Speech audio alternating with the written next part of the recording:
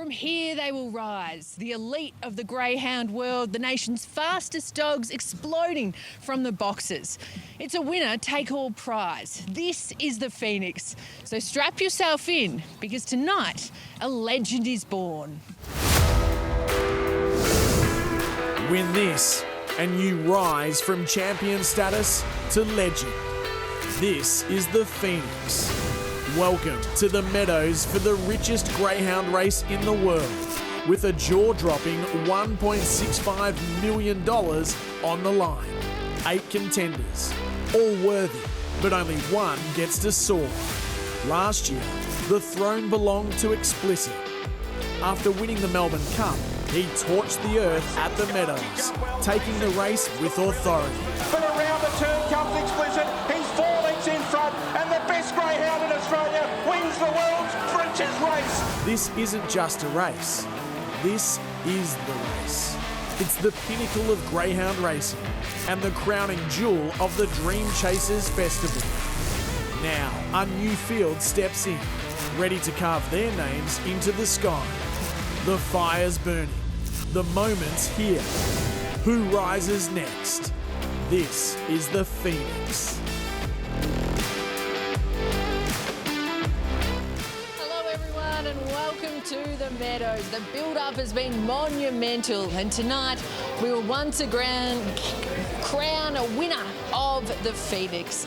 Bringing it on, guys. It's the world's richest prize for greyhounds. $1.65 million up for grabs as I welcome in Corey Smith and George Ferrugia. And I've got to say, we've seen over the past 4 years of this slot race since its start that it's been life-changing for Winning Connections. Absolutely it has. I've been privileged to be here each and every year, and it just seems to get bigger and better. The tribal atmosphere that the slot holders bring, I love it. I'm clearly biased being here on a day-to-day basis at the Meadows, but absolutely love it. Can't wait to see what storylines come out of tonight.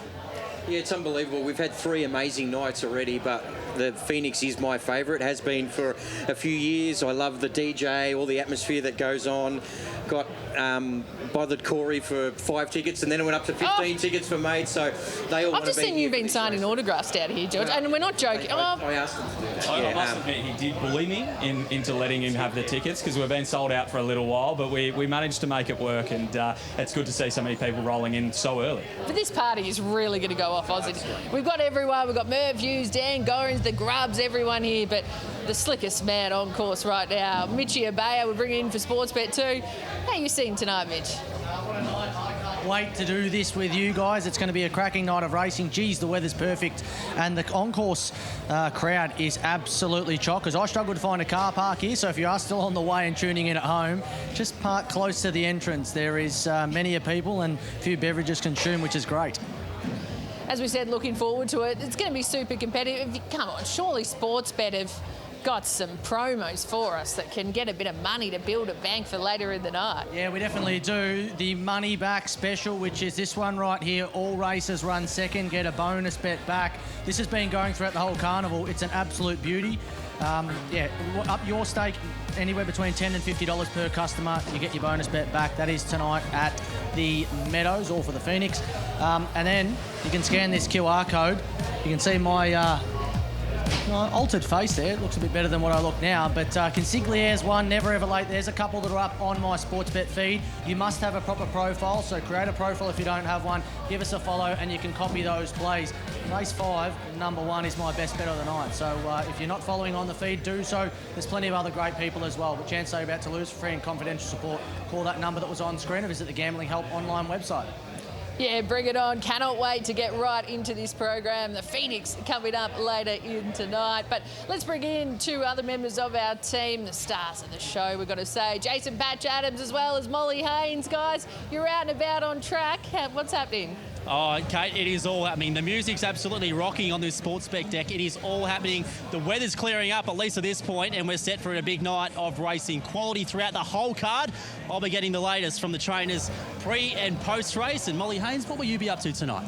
Well, I've got the pleasure of also talking to a few trainers, slot holders as well, but I'll have Jason Thompson, Ben Pert, as well as Stephen Finch to have a chat leading into the Phoenix. And people are rolling in, guys. The atmosphere is absolutely building. So it's going to be fever pitch when we get to later on, about 9:30 tonight, before the Phoenix gets underway. Too good, guys, and we know, of course, this is the culmination, the Sportsbet Dream Chasers Festival. We've had already 3 incredible nights at Sandon, and then also, of course, here at the Meadows with the Top Garden. Sportsbet, they're going to bring us so much tonight. Hopefully a bit of extra cash as well. We've got the biggest names we can say on track. Merv Hughes, Dan Gorringe and the Grubs. Oh, this is a real pleasure. Let's bring it on for the Phoenix guys. Yes, Kate, thank you very much for that, Dan Gorringe. Yes. Great to be here tonight at the Meadows for the Phoenix, but Sportsbet have got an activation going. Scan the code, going the chance to win $10,000. That's it. It's all happening tonight. It's absolutely just bubbling away on the surface here. The energy rolling through the gates of the Phoenix, as we said. The sun's out, so we are excited down here. Big night coming up. Oh, and we've got the Grubs here too. Yes. Have a look at this. Now, Rambo, how'd the Grubs go today? Oh, look, the positives, we were here nice and early, Merv. The negatives are we got thrashed by 7 wickets. But at least we're not as bad as the England cricket team. Well, you're not wrong there. And the skip, we got asked the question. Give us a pitch report. I'll tell you what, Merv, it looks a lot better than the dog tracks we usually play on. This looks fast, it looks good. We're excited to be here tonight, Merv. It should be a good one. It's absolutely fantastic. Now, Dan, back to you. Big night tonight. There's a lot of activity going on. Sportsbet, if you're here in the crowd, all you got to do is scan that code, go into the chance to win 10K, and it's quite easy. It's very simple. It is. It's very simple. We did this at Stanhope Park a few weeks ago. It looks simple, but we had a few stragglers. So, yeah, scan the QR code and some money here to be won. So make sure you sign up. Oh, yeah, without doubt. It's going to be a great night. As you said, the sun's out, the guns are out, the Grubs are looking good. We're here and we're absolutely killing it. Too good, guys. Love it. Sun's out, guns out. Wish we were out there having a frothy... Well, maybe not right now, I suppose, being a... We in the Gallop say a mare in foal. Do we say bitch in foal as well? But unfortunately for this. But let's get right into the massive race. We talked about the $1.65 million prize pool for the Phoenix, and what an intriguing box draw we had on Sunday. And the biggest thing, of course, they slick splits. They went with the inside draw and they made the call. I love what they were saying at the draw, just talking about the fact that we didn't want anyone else to have it, so we snatched it up. Yeah, look, obviously he's a greyhound that does use a little bit of the track, but if you have a deep dive into his form, he does have some really good early sectionals from inside draws, even though he does use a bit of the track. I reckon the box draw put up more questions than it give answers as well, especially number 4. I think that's the X factor. We haven't seen her race at the Meadows. There's word of a really fast trial here. What's she going to do out of the boxes? It's going to be really interesting. There's a lot of speed in 5 and 3 as well. Well, George, sum it up, because people who are obviously on racing.com watching, hello everyone, great night ahead, might not understand. This is one of the biggest left field selections that we've seen in Phoenix history. Yeah, For Distinction to come in, not yet a 2-year-old, just take us through it. He only had the 5 starts, won 4 of them on a provincial track, so first real start at the Meadows is an interesting move. Look, they sort of had to pick one of these greyhounds. A lot of their greyhounds were either injured or retired, so the field shrunk a little bit, didn't it, Corey, for Team Thompson? So it's an interesting choice, but she's certainly got the ability. And that early speed. Mitch, let's go for a market. What have we seen for the Phoenix? Yeah, your favourite is Cumbria Jack. This greyhound is, it was well supported when markets had opened. Let's have a look at this. Cumbria Jack is $2.90 out to $3.10. Slick Split's $4 out to $4.40. Mallee Beauty Mine Top is still $6. I think it's a great price. Kenya Mayhem, the Melbourne Cup winners at $7. Ariza Sparkles, I don't know if this is any of C. Smith's money, but 14 into $8.50. Deadly Avengers drifted $7.50 out to $8.50. And the 2 in double figures accredited representing Sportsbet at $15 and $23 for that greyhound you mentioned, Distinction. Cumbria Jack favourite was $2.90, now out to $3.10. The mover is the 5 Ariza Sparkles. What are you really gambling with? For free and confidential support, call that number 1-800-858-858 or visit the Gambling Help online website. Too good, Cora. The build-up, unbelievable. You getting excited? I am nice and excited. It's been a big week, a big month, a big year really building up to a Phoenix, but it all culminates tonight, and I know a lot of people have put their hand in their pockets in terms of slot holders to buy into it. A lot of people have put a lot of hard work into it to get these greyhounds here, cherry ripe, ready to go, and it all leads up to a few hours' time. Well, we've got the feature. We've talked about it at the Phoenix. We cannot wait. But the undercard, incredible as well. We take a look at the young male dogs for the Silver Chief Heats. We've also got, of course, saying goodbye to a legend of the sport in Scalacci. So much more to come. Stay with us on Phoenix Night.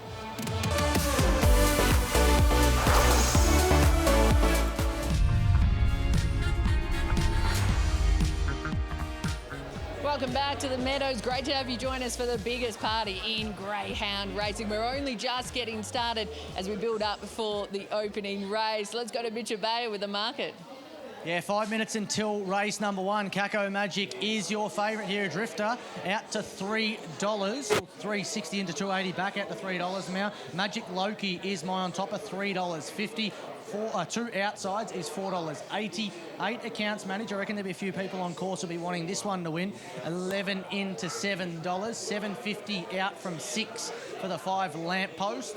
Zari Elane's been the big drifter, $5.50 out to $8, and the 2 in double figures are the 3 Zipping Dargan 23s and the 9. There's some winning box stacks from here at the Meadows.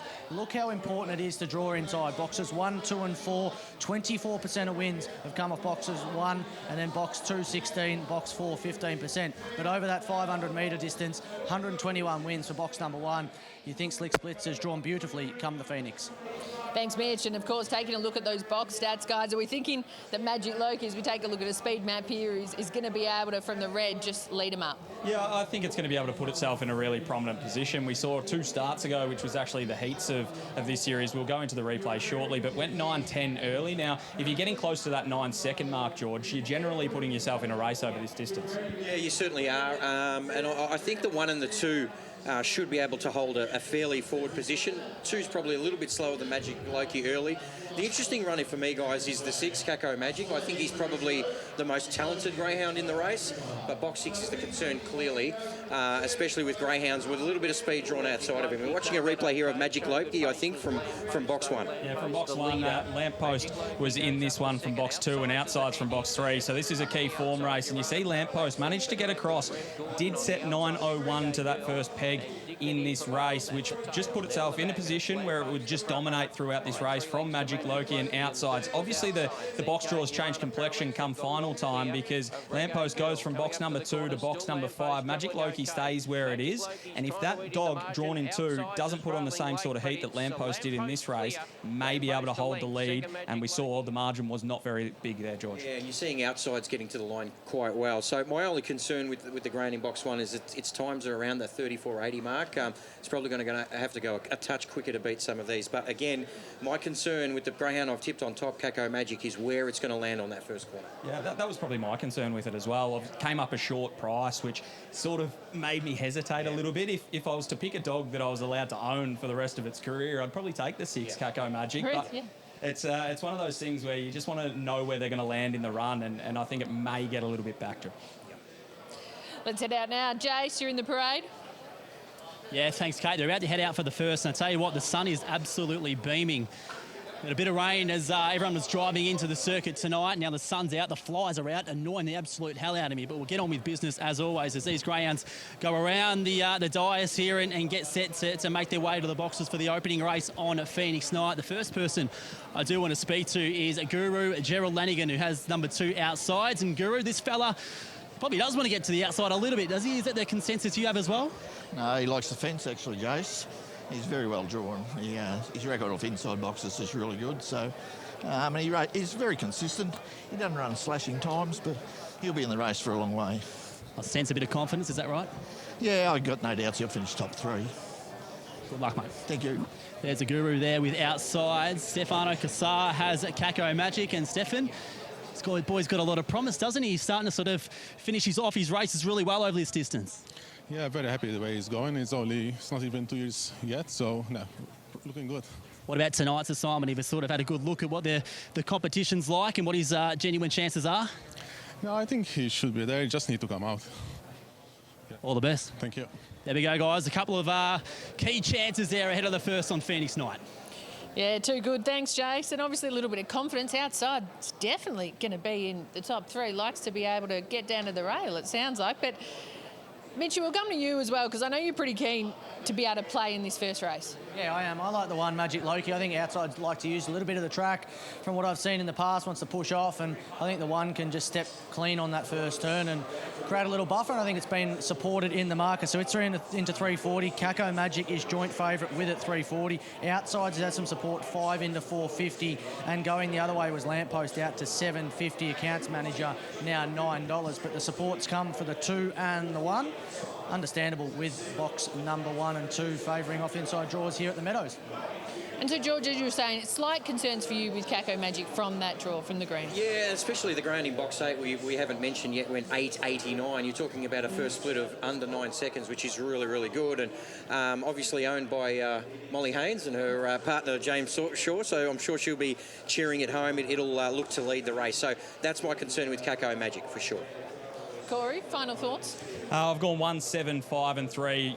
Honing in on the inside with Magic Loki. Zaria Lane, accounts manager, they can both show early speed. I've left Kako Magic out of my top 4. I think he's the best dog in the race. I just don't like the map. I think he's going to cop pressure from 7 and 8, not be able to show the early speed to put himself prominent. But I'm going with Magic Loki. I think he'll be able to settle closer. He's nice and fit, has been racing well and put itself in the race. These big calls early. Yeah, favourite out of the top 4. Here we go. All right, they're making their way into the box. It's the first on Phoenix Night. Bring it on, all thanks to Sportsbet. Let's go upstairs to Dan Hibbard. So they're at the start, and the starting signal given, and they're about to move in for race number 1, the Sportsbet final. We have all our relays with us now for the biggest party in greyhound racing, the Phoenix Super Night, 6 heats of the Silver Chief. And we kick it off with the Sportsbet restricted win final. And they are set to run. Ready and away. Magic Loki jumped only fairly. There was better speed from Kako Magic. And he flew across to find the lead here. And he raced 4 in front. Accounts manager over to second with Outsides and Zaria Lane. Lamppost is making ground. Then Zipping Dargan. Well back Magic Loki second last. And Magic Scotch is at the rear. Kako Magic is absolutely flying. It is 8 lengths in front. Maybe further on Lamppost who gets to second. Accounts manager was next, then came Zaria Lane. What a way to start Phoenix Night. Kako Magic won it by 9 lengths on Lamppost and Zaria Lane. Zipping Dargan outsides, then came Magic Scotch. Well back to Magic Loki, near enough to last. What a gallop, 33 and 90. Unbelievable. That is unbelievable. Stefano Cassar, we knew this boy went all right. That is possibly the track record. We'll have to get confirmation of that, but that must be unbelievable for you. I'm over the moon. He showed promise from day one. When we broke him in, yeah, without words, that's awesome. What does it mean for you? Like, I mean, you're not a trainer that really has a strong flow of greyhounds coming through your kennel, so to have one of his ability at this point must be a big thrill for you. Yeah, no, it's great. I mean, we bred this litter. Luckily, no one wanted to buy them that time, but litter going good. Yeah, it's awesome. It's really awesome. It's great. I can overhear confirmation from Dan here, but he has broken the track record. What is next, most importantly, for this boy? I'm not sure. I have to look at the calendar and have what's gonna come, and obviously he needs some ground. He loves the 600 plus, so we'll see what's coming and plan something for him. Well, he's made history tonight, mate, and you're a part of it. Well done. Thank you. Thanks. There we go, guys. Well, thanks, Jace. We heard it from Dan in the call. What a way to start Phoenix Night. And what about this time? Kako Magic comes out and goes bang. Not a great sign for me personally after leaving me out of the top 4. I don't think any of us were expecting him to come out of the lids like that, but he just motored away from them. And then when we saw the time pop up, which was 33.9 something, we were waiting for it to adjust, George. And when it did, we go, I think he's just broken Dinah Double One's track record, which is incredible. What a dog to break it off too. An absolute champion who won over $1 million, won a Melbourne Cup. Those splits are unbelievable, and he just kept going. Look, he's a really, really talented dog, this dog. And obviously he can run out the 600. His run home time was good too. Incredible. Well done to Stefano Cassar. He's had a rough time of it, in the last couple of years, but to get a dog like this, I think this will hold him in good stead for the next 12 to 18 months. And we could see pre-race, he was trying to play it down. He was peeking and patch there, trying to just have expectations a bit lower. But you could see it meant so much to him after. It's not a big name either, Stefano Cassar. He's obviously had some good dogs in his time, but he's not the Jason Thompson or the Team Daly, the names that are synonymous with breaking these track records. So I can't even imagine how excited he is right now, and it probably hasn't sunk in either, George. He's found his niche over 600, Corey, hasn't he? I mean, he's always been flashing home over 500. He's had some good wins at Ballarat over the 550, but you're right. If you asked me if he was going to break the track record, I'd go, you're mad. But, yeah, look, he's a pretty special animal going forward. Oh, a few of the Meadows here going to pick themselves up after that one. That was unbelievable. We still got 11 of the best to come, including the massive feature, the world's richest greyhound race, the Phoenix. You don't want to go anywhere. Well, Molly Haynes, a big part of the team today on Phoenix Night, and she's getting all the big names. First, we're going to kick it off interview with Team Cumbria Jack, our race favourite for the $1.65 million Phoenix. And of course, as I head to you, Molly, who you're with, and I'm sure they think that he's the fastest dog in the country. They absolutely do, Kate. Thank you very much. Now, I'm feeling a little bit old when it comes to the guests we have here today. I have Ben and I have Josh Formosa, who are with Team Cumbria Jack and Metro Jetting. Ben, let's start with you. Not too long ago, just over a year ago, you were a part of a $1 million chase victory. What was that night like for you? Yeah, it still gives me goosebumps when you bring it up. Yeah, it was a really amazing night, and I still watch the replay every night when I go to bed. So yeah, it's still front of mind. Absolutely. Now, Josh, you trained the greyhound Blue Camaro. I believe you guys bought this dog for just $10,000 and come away with $1 million chase last year. Yeah, that's correct. Very cheap purchase now when you think about it. But at the time, I think we were still stressing if we were going to get our money back or not. But now, yeah, we're just cruising, and obviously bought a slot in this race now, and here we are trying to do it again.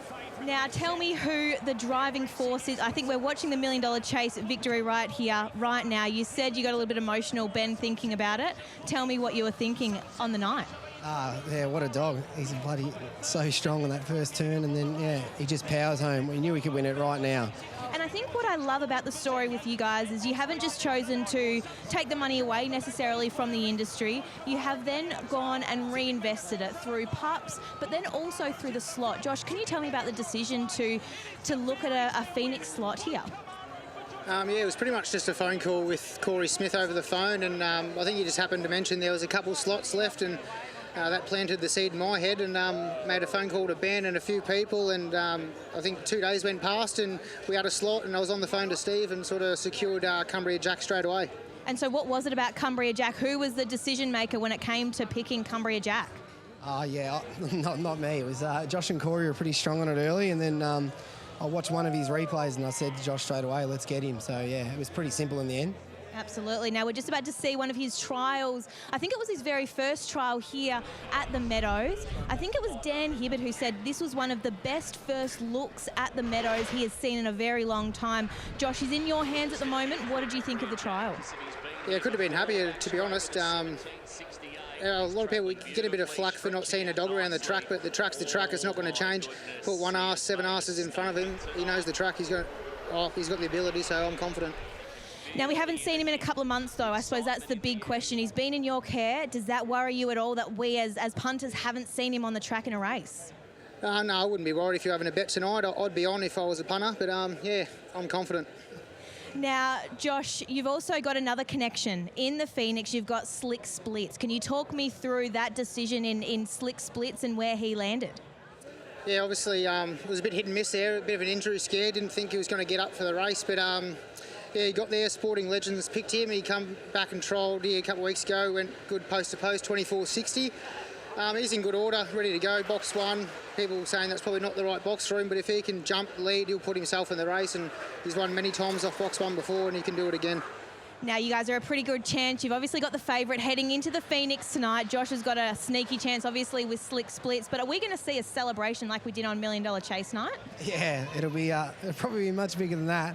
I think I had a 3-month-old baby in my arms in the $1 Million Chase. So, yeah, hopefully tonight I can hug Josh properly if we win. But, yeah, see how we go. Absolutely. I think the hugs will be absolutely well-deserved. Now, one person who I do believe will be wanting to win $1 Million Chase one day is Mitch Abaya. But first, he's got some sports bet things he needs to look at. Yeah, got to get a slot in it first, Molly, and these boys have got the favourite $3.10 when it comes to Cumbria Jack in the Phoenix. Let's look at race number 2. Number 1, Extradited, is your short price favourite, $1.80. 2 Key Philosophy, 6 into $4.80, back out to $5 now. 6 Scalacci, $5. He's got blistering early speed. Can he cart across? 3 King Owen, 6 out to 7s. Do something. Well, we're all trying. $9.50 out to $11. $16 for the 8 Rounders Pride. Meatball Molly at 21s and $101 for Blue Vendetta. What are you really gambling with? For free and confidential support, call the 1-800 number on screen or visit gamblinghelponline.org.au. Well, we just had an unbelievable start to Phoenix. A track record to be able to start it. One of the dogs I've been most looking forward to seeing, though, is Extradited coming in this one. We'll take a look at how this is going to map this race from your guys' perspective, what you're thinking for race number 2. Yeah, look, the key to every race is the start, and that is absolutely the key to Extradited's race. We'll see a replay very shortly of him going 5 dead here. Has gone 4.97 at Sandown Park, which is comparable to the times that it can set here. That's the key to this race, is what Extradited does. Can miss it from time to time, George, but if it nails the start, should be leading. Yeah, you're right. And then if he misses it, it opens the race for the grand old campaigner that is Scalacci. And if you talk about a fairy tale story, I mean, him winning the Phoenix 2 years ago, and then his run last year's Phoenix was pretty good. This is his farewell run. Would be a pretty emotional moment. I think he's in with a bit of a chance. I really liked his Melbourne Cup heat placing. Here is Extradited blistering early in this performance. There was some really handy types, including one that we'll see go around in a Phoenix a little bit later on, Ariza Sparkles, and a dog that I know Mitch Abaya has a massive opinion of in Croydon. This is what Extradited can do. Can break their hearts through that second sectional, but it has to get the start right, has the right draw, has the right sort of box speed when it shows it. This is exactly what it can do. And his PB is outstanding. You think the conditions would suit him. It's a beautiful, balmy night out here, so it's conducive to fast times, that's for sure. Can't wait for this race. As we said, the fairy tale story is the 6, but he's got his work cut out with the grain in box 1. Well, the whole race is obviously the happy retirement, Scalacci. Like, what a champion. And we've heard, obviously, that they've said from Jahad Talji just saying that he wants to look after him. He probably could race him on, but that he's changed his own life. Like, what about the story? Obviously, you talked about the Phoenix win, but we talk about how that race can be life-changing. Oh, it's an incredible story. Owned a pizza shop, got rid of his mortgage for his house. We're watching him here in the heat of the Melbourne Cup behind the eventual winner, by the way, and I thought his run was really good. He got camped 3 wide early, Corey, and I thought he was fantastic. Copped a bit of a hip and shoulder as well, so he showed that he's lost none of that tenacity that we saw him win a Phoenix with a couple of years ago. And talking to Talji a little bit earlier on, he told me that he may have scorched around Warragul in recent times, 22-12, which is just a couple of lengths outside the track record there. So he's flying, Kate, and I can't wait to see him for the final time tonight. I think it could be, we've got the Phoenix coming up, but this could be the fairy tale story for me of the night as well. Let's go to Jace. Jace, you're in the parade. Yeah, certainly am, Kate. I'm going to give a chat first to Emma Wardlaw with King Owen. Now, Emma, he's a decent price, but I mean, he's probably one of the fastest greyhounds in the race, isn't he? Yeah, absolutely. I mean, he always gets himself in the race, and it's all about where he can put himself, and usually he works it out. So if he can get himself in the right position, I think he could definitely do it, but we'll have to see how it plays out. And one thing is for sure, most of these dogs probably wouldn't want him turning for home on their back, would they? Well, that's exactly right. He is, strong over the 500. So, like I said, if he's in the right position, he can definitely run home and grab it. So hopefully it works out for him. All the best. Thank you. And the Wardlaw there, and of course, their partner Brendan Purcell have King Owen. Let's get to Deb Carr in Key Philosophy. Now, Deb, really good in his last start. What do you think about tonight's inside draw? Yeah, better than being outside, I think. It is. Yes, definitely. No, I think he'll go all right. All the best. Thank you. All right, there's Deb Carr. Lastly, Talji, have a look at him. Posing for photos before the race. You're kidding, aren't you? I know, mate. How are you, buddy? How do you feel? Pretty emotional, to be honest, Jace. Just love racing this dog. Really do. Go get him, Talj. We'll speak to him after the race, but all the best to Scalacci's been one of the great stories that greyhound racing's had to produce over the past couple of years, guys, and fingers crossed he can make it a really special occasion for everyone tonight. And that's just how much it means. People think, obviously, the same with the gallops, that you just race these animals sometimes and that they're not part of your family. But we know what Scalacci has meant. Oh, he's meant a whole heap. I know Talji's had a litter of pups out of Scalacci too, so the generations will continue. I'm going to tip him on top, probably a little bit from the head and the heart. Oh. But look, his Melbourne Cup heat run was fantastic. Bombed the start last week. I'm willing to forgive him, and hopefully he can do his best tonight. Mitch, we getting much late money?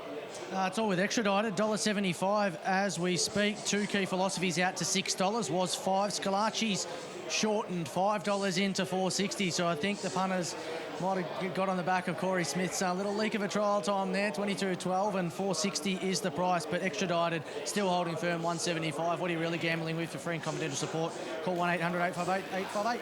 And Corey, are you going head or heart?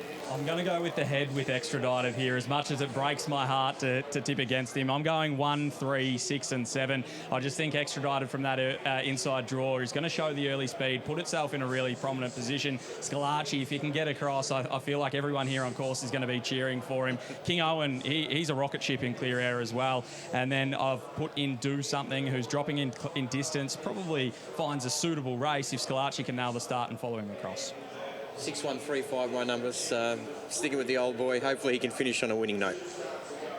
Well, it's been an unbelievable start to Phoenix night. We've had a track record and we're getting ready now to farewell a champion. The 2023 Phoenix winner in Scalacci. Whatever happens out here, he's been an incredible dog, and obviously from his progeny will continue to live on. Happy retirement, Scalacci. It's time for Dan. The happy retirement Scalacci, mix 4 and 5. Favourite 185 extradited from the inside draw. The green light is turned on and the lure is on the roll. They're set, ready and away. Scalacci jumped fast. He's pushing forward. Extradited's going up on his inside. Scalacci extradited to the first turn. On the inside was Key Philosophy. Scalacci just got a little bump there. Then came Do Something. On the inside was King Owen. Deep around the track was Rhiannon's Pride. Meatball Molly and last Blue Vendetta, but Extradited's away with a big, big lead. Extradited out by 8 now on King Owen. On the inside of Key Philosophy. Then came Rhiannon's Pride, but Extradited clear. Extradited won it by 4 lengths on King Owen, Key Philosophy. Do Something was next. Further back to Rhiannon's Pride. Scalacci gave all he had at the start of the race. Just couldn't get to the lead. Next in Meatball Molly and Blue Vendetta. And the time is 29:91. Extradited wins for Team Gibbons. Sam Bradley's their representative, and he's got a really good turn of foot, and nice to see him use it from box 1 tonight. Yeah, really good run. And it feels like he's been deserving this as well. I mean, he sort of flashes every now and then without winning a lot of races, so I'm sure the Gibbons camp and home are pretty happy. Yeah, no, they will be. He's a really good dog. I love him.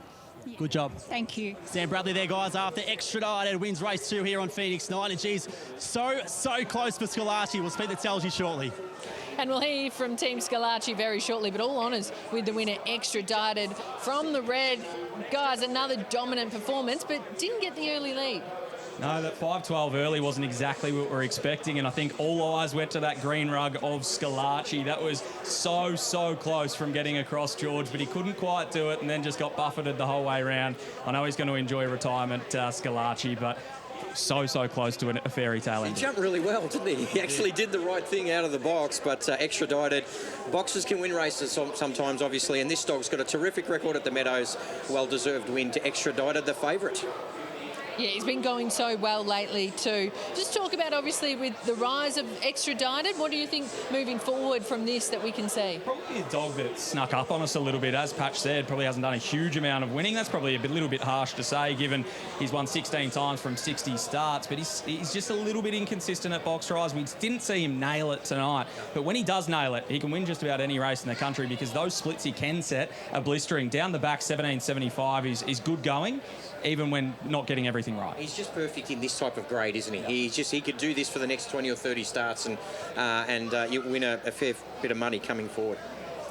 Well, the head won out over the heart in race number 2, but happy retirement, Scalacci. As we go down to you, Jace, we say farewell. Thanks, Kate. We see the boy coming down now, and I've got the man on the moment. She had Telgi, and it just didn't, firstly on the race, Telgi just didn't go to plan, although it looked pretty promising at the start. Yeah, he jumped nice, and when he got to that corner, I thought, oh, he's there, but then I don't know what happened, because you sort of can't see because of all the signage, and then I looked back and he was sitting about third, and the two just kept sort of running him off. But that's racing, Jace, like he's had a great career, and I'm so proud of it. So proud of him. Yeah, we didn't get a lot of time to spend with your pre-race, mate, but we could tell what it meant. And I said to you before the meeting started tonight, it almost would have felt like going through school for the last time on the last day, year 12. What are sort of the comparisons you make going through the process for the last time tonight? Yeah, just, mate, just doing the stuff at home like we normally do. And I'm thinking to myself, this is your last time, mate, and just, look, win or lose or draw, I just hope you got around safe, How long ago was it a plan to round out his career on Phoenix night? Probably about 2 months ago. Look, I'll be honest with you, I really wanted to retire him 12 months ago, but he was trialling so well and racing so good that it was just too hard, And, a couple of weeks ago, he's run second in the heat of a Melbourne Cup to the eventual winner. So it just shows you at 4.5, he's still going super. Last week, trialled him at Warrigal and went 22.12. Like, 4.5 years old, they're not supposed to do that. And before we let you go, mate, what has he meant to you? How has he changed your life over the past 2 years? You're going to make me cry, Jace. He's just been a super dog, and he's paid all our debts off, and it gave me a chance to sell the pizza shop, So, training dogs full time, and I love him more than anything. He's got a pretty special place at home, I'm sure, too. Oh, yeah, mate. Not going nowhere. Mate, it's been... He can sleep in the bed with me. Move over Fiona. Hey, mate, it's been an absolute joy to watch your roller coaster over the past couple of years. You've represented the sport well, so has he, and a fitting way, although he didn't win, to round it out on Phoenix night, mate. Congratulations for the whole journey. Yeah, thanks, Jace. Appreciate it. Love you, mate.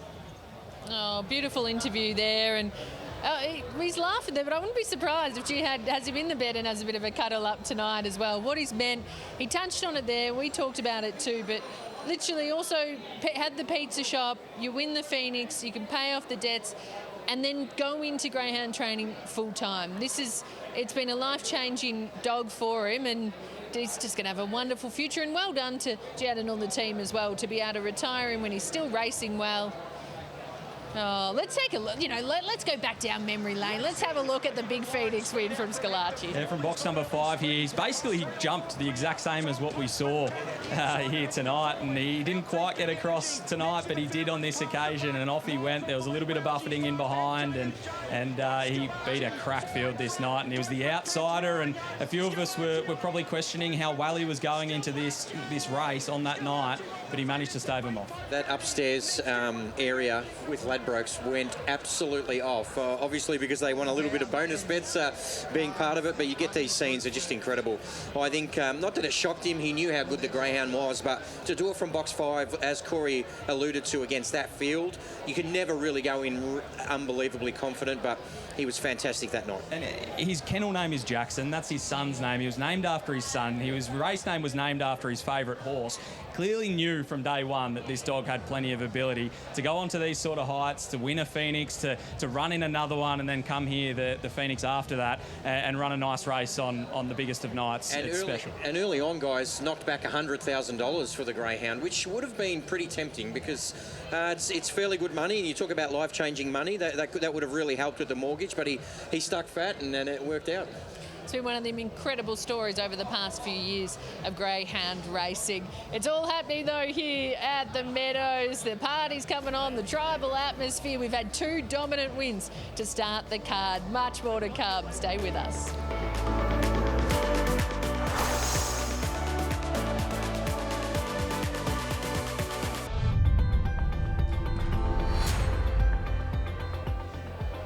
Well, it's been a great start for the final night of the Dream Chasers Festival, and we've said goodbye to a legend of the sport, Scalacci, able to take out the 2023 Phoenix. Wasn't able to get the win on the final day, but we saw Extradited come to the top. Absolutely. King Owen was a massive run in defeat, as was Key Philosophy. Do Something rounds out the top 4 there, but it was all Extradited as soon as he managed to hold Scalacci out, and unfortunately Scalacci got buffeted around a bit, George, but it was still a good run nonetheless, and showed that he still has a zest for racing. And it is nice, though, that Talgi can take him home, let him live a life of luxury on the couch, or maybe even the bed, as he mentioned. Yeah, and I reckon a couple of nuggets and maybe a soft serve on the way home, which a lot of him and I both. Yeah, absolutely. Definitely getting a soft serve on the way home. Well, we're looking forward to tonight with the undercard. These young dogs too, the young male dogs. We've got their first heat coming up for the Silver Chief. Well, it's got a mint for a market. I reckon he might be getting more than a little soft serve, maybe a McFlurry or something of sorts, something a bit more extravagant. But let's have a look at this Silver Chief heat number 1. Now, if you want to bet into the all-in market, this is your last chance to do so. That is up on the Sportsbet app. Click on Futures, all-in market, it's all there. On the Prowl is your favourite for race number 3. Heat number 1, $260 is the price. Number 3, Amaron Toy, $480. Into $390. This is the big one. Consigliere comes down from New South Wales in Team Thompson, $4.80. One Webleck Billy, $4.60 out to $5.50. 5, Just a Piastri, comes from Cannington. $8 is your price. 7, Keep Rolling, $10. $34 for the 6 Unique Star, and Crackerjack Gaz, 31 out to $71. And there is my face once again. Mitch's best bets all up on the feed. Scan that QR code. We can see Consigliere be running in the next. Never Ever Late's the best of the night. Scan it, give us a follow, do whatever you want to do, but be a part of it. It's absolutely fantastic. What are you really gambling with? For free and confidential support, call 1-800-858-858 or visit gamblinghelponline.org.au. We do have Mitch's face there, but it's a little bit different. Do you think have you had to have the shave, or have you just like the look better? Because it's both pretty slick. No, I had a haircut this morning, and about 4 of the blokes at cricket today picked up on it. So the wife doesn't like it. She likes the hair a little bit longer, but it's just easy this way, I think. Oh, too good going through. And as we said, we could hear from Mitch there that he's obviously pretty keen on Consigliere as well. But taking a look from a mapping perspective, is this favourite just going to be a bit of catch me if you can? Probably. On paper, I think that is the case with On the Prowl. It went 5.03 last start at Sandown Park and just seems to be getting that start better and better. There's a few big question marks on some of these dogs in terms of their consistency to the first split. You got Consigliere, who is coming down from New South Wales. You got Just a Piastri, who's coming across from Cannington. So it is probably one of the harder speed maps to try and figure out, George. Yeah, the 4 comes with really, really good form from New South Wales, but again, the unknown of how it's going to go up against a dog like On the Prowl, who's been here and done that. And look, I think obviously the Prosciutto team have got a really, really good team together. We're watching On the Prowl here, Corey. His splits are outstanding. When you get that early speed and you run those splits like we've just seen with Extra Dot, I mean, they're really hard to catch. And to think this greyhound's only had the 6 starts, he's just going to get better and better. He absolutely is. And the Prosciutto camp, you could argue they're one of the most informed camps in training at the moment. And this is what you're going to see from this dog. This is that blistering speed. On this occasion here at the Meadows, it was only 5.12, but we're going to see another replay very shortly of him last start at Sandown Park, which was even better. And that's what I like. When you're looking in a race like a Silver Chief, where the dogs have to be under 2.5 years old, you want to see them keep progressing, you want to see them keep improving. And that 5.03 that we're going to see at Sandown Park, that can break their hearts, that can win a Phoenix. That's the sort of sectional that you need to be winning every single race. So you guys have touched on it, but because our next 6 races, obviously leading in for the Silver Chief, the heats, just give us a bit more information. Obviously, it's the young dogs, it's the male dogs, the real up-and-comers at this time of year as well. What do you really look for when you're looking for who might be able to take out a heat? Well, is it just the progressive types? Yeah, look, the lead-up is, I think, really important for these type of races. So Corey touched on they have to be under 2.5. This greyhound's not even 2 yet. Yeah. I mean, so he's going to be racing in these type of age-restricted races for another 6 months. That's the scary part. Get right around for maturity just about in July. Absolutely. I mean, there's a national derby coming up at Wentworth Park, so, I mean, he's got a big future. So we're watching the replay again of box 4. It's not an easy heat, though. I mean, there's some talented greyhounds in the race. Amron Toy has flown around here in 29.78. He's gone very fast at Sandown. As we said, the unknown with Consigliere. It's going to be a very, very interesting race. I don't know what to do with Amron Toy, George, because there's that indiscretion from a few starts back, had to go do a satisfactory trial, run the hands off the clock at Sandown Park, and then comes to the Meadows, runs the hands off the clock, then runs second again at the Meadows, seemingly learning its craft and starting to figure things out, but I just don't know where to put it. Yeah, especially on that first corner, because there's going to be speed from the 2s. Again, the big question mark's the 4. Has it shown speed in New South Wales? Yes, it has, but this is a different task. Then we see some of those greyhounds. The greyhound in box 5, as you mentioned, from WA, has shown some searing speed back home. So, again, if it can replicate that in the hands of Robbie Britton, I think down here, which it's going to be really interesting to see how it goes as well. Yeah, let's go to Jace catching up with the connections. Thanks, Kate, with James Prosciutto and On the Prowl. And James, he was sensational on Melbourne Cup night, as we all saw. It's been a couple of weeks since that run. What's he done since? Yeah, g'day, Jace. He's had a hit out up the straight at Hillsville this week, and he's performed really well. So we're hopefully take that into tonight and see how he goes. What's your definition of really well? Oh, it's a bit unfair. Probably see how the track went. He wasn't too far off best of the day, put it that way. So, and the draw's good tonight? Draw seems to be right, but there's a lot of speed in the race. Just hopefully just gets out and has a crack at it tonight. Go well. All right, mate. Thank you, James. James Prosciutto there with On the Prowl. Let's head over to the other side of this parade, Jar. I want to speak to Brett Bravo, who's got Amron Toy. Firstly, we got Luke Thompson, who's got Consigliere. Now, Luke, for this fella here, we don't know a lot about him, at least from a Victorian point of view. What have you learnt since he's joined your kennel? He's a pretty fast dog. He trialled pretty well here on Monday. When he come down, Andy and Jody and the team there, they've got a pretty big rap on him before he even started racing. So hopefully he can bring his best tonight. And when you say pretty well, enough to win tonight's heat? Yeah. If he replicates his trial, he should be pretty hard to beat. Good luck. There's Luke Thompson with Consigliere. Right, Brett Bravo's on the other side of the yard with Amron Toy, who's a greyhound who's got a lot of ability, not necessarily consistent at this point in time. Brett, Amron Toy is a fast dog. What does he need to improve on to take that next step? Oh, look, we've only had the dog for a short period, so if he could improve his 5.10 to low 5.0s, he's a pretty special dog with his ability. Just got to hope he does the right thing. What's your view on tonight's draw and the dogs around him? I think it's the hardest heat of the night, to be honest. I hear what everything else is trialled around him. It's not an easy race. Good luck. Cheers.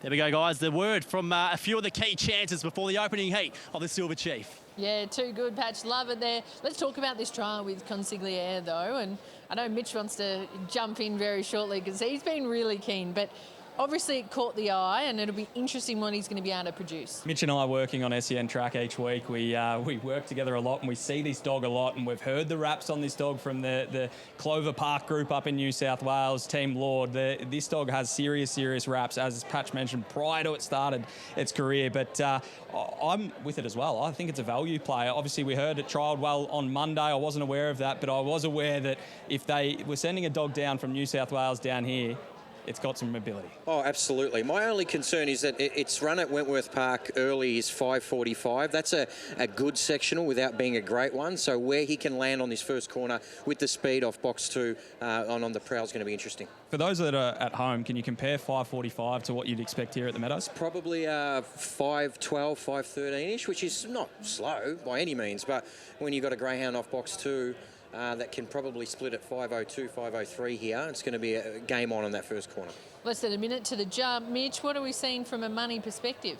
Yeah, on the prowl is your favourite, $2.50. Amron Toys, $4.80 out to $6. Consigliere's been nibbled at, did touch $4.80, back out to $5.50. And Webleck Billy, $4.20 out to $4.60. They're the only ones that have really been nibbled at. Keep Rolling's 12 into 9, so from a long odds point of view, Keep Rolling's being the one, but on the prowl, still favourite, $2.45.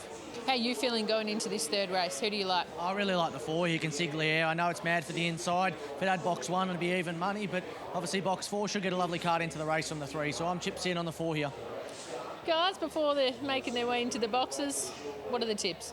4, 2, 1 and 3. Consigliere, as we've mentioned already, on the prowl with its blistering early speed. Webleck Billy we haven't really touched on, gets a much improved draw. And then Amron Toy, very fast animal, capable of winning any race it contests, but that first turn will be key. Yeah, 2, 3, 7 and 1 for me. I think on the prowl can continue his winning ways. First heat for the Silver Chief. We've got 6 of them tonight in the undercard on Phoenix night. These young dogs bring it on as we head up to Dan. 5-3 starts ago. As they're moving in, this is a ripping series. The Silver Chief, the Group 1 final here next week. But we get 6 of the best heats of the youngsters, the young boys coming through. And the favourite for the first heat is on the prowl from box number 2. And the green light is turned on. The lure rolls, heat 1 of the Silver Chief. They're set and away. On the prowl, jump pretty well. Good speed out, Webleck Billy on the prowl, and here comes Justa Piastri. Justa Piastri got turned sideways, but he got to the lead and he got away. Webleck Billy second, up on the inside, Amron Toy on the prowl, got shuffled up the track. Consigliere saves ground. They're clear on Keep Rolling. Well back to Crackerjack Gaz, and at the rear of the field was Unique Star. Justa Piastri hauled in by Webleck Billy. To the outside was Amron Toy. Consigliere was next, but it's Webleck Billy in front. Webleck Billy won the first heat, beat Amron Toy and Consigliere. Justa Piastri couldn't pick up his paws at the finish. On the prowl was next, making ground ahead of Keep Rolling, Crackerjack Gaz and Unique Star in 29 and 84. Webleck Billy gets a hold of the leader, runs 29.84. His handler tonight is Nicholas Britton, and Nick, he's showed a lot of promise. He hasn't won a lot lately. Are we expecting a big performance tonight? Yeah, well, as you said, his form hasn't been too good up to this race, but you know, he had the right box through and he certainly used it well. And what sort of ambition do you guys have for him? What sort of heights can he reach long term? Well, he's already going pretty good now. You can't expect too much from him, but yeah, I guess he could improve next week after having a bit of loss of confidence. Hopefully he brings it back a bit. Of course, South Australian bred, and you've had a lot of good dogs from that syndicate over the years. Yeah, absolutely. Neville Lockhill does a great job with all the Webwicks, and yeah, he's got a good one here. Good job, mate. Thank you. Nicholas Britton there, guys. Webleg Billy, the first through to the Silver Chief. And as we heard there, with Webleg Billy gets the red, and it seems that advantage draw, he's finally been able to get a good draw. Yeah, it had boxes 8, 7 and 7 the last 3 starts, and you see, it wasn't blistering early, but put itself in a prominent position, was able to capitalise when a few of the other favoured runners probably used a little bit of the track or got a little bit lost going into that bend. Yeah, the West Australian put Pate on the Prowl's chances on that first corner, turned him sideways, and he just couldn't sustain Webleg Billy, who, as you mentioned, Corey, you hit the nail on the head. This greyhound's continually improving. His time's very, very good, and he goes in as the first qualifier for the Silver Chief. No knock on Amaron Toy or Consigliere there either, George. They were pretty impressive performances. Justa Piastri obviously set some really nice sectionals, which is what you want to do, put yourself in the race, but will probably be better for the run as well. Yeah, I think all 4 greyhounds going forward look pretty likely for sure.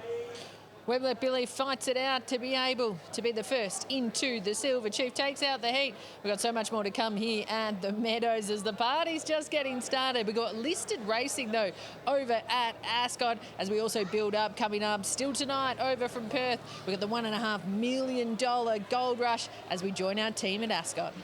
And it's Storyville who takes out this year's Starstruck. She was too good right in the finish. And look at the celebrations there. Team Williams, Willie Pike, able to get the job done. 184 in the listed Starstruck Classic, named after the champion mare. We got that photo for 4th. We've still got the $1.5 million Gold Rush to come from Ascot.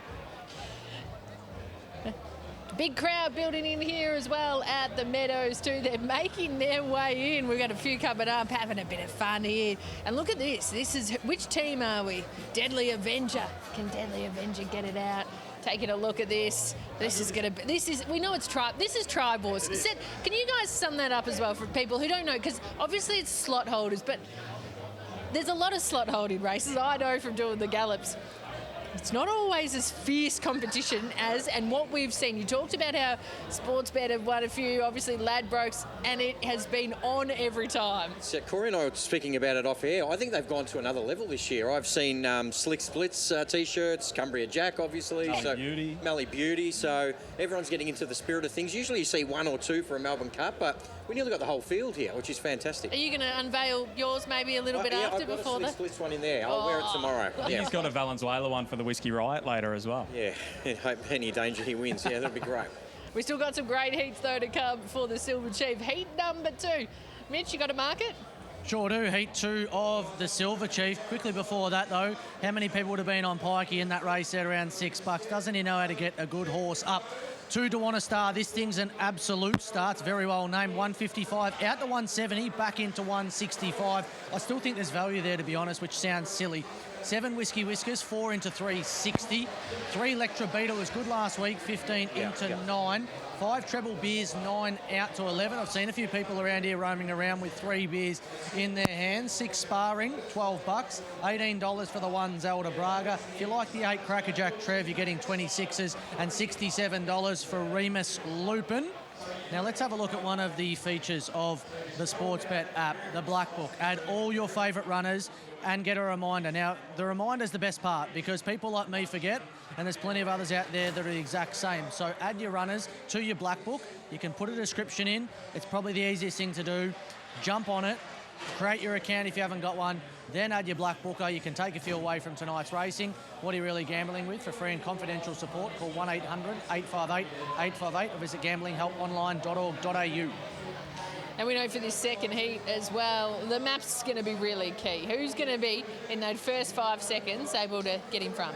Well, Tawana Star will be hoping to. I know the speed map says that is going to be the case, George. 5.11 at his first crack around the Meadows circuit last week. Is that strong enough to be able to put him in the race at that first bend? Oh, look, I think on his provincial form, he can probably go quicker, Corey. I mean, for his first effort, it was absolutely fantastic. Kate, the wraps on this dog from a very young age have been huge. Almost broke the track record at Shepparton over the 390. He's a very, very fast dog. Really solid performance first up here at the Meadows, so I can understand why he's favourite. But right now, Corey, I'm not sure if you agree or not, for over 500 metres, we're watching Dawana Star here. Actually, this is Whiskey Whiskers. Whiskey Whiskers, sorry. This is I think this was from last... Box 2. Yeah, this is when he took out the Great Chase. So, yeah, and I was going to mention him. Right now, he's the best greyhound in the race over 500 metres in terms of ability. Absolutely is. And we see that this is a Group 3 here at the Meadows, last start here at the Meadows. And he wanted to get off at that first bend. He had box number 2. That wasn't the right setup, but he got into clear air, and we saw that motor down the back there, and once he gets clear air, he is an absolute weapon. The start is going to be the key to his race. Where does he lob? I think he's going to be benefited by the fact that sparring is in box number 6. But here's Dawana Star, last start, first crack at the Meadows. Yeah, look, he was absolutely fantastic. He had to work pretty hard, didn't he, to get across? So it was a very, very good effort. He's going to provide the early speed in the race. Speaking of Whiskey Whiskers, Kate, he's either hit or miss at box rise. So it's vitally important what he does, especially off box 7. You don't want to miss the start and get fanned off. Corey alluded to the fact, and he's absolutely correct, he uses a bit of the track, but you still don't want to miss the start here if you've got a greyhound of this ability in front of you. As you said, compared with some of the other dogs, being able to have that box 7 is not going to be as much of a disadvantage. We talk about Dawana Star too. With these young dogs too, how much of an advantage is it to have form at the Meadows coming into it? It's absolutely an advantage. The more times that you see a circuit, I think the more benefit that you will derive from it. But we heard from Josh Formosa earlier tonight with Cumbria Jack. He hasn't been here under race conditions. He's not worried about it. He's a properly furnished race dog. Dawana Star's probably on the other end of the spectrum. We're still learning a little bit about him, learning that racecraft. He actually reminds me of a dog that is now standing at stud by the name of Rejuvenate, who went into this Silver Chief series going back a little while ago. Could run the hands off the clock, was breaking track records, going close to track records, came around the 2 turns, was still learning the craft, but still found his way into a Silver Chief final and got beaten by a smart one in Amron Boy. Yeah, well, let's go to Jason Adams, trying to get a bit of a push from the yard. Yeah, thanks, Kate. With this boy here, not only Dawana Star, but Matt Dewan. Now, Matt, seems to be a good draw. Is it the way you see it too? Yeah, as long as he begins like he can, and hold the rails and that. Yep. What did you make of his first crack here at the Meadows last week? Really impressed in that because he normally leads in that. So, last week he had to do it hard and he showed us that, he's a tenacious chaser. So hopefully he can do it again. Been well documented that you received some large offers for this greyhound at the early part of his career. Have they continued since he's made his way in town?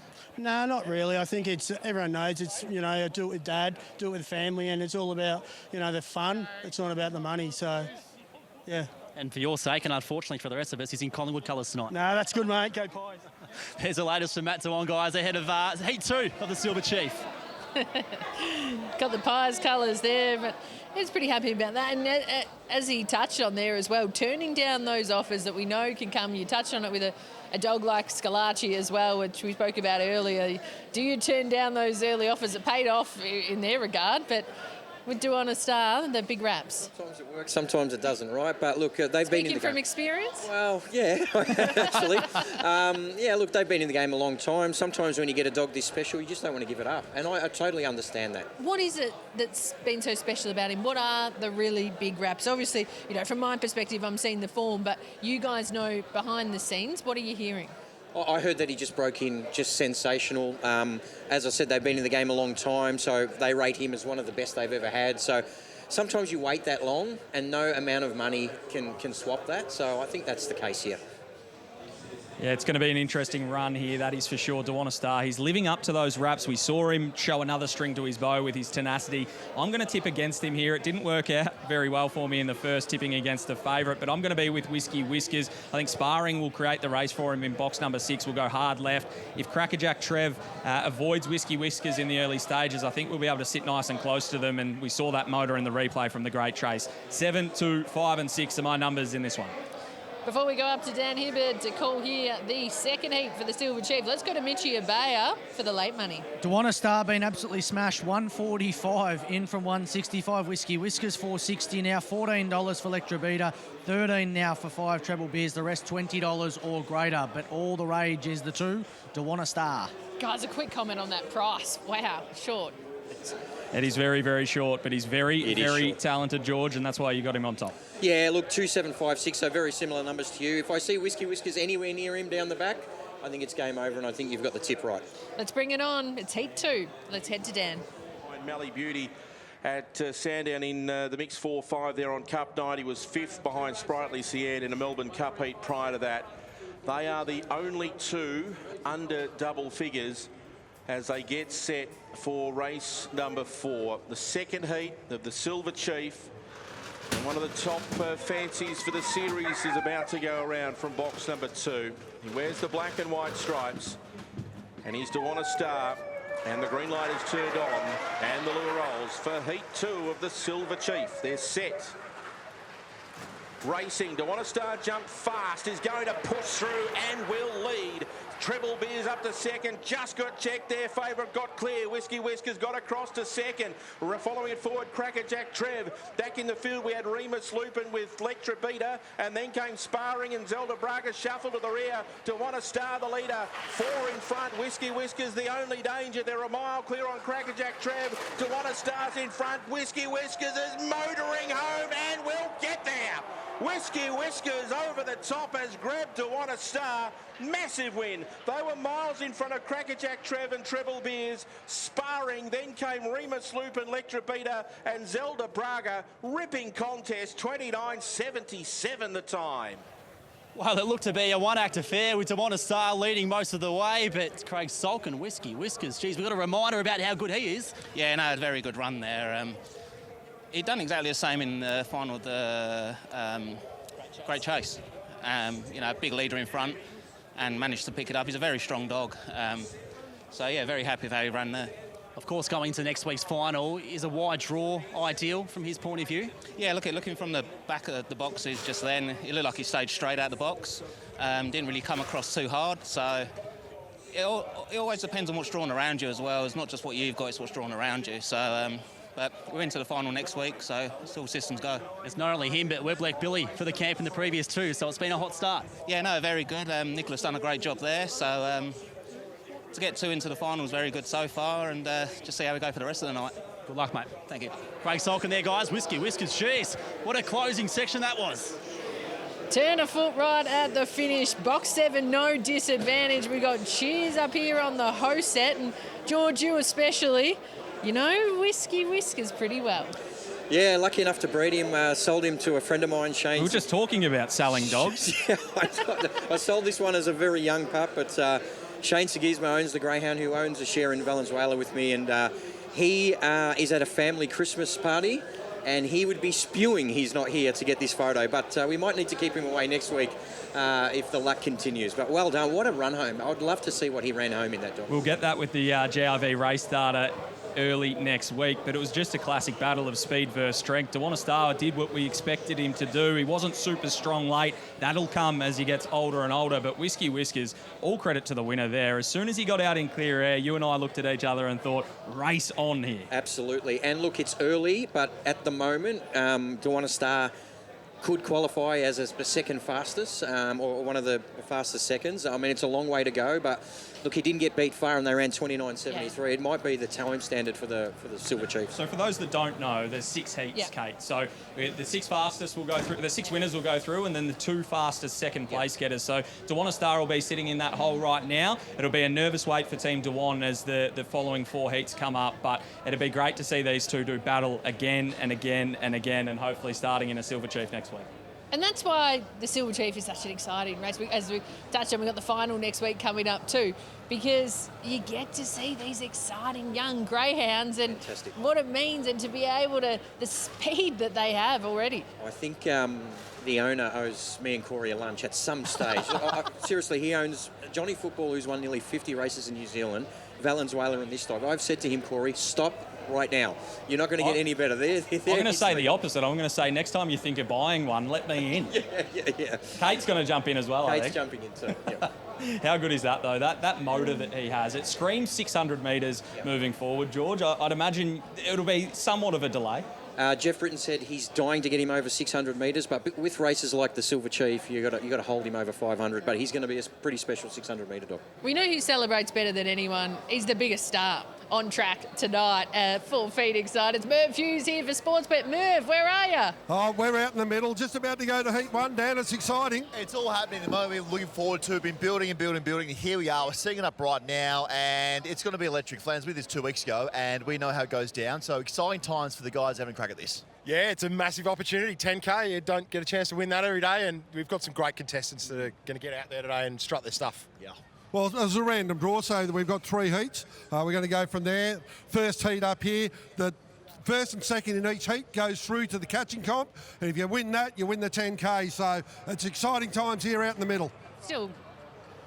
There we are, the grubs out there, Kate. It's going to be nice and fun with plenty of paint out on the infield, which is good to see. And the cricket pads, the cricket bat, the cricket bag. There's plenty of sports bet equipment out there, George. And I'm glad I'm not getting kitted up in that because I was never any good at cricket. Well, I was going to tell you, Corey, the one thing, you've always just got to look at Mitch's face when they're trying to put the pads on because he thinks he's got them beat 6 lengths. And I have to agree with him. He's been very disappointed Mitchie Bay has told at the me quality. that he's pretty much should be playing for Australia this week at the moment.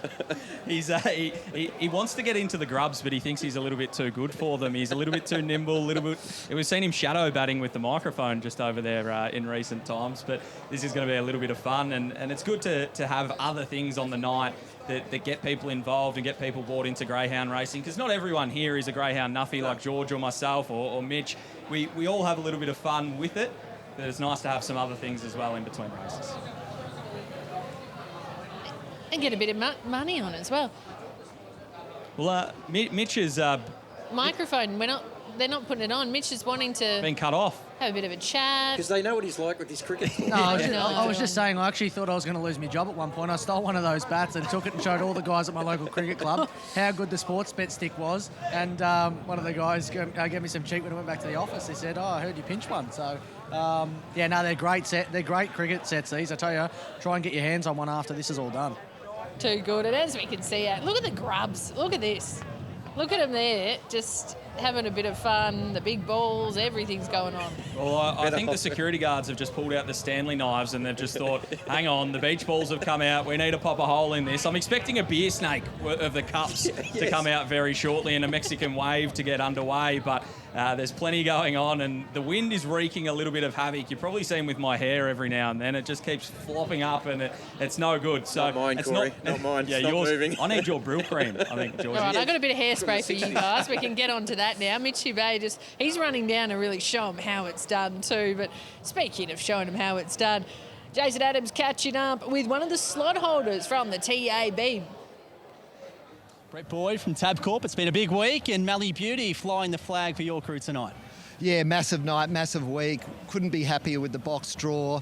She's in tip-top order and ready to go. So we're ecstatic. We've got a big crew in the marquee representing Tab tonight. So if she wins, you'll definitely hear us. And at least from a greyhound point of view, the win in a slot race has been a little bit elusive, hasn't it? Yeah, look, we came third with She's a Pearl a couple of years ago, which was fabulous. But yeah, it has eluded us. So we're confident tonight is the night.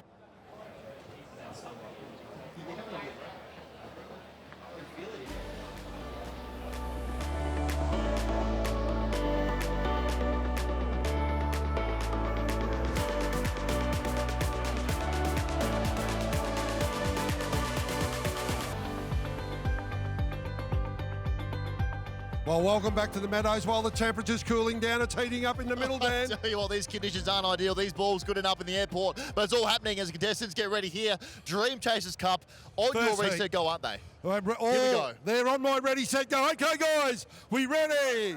We set, get behind the line, go! All so right. we've got to pad up. We've got to pad up, so have a look at this. Before you can start moving on to the gloves, and then to get the bat, and then, you got the helmet, and then the gloves, and then you got to throw down the stumps. Got lane one, he's up and about. He's got the first pad on. Fastest out of the blocks, I think, is about lane 6. I tell you what, Flanners, it's easy to see they're not English batsmen. They just don't get the pads on quick enough here. They've got to be quicker. Stark's just got 2 wickets. They're going to be the 2-minute rule going on here. Got one here with 2 pads almost on in lane 6. Lane 5's Lane out five's and off at and away. it. Get the helmet And the balls on. are hitting And in come the balls from the grubs. Look at this. A little bit of a hazard. He's away. He's got to get the gloves on now. Get the gloves on. Lane 8's away. Lane 8's away. We'll have a look at this. First two go through. Dan, the first two go through. We've got a slip in lane 8. Here are playing tricks. We've got balls flying around. We've got pads on. It's all happening down here.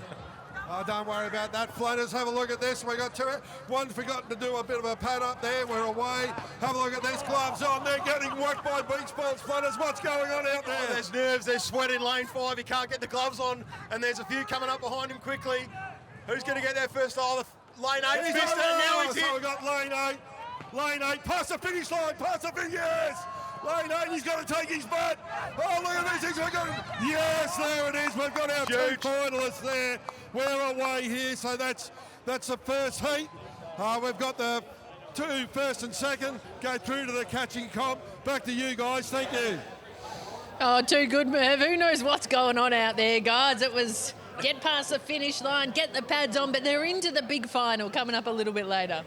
Worth a little bit of cash as well, which is always nice, but looking good, all decked out in Sportsbet. And I don't know if it's the last one. Do you reckon we can sneak one for your man cave, George? I think so. I tell you what, the standard went up a little bit there on putting on the pads. A couple of them at Sandown, they were really, really slow. So I just love how we've got all the punters watching on and they're just yelling stuff at them. They're just going, Abuse, we can do better, we can do better. Bit of banter.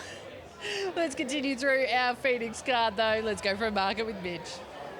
Yeah, race 5 on the program. This is the first leg of your quaddie. If you're taking one, well, I am. I'm going real skinny here. I'm with the one Never Ever Late. I said during the week on a podcast with the great James Vandermart that I'm the opposite. I'm always late. Let's go to number 1. 210 is your price. I still think that's a great price. The main danger is the 8 Vista Weird. $5 on opening, now $3.50. 6 Aston Contash is $4.20. 5 Mapunga Zircon is 7 out to $8.50.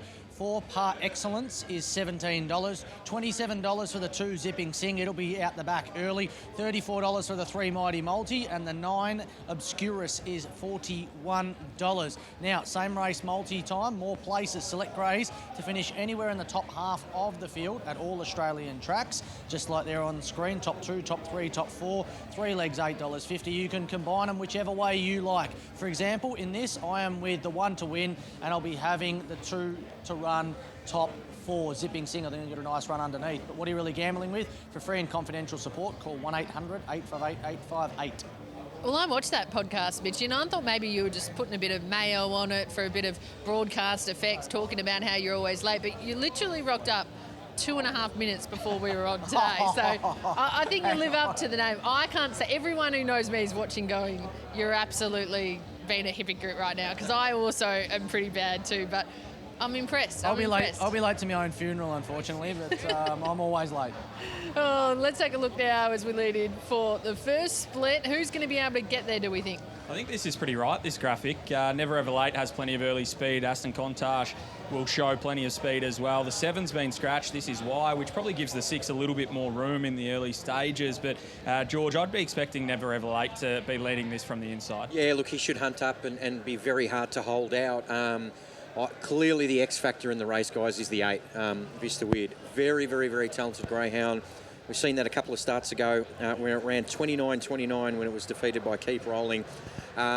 Will it get clear air early? It probably will, and if it does, I think it's a similar race to what we've seen in that last one, Game On, a dog out in front and one chasing it down. We're watching Never Ever Late here.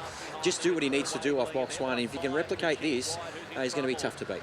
And in front of some class dogs in Hot Nanu and Paul Waverley, you could argue that this is not an easier race, but it's a different sort of class. Never Ever Late is a dog that can show that early speed, shift up the track a touch going into that bend, but then come back down, and box number 1 is absolutely no disadvantage in most races and for most dogs, and particularly with Never Ever Late. Connections of Vista Weird, watching that replay, would say, if we're close enough, we can beat this greyhound. So that's going to be the challenge. How do you think is he going to handle that wide draw? He seems to here's Vista Weird here. He seems to find his way into a good position, this greyhound. As you can see here, wanted to get off the track, so his record off wide draws is actually pretty good, but you just need clear running around that first corner, and we know how strong he is. He's a very talented. It is a different kettle of fish where a bend start that we've just seen in this replay versus a little bit more of a straight coming out of these 525 boxes. So it's not a like for like, but it does show that he has a propensity to get up the track through the middle parts of the race and will probably give those underneath him a bit of room, but it also gives him plenty of galloping room, and he's a big bugger up around that 35 kilo mark, and he needs that room. He's got the strength, doesn't he? Exactly. Yeah, cut through it. Exactly. An August pup, though, so he's got a couple of months on a few of them too. He's a talented greyhound, and he hasn't won a race in a while. He always seems thereabouts. If you have a dog against him, you're just always a little bit worried by him because he's always been a talent. He almost feels like a typical daily dog where it takes them 30 starts to really get their footing in the racing caper, and it seems like he's starting to put it together now and just getting better and better. Well, before we get to Patch out there, you got any inside info on this? Any of you guys bred them? Any of you guys own them? What's going on? No, not this race. Unfortunately not, but I know Matty Field, who is a big fan of greyhound racing and a big part of greyhound racing, owns Mighty Multi, and I'm not sure if he's here tonight, but if he's watching at home, big shout out to Matty Field. He'll be thrilled to have a dog on a big night. Yeah, and we looked at it earlier as well, but just with these Silver Chief heads, for people who might not know too, so 2.5, you've got to be under 2.5. Yeah, 2.5 years old. So some people will say that's too old. Some people will say it's too young. I think it's probably right around the right mark in terms of the greyhound population and getting enough heats. I would have liked 8 heats, to be quite honest with you. We got 6, but that gives an opportunity for a dog like to want to start and potentially find its way through to next week's final. So I'd be expecting these age-restricted races, the nominations to probably drop as the greyhound population has decreased a little bit. But I can't wait for this one, that's for sure. Yeah, let's go to Jace. Thanks, Kate. With Joshy Formosa and Never Ever Late. And Joshy's last start was at Warrnambool. So what's the theory from a training technique behind going there? He's not the strongest over 500, and he had quite a few in a row. Sort of take him away, change it up, give him a trial here in between, and then just sort of target this race. And I think he got beat by Slick Badger, and he won a Hobart 1000 the other night, so it's good form line. With the expectation that he might run it out a bit better here tonight? Yeah, he posted 24.80 here on Monday, so he's going good, just got a lead. Yeah. All the best, mate. Cheers, mate. Joshy Formosa there with Never Ever Late. The other one we'll have a chat to is Cooper Bradley here, who's got Vista Weird, and he can wind up. He's got a big motor. Can he do it from the pink? Most likely. We'll see how he goes. Look, he's been feeling good all week, so we'll see how he goes tonight. Good luck. Cheers, mate. There we go, guys. They're at the boxes for the next heat of the Silver Chief. Guys, what do we take that we hear, especially about that with Never Ever Late? Yeah, look, I think nothing that we probably didn't already know, George. I've got him on top, Never Ever Late. Needs to run those sizzling sectionals and put a break on the likes of Vista Weird. My numbers 1, 5, 6 and 8. It's an intriguing race. If the favourite nails the start, he's going to be hard to beat. Yeah, they just don't want number 8 sitting behind them. That's their concern, but my numbers are 1, 8, 6 and 5. What are we seeing, Mitch? Out to 220, Never Ever Late, was $2.05, so a little drift if you like the price. It's greater, and 8 Vista Weird did touch 320, now 340. The money's come for the 6. Aston Contash, 5 into 420 late, but I can't have it. I am with the red. Chips in here, first leg of the quad, best bet on the program, so no pressure. Chips in, here we go. Heat 3 for the Silver Chief to win in the way to the final. They're into the boxes. Let's head upstairs to Dan Hibbard. So the pool will be big. 225's Never Ever Late, who was a winner here 2 runs ago, beating Lightning Speed, a mix 3-4. He was second at Warrnambool last start to Slick Badger, and that form looks absolutely perfect for a race of this quality. He is the favourite. Vista Weird is the second elect from the outside draw. Comes off a second behind He's Magic last start. Green light. Heat 3 of the Silver Chief is underway. Flying out was Mighty Multi, and Aston Countach has got speed. Never Ever Late's hustling through, but Aston Countach leads. Never Ever Late second. Vista Weird got across to third. Mighty Multi was next with Zipping Sing. Mapunga Zircon well back, and then came Obscurus, and last of all was Par Excellence. It is Aston Countach in front. Never Ever Late's trying. Vista Weird to the outside, running on strongly now. Aston Countach in front. Vista Weird goes up, takes the lead. Vista Weird 2 lengths on Aston Countach, Never Ever Late, and Mapunga Zircon's run home for 4th ahead of Zipping Sing. Then came Mighty Multi, Obscurus and Par Excellence. 29 and 71 the time. Well, they're going fast out in front, and Vista Weird. Matt Bradley, did you think he was going to win from where he was midfield?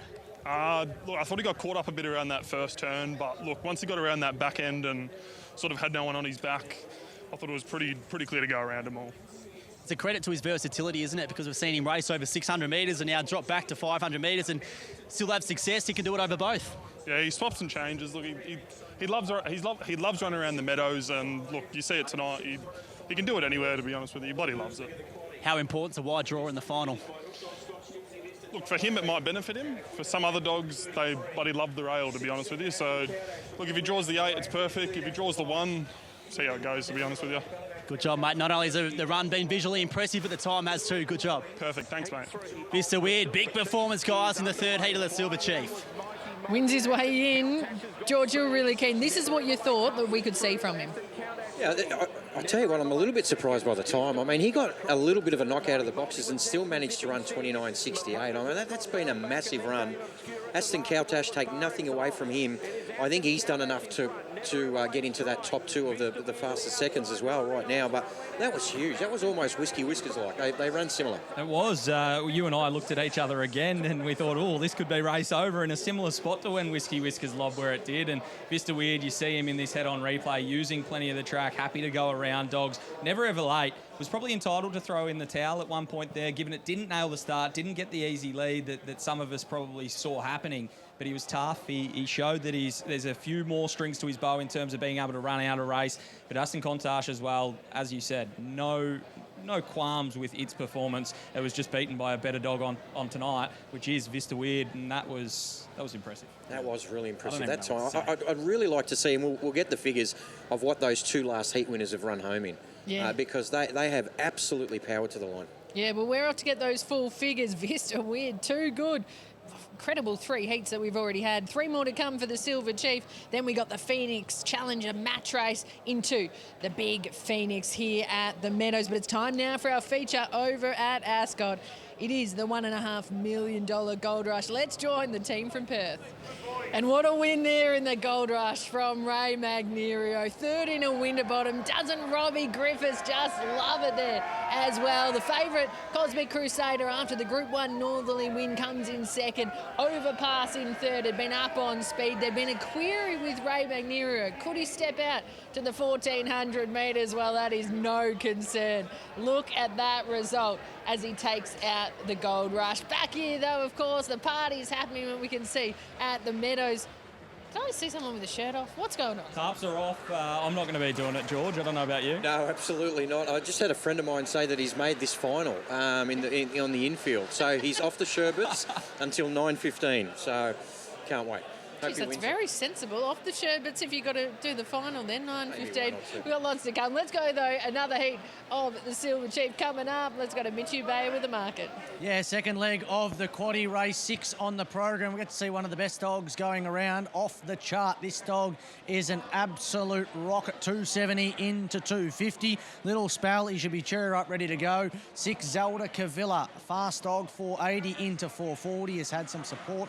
The main move is the 8, Weblek Joel, 750 into 6, now $5. 5 Ross the Boss, $6.50. Somewhat well drawn if you can avoid the 4 early, who is It's Mikado time. 9 into 850. $12 for the 1, Paul Zevon's well drawn. 3 Cali Jet, $15, and $41 for the 10 Purell. What are you really gambling with? For free and confidential support, call 1-800-858-858 or visit gamblinghelponline.org.au. Yeah, well, guys, Mitch set it up, but can't wait to see off the chart. Yeah, I'm really excited about this. I know the Phoenix is the most exciting race tonight. The match race will be awesome. But this is the race outside of the Phoenix sort of markets that I'm so intrigued to see. And the reason is off the charts, not just his first split, but his second split, George. Yeah, 17.46 down here, only a length and a half outside the great Fernando Bale's record. So doing that as a young pup is quite extraordinary. Again, this map is very interesting. There's a lot of speed from the greyhound in box 5, Ross the Boss, greyhound in 4 as well. Again, I'm going to tip a greyhound that's going to rely on a little bit of luck, and that's the 6. In terms of pound-for-pound ability, it's right up there, this greyhound. So looking forward to see how it goes. Ross the Boss does use a bit of the track, so that's the concern. But, yeah, off the chart. We're going to have a look at a replay here. This is when he did run the 17.46 down the back and the early number speed. 4 here, and you just see this turn of foot as he goes past the post. Right now, he just starts taking off, and you think they are flying at the moment. I was here on course. It was a bit of a quieter night, and I could hear that lure just ramping up. I go, they're humming here. And off the chart, this is the second split right there, where he's gone just a length outside Fernando Bale's track record. He ends up getting beaten here by Kenya Convict, which is unfathomable, really. But it just goes to show that he's still learning his craft, still getting stronger. He's had a little bit of time off leading into this race. I think he'll be a little bit stronger just for those performances here already. And if he can set those sort of sectionals, look out. Do you think it's the way the track is playing, or we've just seen two extraordinarily great run-home greyhounds, or are they coming from behind tonight? What do you think? I think every time that someone sees fast times go on, they start thinking, oh, the track's fast and all that sort of behaviour. I just think fast dogs run fast times. There is fast dogs that are going around tonight, Kate. And we've had some fast times tonight. Let's head to Jace, though, in the parade as we lead up for the next heat. Yeah, with the mighty Peter Prosciutto has got one of the great camps at the moment. He's got off the chart by his side. And Pete, we saw this boy scratched on Melbourne Cup night. What have you done with him since? Oh, look, he had a bit of a setback on at Sandown last start, so look, he's had to freshen up. We got him right. He's had a hit up the straight at Hills where he went very well. Look, as good as what he's ever gone, so he's back to what I expect him to be, and we expect tonight to see something from him. So despite it being a bit of a break, he's only trialled at Hillsville, you still think he's redlining to perform at his peak? Yeah, look, I'll only give him the one review on the arm, but I mean, he's been up the straight at home a few times, and he's had plenty of work. So it's more or less just managing him into this for tonight, more or less. Draw's good? Draw's good. He's just got to get past the red early. If you get past the red early, we won't see something. All the best, mate. Thank you. Peter Prosciutto there with Off the Charts. His music blares. Not sure what's going on there. Let's have a chat to Maria Barber, who's got It's Mikado time. Maria, now I know you've been patient with this boy, and the draw looks pretty good tonight. So what are you expecting from him? If he doesn't jump, he's in a bit of strife. I'm hoping for a little kerfuffle on the first turn. Not my dog, of course, but yeah, I don't know how strong he's going to be over the 525. Safe to say you're pretty excited by him, though.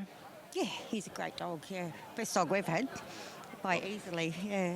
Well, it's his time to shine. Good luck. Thank you very much, Jason. Maria Barber there with It's Mikado time. I can see Craig Salkin here with Weblek Joel. Craig, it's been a great start to the night. Is this boy good enough from the draw to continue it? The draw's not the best in the world. The two's a very, very fast dog. But, you know, if you can get a handy posse, he's probably not quite as fast, but give it a good crack anyway. How fast, though? What sort of time? Oh, it's hard to tell, really, but, you know, hopefully it just comes off safe and sound and see how we go from there. But you can call it over, mate. All the best. All right, cheers. There we go, guys. The latest from the yard ahead of the next heat with the Silver Chief.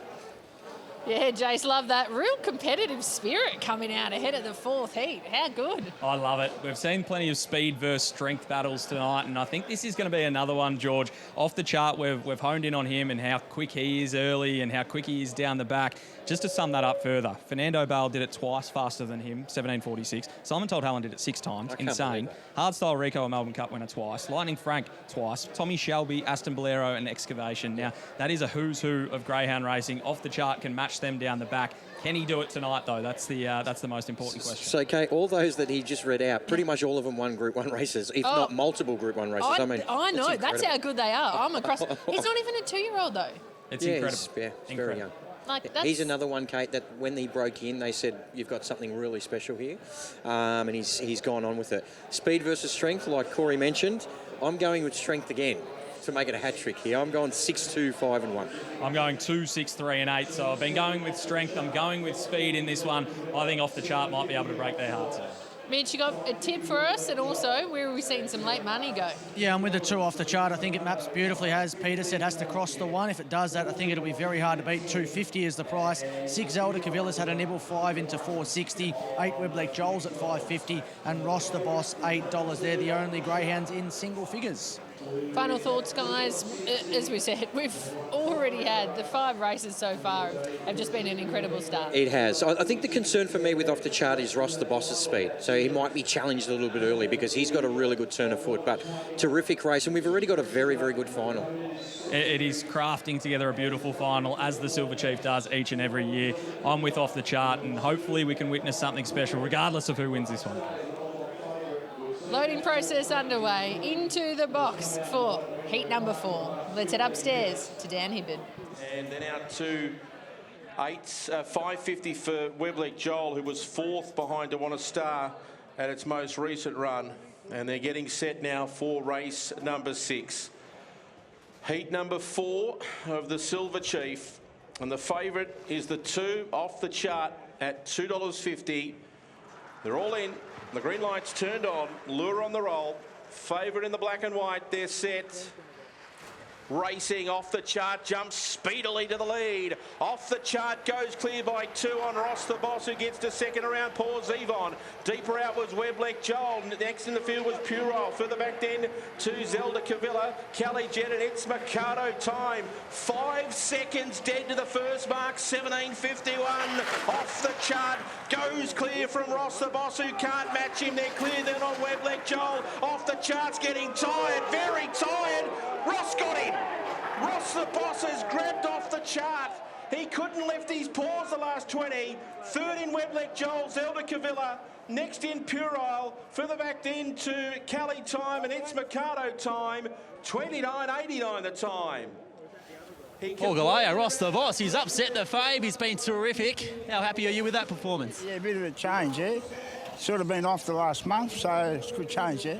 Hopefully got a bit of confidence from that. He probably hasn't been in too many fields of recent time where he's been able to run down greyhounds, so that might have been a bit different. Yeah, I wasn't sure. Like, I didn't really expect much today. I was just hoping to go around safely. And, yeah, he's still a young dog, yeah. So I'm just wrapped to be in the final. Is he good enough to win a Group 1? Oh, probably not yet. Probably not yet, but you're in it, yeah? In it, sort of, mate. Dare to dream. Good job. Yeah. Thanks very much. Paul Galea there, guys. Ross the Boss gets the better of Off the Chart. And it lived up to expectation, guys. This is what we thought we could see. Off the Chart, getting the lead before that first bend, but that speed from late from Ross the Boss. Yeah, probably surprising, to be honest. I think most people at home would have heard us hyping up Off the Chart pre-race and thought, well, he's off and he's gone, and Ross the Boss isn't known for running down greyhounds, but he never threw in the towel. He had to be tough, and he was, and Paul Galea is nice and excited, and so he should be. Off the Chart, he hasn't lost an admirer here in me, but Ross the Boss was just tougher and a little bit stronger late. Yeah, deserved the win, Ross the Boss, for all the St Kilda fans out there getting the job done. Look, maybe that little setback as well, and he's had one hit up at the straight at Healesville. He probably was a run short, the check, but again, take nothing away from Ross the Boss. He deserved that victory. What was it, George, that you'd seen from Ross the Boss that made you think that he might be able to really push Off the Chart? He's got incredible speed. He led one day at Sandown where he crossed a very, very good field in fast time, and I thought this greyhound's high-end speed to about 450 metres, Corey, would that be correct? He's elite. He does get a little bit tired though, but not tonight. What they run home in 12.36, so he probably got home in about 12.20. He's getting a bit stronger. Yeah, it's fair to say they walked home in comparison to the splits that they set. Ross the Boss, you look through his form. I heard Paul and Patch just talking about it, that maybe he's at a month where he hasn't been going as well as he once was. But you look through the dogs that have beaten him. Traumatised, who we'll see go around later tonight. Ultimate Warrior, who's been in good form. Dacey's Rory, who's in the match race. Extradited, who's already won tonight, and Overland Boy. So he's been in good company. Yeah. This was a good race, but he got the job done when it mattered, which was late here tonight. All honours with Ross the Boss, takes out the 4th heat of the Silver Chief into the final. But let's now head out. We've got another Sportsbet activation. Merv Hughes, Dan Gorringe, the Grubs, all the team. Yes, we're back out in the middle here for round 3. So heat 3, the first 2 through go through to the Catching Classic. If you win that, you get 10K, Dan. It's all happening here now. We have seen already the pads. Getting them on has been the hurdle so far. So we're hoping that maybe we get some out of the gates early to get away and get through this thing quickly, because it seems to be the trouble so far. So exciting times. There's a little bit of panic going on, and I'll tell you what makes it hard is the beach balls coming from all directions. So we're just waiting for these guys in the background, Rambo, to get ready. But the beach ball, that'd be a little bit of a degree of difficulty. Yeah, the beach balls are adding a degree of difficulty, Merv. I think Dan had a kick before and actually kicked it straight for one. So unlucky to that one contestant. But yeah, I think you're right. Once they get those pads on, it's all on.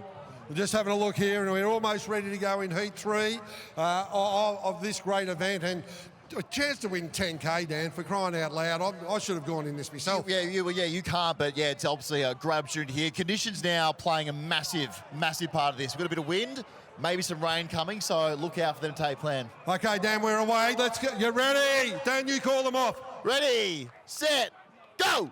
Oh, look at this, they're away. Rambo, take the microphone, talk us through it. All right, racing here in Heat 3 to win 10K, Dan, and as usual, it's a pretty slow start as they're just trying to figure out how these pads work. Although I must say, this crop looked a little bit better than the last heat. They look better. I mean, they really could just slide them on. We could get out of here real quick. But we have some real, again, a slow heat here, but that's okay. It's all I part like of it. the outside lanes, though. The outside lanes are looking promising, and there is a bit of weather coming in soon as well. So the quicker we get this done, the better. We need this to be quick. The lane out there, very far, close to the track, does have a cricket background. It is showing right now. So really need this to speed up because we have some rain coming. So it'd be good if someone could put some pads on and we can get through this thing real quick. Here we go. Now, here we go. We've got one to the helmet already. Cops one from Funners. It's the first one Funners hit on target his whole life. We've got 3 others now in the contest. The heels are off. How's he? That's unbelievable. He's gone all the way up to the gloves then. So Merv is just taking people right here. He's going head hunting for sure. So he's Flanners over there, very far. They got pads on ball. That's a horrible throw the stump. Oh, but his throwing technique is horrible. It's like he's gone through the fire. One more. It's going to go back to slid. Oh, it's all happening. Oh no, there's no bat. It's mayhem, Daddy. You need your bat. You need to get through, get across. There we go, through to the final. Flanners on the ball machine next. That's a treat in itself. Stay tuned.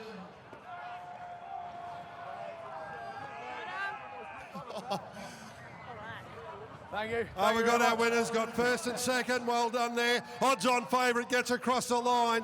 Plenty of activation here, plenty of excitement. That's heat 3 over, and then we've got the catching to come. That was carnage, Merv. What was going on? Everyone, there was a bit of Lance Kluser at the end, lost their mind. 99 semi-final. No, everyone, when the pressure's on, silly things happen. Without doubt. Okay, guys, back to you. Okay, quick photo. Come on, Rat. All right, so that's our Heat 3. Come on, get over Run here. and one. We're just trying to find our winners. I can't wait to listen to another sports bet connection, and that is Ned McDonald, who caught up with Jason Adams. I'm here with Neddy McDonald, the trainer of Accredited. And Ned, firstly, mate, box 8, how you feeling about tonight's assignment? No, I don't think it's too bad. Like, he uses a pink well. I know Mally Beauty's going to shift off a little bit, but she'll come down on the corner. And I'm hoping when she comes down, we just get sort of leaders back top thing and get the card across. I'm not worried about the draw at all. You're a part of the Blue Army for the Phoenix tonight. What's the rowdiness been like since you've turned up this evening? Yeah, no, I just stuck my head in there for about 5 minutes, and they're acting like they've already won the race. They're going off their heads, but no, it's good. It's good to be a part of it. They're a great organisation, and yeah, no, it's a big thrill to be in the race. Good luck, mate. Thanks, brother. From one elated bloke in Ned McDonald to be here on Phoenix night to another, Robbie Griffiths took out the big one over in WA with Ray McNerio. And well done, Robbie Griffiths. What a wonderful training performance. And what a wonderful chasing performance here we had in the previous event from Ross the Boss. Look at him get out of the boxes there. Too good in the fish, taking down the favourite in off the chart. And we've had some exciting heats so far. He seems a big, strong dog, and he was too good, and didn't the connections love it? It's almost been a little bit of a poison chalice to lead in a Silver Chief. They've all been run down, these greyhounds. That one was a little bit of a surprise, but well done to Paul Galea. This litter go very, very fast, and they seem to be getting a little stronger. And that's what the interesting thing is. Are they being able to make up ground? We have seen it, or have we just got the really quick dogs? Yeah, it's one of those things that I obviously, when I'm doing the form, I've been harping on about it all night. I try and find dogs that have that early speed, but sometimes it just pays to lob in behind that speed, not have to burn the candle early, and you can come over the top of them, George. Yeah, absolutely. That was a really good run. As we said, this is shaping up to be a pretty good final. We've got some really good heats still to come, and so we can't wait. This is shaping up to be a pretty good night as well. Look at this, the what about music's MJ? going off. It's certainly heating up, isn't it? I'm not going to dance on camera because I'm no good at it, but hopefully we'll get some nice shots that we can promote it for next year, because this thing is getting bigger and better every year. I know, it looks a bit weird maybe, the Predator just having a bit of a boogie, but this is what it's all about. Get everyone out there. I went for a bit of... No, what are we doing here? Everyone... Nearly. There's nothing like Michael Jackson to get the crowd going. They are rocking Everyone in the marquees as well. out there. We're halfway through the program, and as we said, we're running through them. Time to the next heat, time for a market. I know it's heating up, Corey. It's getting a bit chilly over here, but the racing's certainly heating up, and the on-course crowd, tell you what, they're getting a bit loose. But let's have a look at this next Silver Chief heat. A battle in 2. Traumatise is your favourite, $2.40 in from 260. Crackerjack Ralph. I know Corey might be liking the name Ralph after his dog Kangaroo class, but $2.60 Crackerjack Ralph. Room to Breathe's been supported, $4 into $3.30. 8 Aston Bugsy, $7.50 in from 9. The big long mover, well not long mover, 51 into 41. They've nibbled at the Punga Breeze. 5 Morning, 41 out to 46. And if you like something at triple figures, $101 for the Teddy Bear, Mr. Teddy Bear. Fast form, this is to make your life easier at home. Easy to use icons to help you find a winner. Place rate, early speed, in form. It is all there on your app. Check it out, jump on the Sportsbet app, check out the racing, click on those little icons, and it'll make life a lot easier to find a winner. What are you really gambling with? For free and confidential support, call 1-800-858-858 or visit gamblinghelponline.org.au. Well, we were only just talking about some of the quick greyhounds we've already seen tonight. Corey, you've been talking up what we've been able to see from Traumatised. Where do you think he sits? Well, it's where he sits at the first bend. I know I keep saying it, but that's his issue. I think he's probably on the podium in terms of the fastest dogs that we'll see tonight. He is an absolute rocket ship. Where he lands at that first bend, can he get clear air? And the early speed here, the speed map is telling us that he's going to sit right near that speed. I think Connections would be happy with that. I'm putting this greyhound on notice here. I think he's been threatening. This is the race he really should be winning. Now, there's some good greyhounds in the race. The greyhound in box 2, Crackerjack Ralph, 25.45. They literally don't go any quicker than that at Geelong. It's insane for a young greyhound. But I just think Traumatised, again, with a little bit more race experience, not much speed drawn on his outside. I think he gets his chance here, Corey. He certainly does get his chance here. I think the 4 will stay up the track, the 2 will head down to the rail. We see him here from box number 4 at Sandown Park. This is probably his best sectional that he set. And have a look at these form lines. Ross the Boss, who we saw win the previous Silver Chief heat, is out in front here, and Traumatised just absolutely goggles him up, George. Look, he again, against Ross the Boss, who's already in the final, so it's very interesting. We're going to see another replay after this where he raced a little bit different and showed that early speed. So again, as we talked about with Whiskey Whiskers, that hit or miss mentality at the start can cost you a race. But we're going to watch Traumatised here from box 4, I believe. Oh, no. Box 8. Box 8, sorry. At the Meadows. So this is when he gets clear air. This is what happens. 5.14 early, that's not electric. No. But this is where he takes off. Yeah, and then what did he run? 29.50 odd, which was just incredible. 29.50 on the dot, which would clearly be the fastest of the heats if he replicated that. But he had a lot of luck on that first corner. When I say that, he had clear air, didn't he? So this is the best case scenario. Exactly right. This is what Connections want. Him to be able to balance up. His first 20 metres isn't electric. We haven't seen that from him in his 16 career starts, but this is what he can do when he gets that clear air, when he gets the room to move, which I'm forecasting he gets tonight. I may look silly after about 20 metres, but I think he'll get the room with the 2 heading to the rail and the 4 keeping a straight line.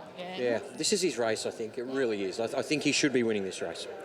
I was waiting to see if we could get a bit more push from the market too, because obviously they've been really close, these top 2. Yep. We've got a little bit, it seems, spearing from Minch before, and we'll go to him again shortly, but for Traumatised coming in now. But look at this. Isn't this great to be able to see the big crowds? And this is where, in other years when we've had the Phoenix too, this is up here, we know, in some of the big things with the groups, that this is where they kind of, the tribal wars that we've been talking about all night, that they get up there and we see all the nervous people worried, and then they go crazy off their heads when they're able to get a win. Dogs coming into the parades now. This was one of the heats I was probably looking forward to most, I think, to see, obviously with Traumatised, Crackerjack Ralph as well, who's been really consistent, has that upside. Yeah, and probably only just stepped up to the Meadows, a little bit like Dewana Star, run really fast races around the provincial circuit, around that one-turn sort of track that we see here so often in Victoria. Comes around the 2 turns here at the Meadows and showed that he's got another string to his bow. Was a $1.40 favourite last time and justified that quote. Yeah, 29.78, very, very fast. I tell you, he's by Hooked on Scotch, who's having an unbelievable year as a sire. Geez, he's thrown some fast greyhounds. We haven't really touched on the red, Room to Breathe, who ran 24.88 at Warrnambool, which is very, very fast. He has one here, but in 30 and 12, so I just need to improve that, but he's drawn pretty well. But again, I just keep coming back to this 3. Well, we'd love to see all the families, kids, everyone here for Phoenix night. Another heat for the Silver Chief as we head back into the parade with Jace. Thanks, Kate, with Taylor Thornton and a Room to Breathe. And Taylor, this boy had a pretty serious injury during the year. He's come back from that, but first up on a 2-turn track, how do you feel about that in the heat of the Silver Chief? It's never going to be easy, but the main thing is he has his draw, so fingers crossed we get the early luck, and hopefully he can show what he can do. Fitness-wise, he's ready to rock? He's ready to rock and roll tonight, yep. Good luck. Thank you. Taylor Thornton there with room to breathe. We've got Holly Thompson down here with Traumatised. We might let her go there for the moment and head over to Jordan Cooper, who's got Crackerjack Ralph, who was really good here at the Meadows just a couple of weeks ago. Jordan, can you upset him here? Can you get the job done from box 2? Yeah, it'd be really nice, but he'd have to time the lids tonight to beat the field, so it's a pretty hot field, so fingers crossed. How confident are you that he can replicate what he did here last time? Yeah, he's turned out to be a good beginner, so hopefully I haven't mozzed him tonight, but yeah, he can go the 5-0, so hopefully that's what he can do tonight. Mate, if he goes as good as what you do out in the water with a fishing rod, mate, he's going to fly tonight. Good job. Yep, cheers. Thank you. Jordan Cooper there with Crackerjack Ralph. I'll head over here to Holly Thompson, who's got Traumatised, who's obviously a big talking point in this heat of the Silver Chiefs. He's moved down. Holly, just quickly, how close is this boy to being your Phoenix representative tonight?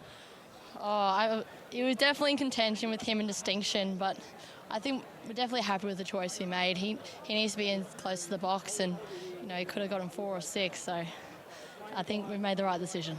Where do you think he's at the moment? I'm hoping this really boosts his confidence, being close to the rail. He went real nice here when he came here last on the Wednesday night. Hopefully he can just do something close to that. Fingers crossed, good luck. Thank you. Holly Thompson there, guys. Of course, the Thompson camp play a big part in tonight's Phoenix. And there's the comments on Traumatised ahead of this next heat of the Silver Chief.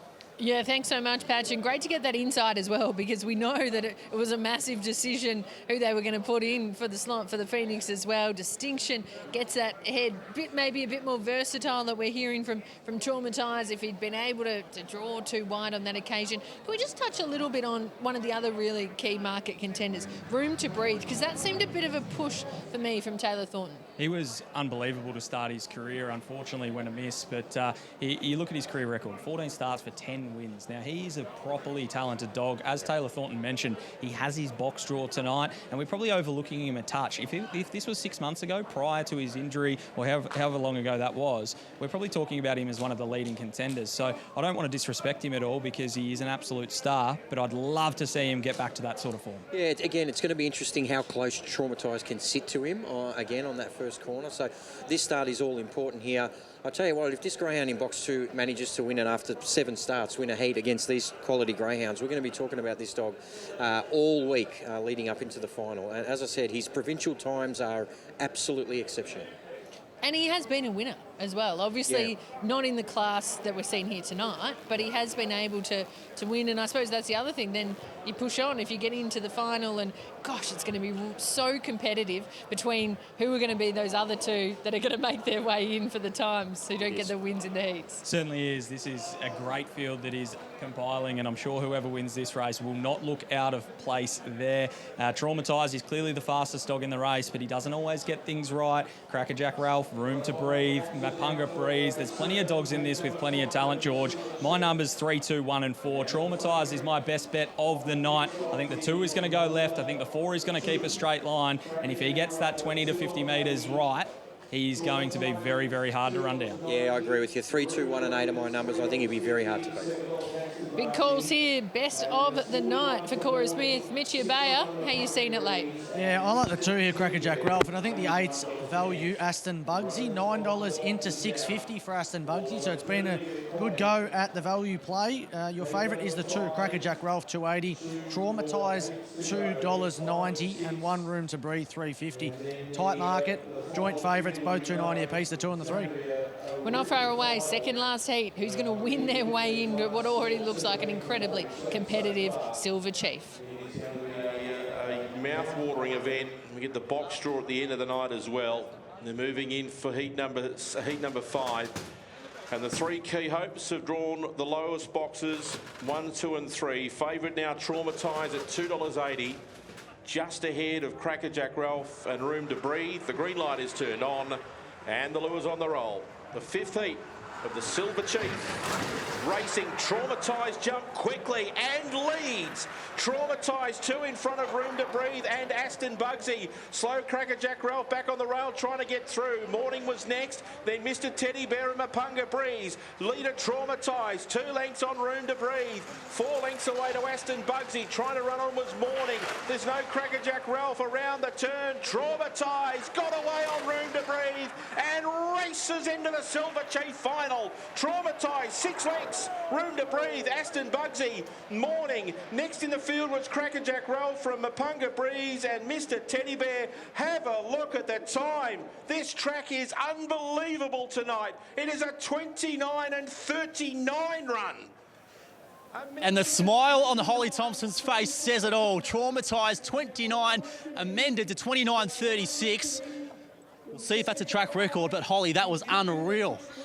Yeah, I'm very happy with the decision Dad's made now. Yeah, it was just phenomenal. He done everything right, and he showed what he can do. So, very happy.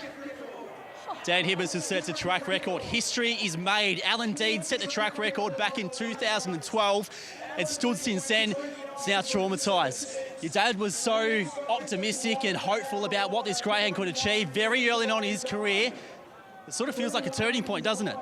Oh, definitely. He had, some runs where he had no luck, and he was a bit lost for a bit. And yeah, he needs something like that to get us free in his step. And when Dad makes big claims on a dog, he never really does that often. So you can see why he's done it now. And yeah, wow. I didn't think I'd ever see that ever happen. No way. He's been unreal. Go and give him a kiss. Good job. Thank you. Wow, that was unreal, guys. To see 2 track records gone here tonight with the length of time of which they've stood for is just fitting for tonight's occasion. What an incredible result. What a final that we've got next week. Corey, you have been saying all week that this is the fastest dog on the card. Your best bet on the program. Wowee. Well, it looks good in hindsight, but I wasn't expecting that. I don't think anyone was expecting that sort of time to be put on the board tonight coming into it. We know he's got that sort of ability, George. We know he can put together track record sort of breaking times, but to see it here, to see it in the flesh, it is pretty bloody impressive, to put it lightly. Never has he began as well as that out of the boxes. He absolutely shanghaied out. It was incredible. The first time ever in the history of the Meadows where 2 track records have been broken over 2 different distances from its inception in 1999. So it's a special night. I want to give a shout out to our track manager here, Chris Chilcott, who assumed the role in recent times, and he's just done a phenomenal job. Yes. We've seen clean racing, we've seen great racing, we've seen fast racing. Fast dogs have been able to run fast times, and I think that's really special and a fair feather in the cap for the young fella. When it was 17.53 down the back, Corey, you were thinking maybe track record. It was close. And 29.359. Yeah, and that record has stood for so long for Alan Deed. I mean, people have got close, greyhounds have got close, not people. And finally, we've got a new track record holder. Now, if he jumped like that in the Phoenix, he would be the Phoenix winner, but hindsight is a wonderful thing. Absolutely, and as I said, I expected him to win tonight, but I didn't expect him to be jumping like that. And if you can guarantee that, if that's the new norm for Traumatised, then we're going to see something seriously special moving forward. There's your favourite for the Silver Chief. Yeah. Okay. It's got to be him, but box draw is going to be really important after race 11 tonight.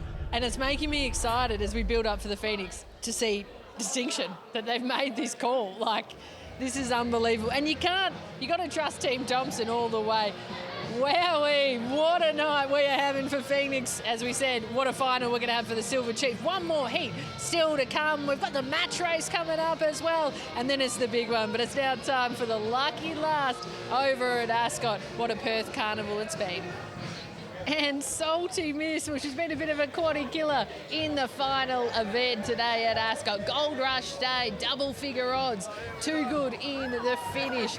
Final numbers in the last race, number 10, 12, 3, 10 and 4. What an incredible Perth carnival we are having at the moment. Speaking of good racing, we've got it all night here at the Meadows. As we headed back, we're building up for the Phoenix. The crowd's starting to get right into it. Not far away. And Molly Haynes catching up with Jess Hopkins. Can Kanya Mayhem become just the second dog to be able to take out a Melbourne Cup into a Phoenix? Thank you very much, Kate. And that is one of the questions we are going to be asking Jess Hopkins here. Jess, thank you very much for joining us. About 2 weeks ago, we sat you on here over at Sandown Park and we said, righto, how is Kenya Mayhem going to go in a Melbourne Cup? All of a sudden wins a Melbourne Cup. Has it sunk in yet? No, not at all, to be honest. It's a strange feeling. Whether you deserve it, why it happened, and just how lucky I am. So, definitely, as I said, weird feeling, but hasn't sunk in. Jess, congratulations. Unbelievable victory. Had to work hard early. Had Dashing Slay sitting behind you, so to win that race was incredible. We're just watching a replay now. Is it a little bit of a... It sounds silly because it's $1 million race, but is this like a little bit of a free hit at the stumps? You've won a Melbourne Cup now, and whatever happens, happens. Tonight's a bonus? Yeah, in a way it is, because we had the plan to go Melbourne Cup into Silver Chief, so plan would have been the same, but yeah, we are, sorry. Yeah, anything for the rest of his career is almost a free hit at the stumps now, so to win it so early in his career, so inexperienced, he nearly fell off the dais a couple of times because he's him and Dashing Slay were trying to kiss each other the whole time, and Kayla was trying to help me stop that, but yeah, it's actually a weird feeling tonight. It's quite relaxed because, as you said, we've we've won a big one. Reached the mountain. Yeah, exactly. Yeah. Now, Jess, what I'm absolutely loving here, we just saw some vision. Every time we look at this dog, he is wagging his tail. As I say that, he's not wagging his tail in this vision. But every time I see him on camera, he's wagging his tail. Tell us a little bit about him at home. That's him. Yeah. That's him. He's the perfect dog. He does nothing at all wrong. He... in the stirrup, he might get a bit excited. So that's the only time he ever gets excited. So last 2 weeks, I haven't given him one. But yeah, even we had the stewards out on Monday to do the outer competition swab, and he was trying to jump on them. So I had to grab the ladle and do it myself because he was, literally trying to claw them. So he, even tonight in the kennels, he runs up the vet's table and you've got to catch him because he's going to go off the other side. Nothing phases him, and I think that showed on Cup night. Well, that's the old adage, isn't it? Good dogs have good temperaments. So I think that's the case here. Tell us your thoughts about the box draw, because when I first seen it in the Phoenix, which slick splits off one, the unknown of Jason Thompson's greyhound in box 4, what was your initial thoughts? It was weird. Obviously, drawn out third. I didn't want to be drawn out last and draw out wide. Yeah. Any box he'll run straight out of, so that wasn't the issue. It's where the others are drawn. Yeah. So obviously, distinction off her 5 dead early here at trial, but she can just miss that half a length, and then she's got just unbelievable acceleration. Yeah. So it depends how she steps. If she flies out, she'll probably break 5. Yeah. And then hopefully we're second behind her. But just don't want Cumbery Jack flying out running 5 dead because it's race over. Absolutely. Now, Jess, you also got on the front foot after you won the Melbourne Cup. A little bit tongue-in-cheek, but very much serious too. You got on the phone to Jared Sharp with Total Container Solutions and you said, hey, here's my number, don't forget it. How about you give me a call? Talk us through all of that. Yeah, well, I had people message me Sunday and sort of say, have you had any calls? And I was like, not one. Hadn't even had a message or anything, and Jared had just sent a well done the night before, and I was just getting through all the messages on the Sunday, and I thought, I'll bugger this. I know Jared a little bit, and just said, thanks, you got my phone number, don't you, for your Phoenix slot. So whether it's probably, be silly to say wouldn't have already had him in the back of his mind, but I know they had other dogs. So, we're happy to be here, that's for sure, and I tell you what, win, lose or draw, it's a good crew to be a part of. Now, the number one thing, and I asked you off air, but I need to ask you again, you're going to get a replica of this Melbourne Cup. Yep. The first thing you're going to do is just drink a big cold beer out of it, surely. Or what's your tipple of choice? No, it'll be a beer. It'll be a beer for sure. I'll drink anything, but out of the Melbourne Cup, just be getting filled with beer, and I don't care if it smells for 50 years. Now, Jess, what I'm also loving as well is you're a young female in the sport of greyhound racing. You've been there, you've done it all, and you're having a really good time. What makes you, I suppose, keep going? The dogs, the animal. There's been a couple of times over the last 3 or 4 years where I've been ready to give it up. Then I got Panama Canal and Alfie Moon. He kept me going. After he'd finished, I was ready to finish up. And then, Canyol class come in, kept me going. And then, when he finished, I was fully ready to sort of, he's still not finished, but fully ready to sort of give it up. Been in it your whole life and there's no social life really. So sort of, travel the world a little bit. But now I've got Kenya Mayhem. He'll keep me in it a bit longer, and who knows. Absolutely. Well, Jess, congratulations for your Melbourne Cup win. Good luck heading into the Phoenix. We're certainly all going to be cheering for you now. Thank you, and thanks for having me on once again. No worries at all. Thank you. Well, Jess was absolutely fantastic. We're certainly looking forward to seeing how Kenya Mayhem goes into the Phoenix. Now time to head to Mitch for a market update. Yeah, last leg of the quaddie here at the Meadows, and one of the best back runners on the program is Intrepidus. Was awesome in a heat of the Melbourne Cup. It's $2.60 into $1.90. off the cherry. We saw how important earlier box stats are here at the Meadows. Box 1, 190. 5 Electrifiers had support, 750 into 550. 3 Kernai Bolt, 550 out to $6. Wants to smash to the fence. 7 Galento, 850 into 6. Flat Out Freddy's held his price at $9. Weblack Max, $15. The 4 Crackerjack Kev at 19s and $81 for the 9 Cash-In View. And then we're going to have a look here at the promo. All races run second, get a bonus bet back. They vary from $10 to $50 per customer, but great promo. If you like the red in the next, you have your $50 on, run second, get money back. What are you really gambling with? For free and confidential support, call 1-800-858-858 or visit gamblinghelponline.org.au. Well, I want to hear from you, Mitchie Abaya. We just heard from Jess Hopkins there what kind of tipple she would have if she's put into the Phoenix Trophy. Not that you can really into the Phoenix Trophy, but the Melbourne Cup as well. And it doesn't matter if it smells for 50 years. What would be your tipple of choice? I quite like that term. Look, I'd probably have to say a beer as well. Not that I would be my go-to drink on a standard night. I'd rather maybe a Starwood and Coke. But yeah, I think probably a beer just to christen it would have to be the way to go about it. Look at this, having a bit of fun. This is what it's all about. Phoenix night. I think I've got to drive some of these people home. Yeah, the other thing too, you're not joking. This is what I love about the dogs. I've got my partner's car and it's a 7-seater and I fit 6 of them and they were sober on the way here, but I can tell you, Is that it's not going to continue. People want to win, obviously they want to win the Sportsbet Challenges, they want to win the Phoenix, they want to get into the finals and they want to be able to get a spot in your car That's on the way right. home. I know, dangerous. Let's take a look at the speed map coming in here for the 8. Yeah, I think Intrepidus is the dog that all of us probably expect to lead. We saw him at Sandown Park in a Melbourne Cup heat. We'll get to that replay shortly, 4.98. But Galento, Flat Out Freddy out wide, they can both nail the start and they can both run those 5-0s that we've been harping on about all night. Well, Galento is the brother to Ross the Boss, and they race pretty similar. They've got a really good turn of foot, and like you said, the 6 and the 7, lots of early speed. I was really keen on number 2 before it was scratched because I thought it was going to get a nice run behind it, but now Intrepidus should be able to lob into a really nice position. We're watching Intrepidus here. This is a heat of the Melbourne Cup. He just broke them up. His sectionals were outstanding, Corey. I'm always of the opinion, though, that the Meadows is a tougher run than Sandown, so that's his challenge for me. Yeah, look, it sometimes suits these on-speed dogs. We're seeing it tonight where there's a lot of strength dogs that are just getting the camp on them, being able to run over the top, or in Traumatiser's case, just being able to burn the candle at both ends and be the fastest dog that's ever been over the 525. But Intrepidus, the run home's not his go. It's those first 2 splits, a little bit like off the chart, but a bit more seasoned, I would say. Yeah.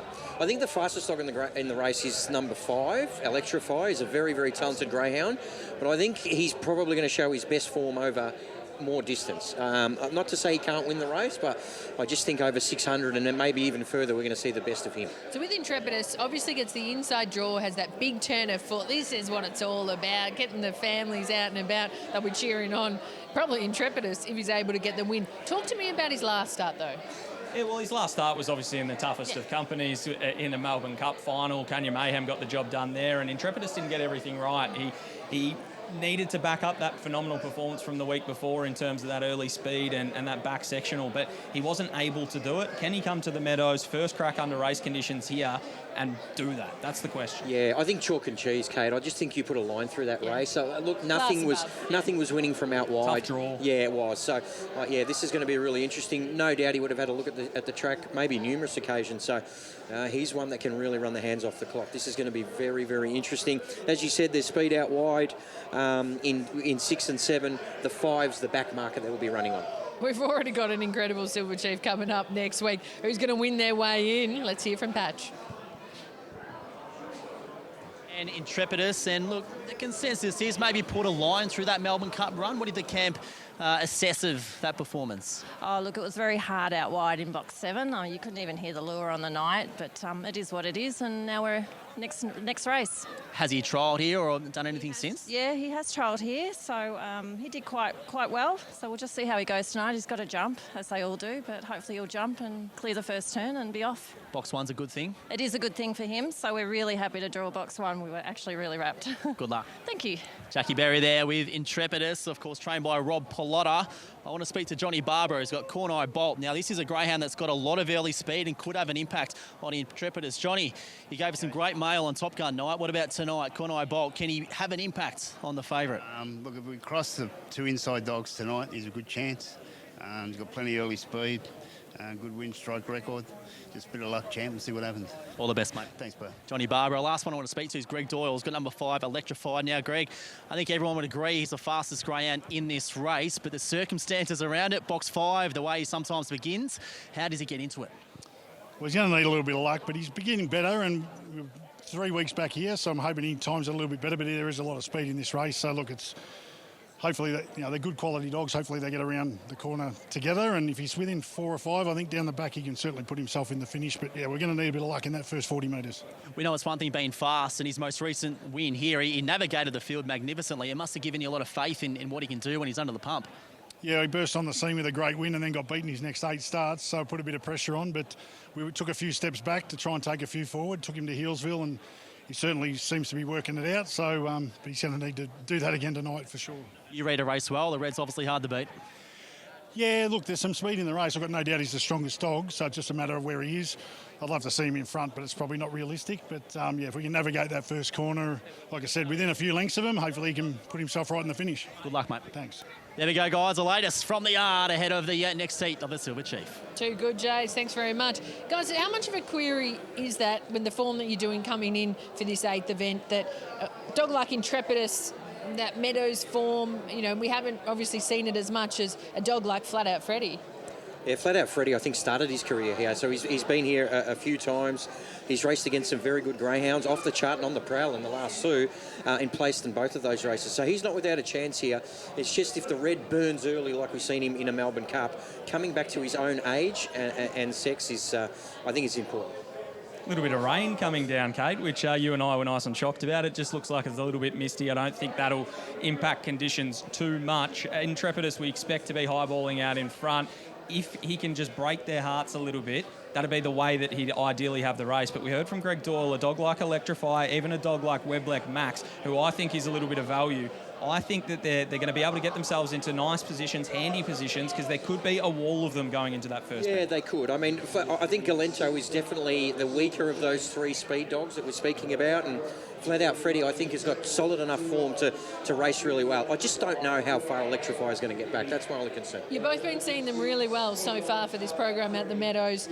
Can they beat Intrepidus? Who's your tips? This is one of those things where I'm tipping Intrepidus on top, but from a punting perspective, I'd rather be with Weblek Max each way. My numbers 1, 8, 5 and 6, but Weblek Max is a bit of value for mine. 1, 6, 7 and 5 for me.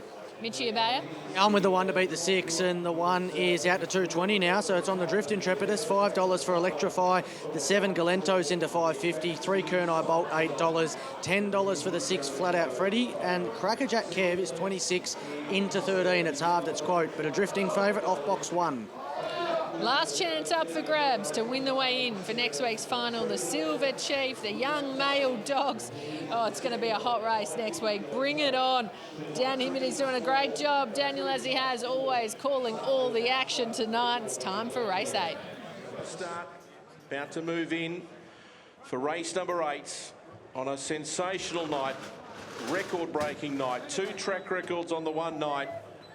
It's like winning lotto twice. It's crazy how it's happened so far. And we've got another chance for Intrepidus to run quick time from the inside draw. He's the favourite, set to run, race 8. Racing, Intrepidus jumped only fairly, but he's hustling hard. Wide out, Galento. Intrepidus will lead. Galento and Flat Out Freddy to the first corner. Galento just got a slight check.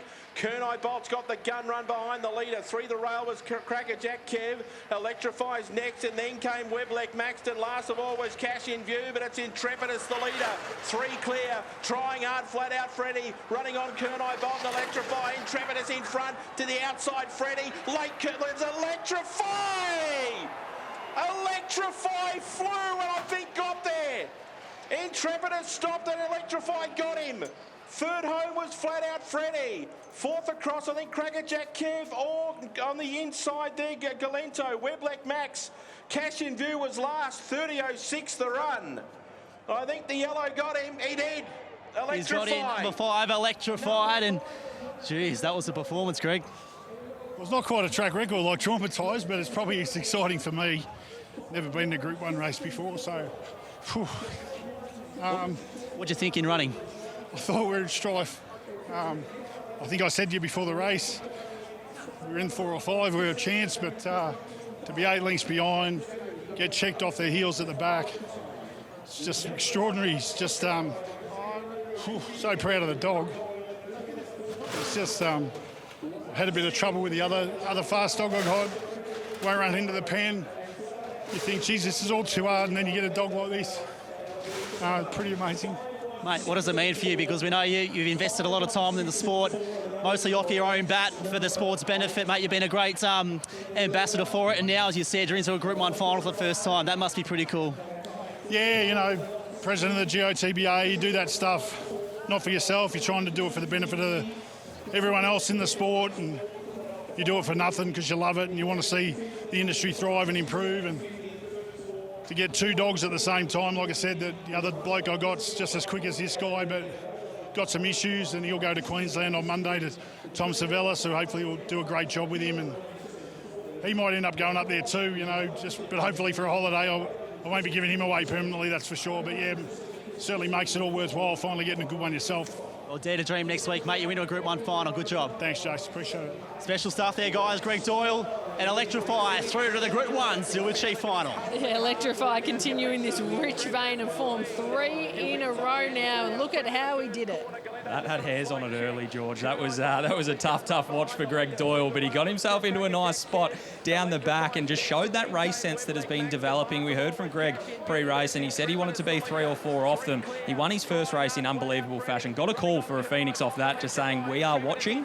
He's been developing his racecraft ever since, and we just saw it there. It's like he had Willie Pike on board. He was really, really smart down the back, wasn't he? He went up on the rail, then he decided to shift out, and that's what won him the race. Intrepidus tried his best, and yet another greyhound that has led in a Silver Chief heat has been run down. I haven't seen this for a very long time. Usually 70-75% of greyhounds that are leading on that first corner get the job done.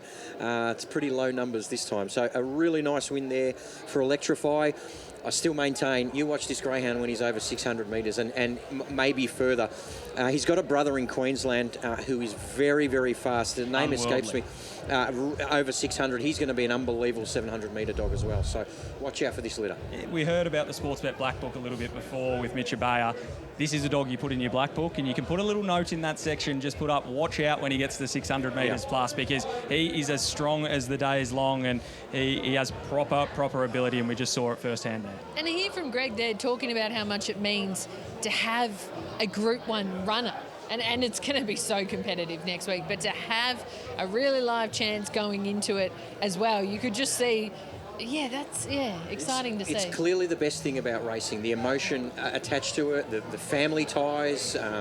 He's going to be able. He's going to be on a high all night. He's going to be able to talk about it with his crew all week. It's special. And he's only got, I think, 2 or 3 dogs in work at the moment. One of them setting up to Queensland very shortly. And as he said, this bloke might head up there as well. But he's a big, tough-looking bugger, Greg Doyle. He's a big unit. Used to play plenty of footy, and good footy by all reports. But you see him there. He turns into a bit of a tearful moment. I don't want to say anything too disrespectful, because he might try and arm wrestle me or something, and I think he'd have me covered just quietly, but very, very good. Well, our big tough bugger, very handsome man on the team today, Merv Hughes, the legend himself. Merv, you're out and about.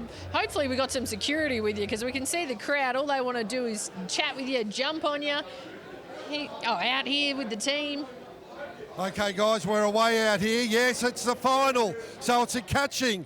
We're catching here the Sportsbet $10,000. So what we're going to do, 2-handed catch first. Yep. If there's still a couple in, left hand behind with right hand catch, then vice versa, and then we'll make something up if there's still people around. Dan, what do you reckon about this, mate? Mate, raining down here, wind is playing a part, so we'll get through a first round, and then I reckon the one hand will get people. Now, Skip, you got any hints for the contestants? Good luck. I'll tell you, the bigger issue is this. This is the bigger issue. We've got Flanners over there who is useless in every facet of the game. But from what I understand, when he last tried to do this, it was pathetic. So he actually has to be able to load the balls into the machine. You would think we wouldn't put him on this task given his inability to do it, but we thought it would be fun to see him have another crack. Okay, we've got 6 contestants. Number 1 out the front. Come on, Flanners. Hang on, we've got the tractor coming through. So not often this happens in a test match, but this could help England if the tractor came through the test match. So imagine that, England are going that bad in Adelaide and a tractor comes over the pitch. We're going, okay, we're away. Contestant number one. Contestant number one, let it go. Here it is. Bang, he's away. Contestant number two. Here we go. Make plenty of noise back there. Oh! Contestant number three. Here we go. It's high, it's in the air, it's oh, our first elimination. Number four, come on in, and it's nice and high. Oh! Clinical. Okay, contestant number five. The wind's playing a part. Great goal! He's gone. He's gone. Contestant number six. He may have over-prepared their move. Oh, yes, that's a catch anyway. Still got that's a catch anyway. So contestant number one back in. Left hand behind your back. Left hand behind your back, right hand. And it's too easy. How easy was How's the that? confidence? I'm telling you. Contestant number two, we're up there, it's in the air, it's, yeah! Oh, very good. Okay, this is good skill, Skip. Oh, too easy. Well. Oh! How good is this? So we're up there again. Oh, yes, he's got it. We'll pay that because another bad pass from Flanagan. Left hand catch. Get it right, Right Flanagan. hand behind your back, left hand catch, it's in there. No, no. Go again. No. Give it again. Redo. Give it again. One job. Okay. Yeah, now we're in. Oh, man. I told you he was bad at it. Yeah, he's good. He's good, Young Flanders. Get it there. Oh, no. Scratching. Back in. Go again. Flanders, get it right. In there. Hey. Okay. Up there. Get it? Good work. Okay, guys. Very good. You've been through? No. You're number 6. Here we go. Here we go, number 6. So, here we go. Just move that actually, forward a what bit. So, get ready. Come on, Flanders. Let it go. That's up there. That's up. That's a go. Okay. So, now out. Both hands behind your back. No. So, what happens now? When the ball comes out, you've got to do a turn. We're making it up as we go now. So when the ball comes out, a turn. Right hand only. So you got to do a turn, right hand only, turn, get in there. Oh no, bad throw. You're still back. Flanders, if we can just try and get it right. Turn straight away. Let's go. Turn. Oh no. Come on, What are you doing, mate? Rambo, can you take over? Oh my God, he's moving it closer instead of getting it right. Come on, let's go, Flanders. Okay, so the turn and right hand only. How did it get worse? Planners. Okay, come forward. Come in front. Hit him. Come in front of that. So jump in there. Okay, let's go. Come on, Flanders, let's go. Okay, guys, gee, I tell you what. Come on, Flanders. Got to do a turn. Right hand, bang. Perfect. Good work. So right hand only with a turn. Here we go, turn. Oh my God, he has absolutely got. Good tradesman doesn't blame his tools. Here we go, turn. No, still in. Okay, good work. Gee whiz, come on, Flanders, get it right. Good work. Right, yeah, very good. Not too many being eliminated here. Oh, bang, good turn. Okay, back to number 1. All right, what are we doing now? A turn, a clap, left-handed. A turn, a clap, left-handed. Keep throwing, Flanders. You got to throw it. A turn, a clap. Yeah, turn, a clap, left-handed. We could be here all night. Turn, a clap. Oh, yeah. Turn a clap. Oh, what about? Turn a clap, left-handed. Bang. It's too easy. They just want to split. Too easy. Turn a clap, left-handed. Oh, whoa. Oh, he's got it. The confidence. Okay, 2 turns. 2 turns, 2 hands. 2 turns, 2 hands. Let's go. 2 turns. Yes, great catch. Come on, Mike, make some noise. Let's go. Come on, get around him. Turn.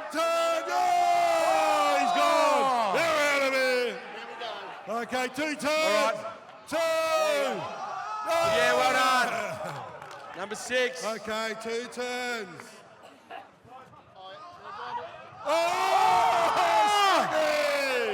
Huge! Huge! Okay. That was huge. 2 turns left-handed. 2 turns left-handed. 2 turns left-handed for 10K. Oh, he's gone. Okay, 2 left, 2 turns, left-handed. No, go again. One more. Go again. One more. 2 turns, left-handed. Oh, no good. No, get in there. Whoa. Do over He's for still 4. in. Still Do in. over. Bad throw. Come on, let's go. 2 turns, left-handed. Yeah! All right, this is it. Here we go. 2 turns left-handed. 1, 2. Oh. Okay. All right, we've got the final. We got The last 2, 4 and 6. 2 turns, another one, 2 turns, right-handed. 2 turns right-handed. He did go early, but it's a catch anyway. Okay, here we go. 2 turns, right-handed. Oh! We have the winner. 10K, here we go. Number 4, come over here, buddy. Come on, Dan, get in here. Mate, well done. Thank you. Great work. Yeah, congratulations. Turn around. Here we go, 10K. I want to go to the bank when you try and catch that. Now, where did you learn to catch it?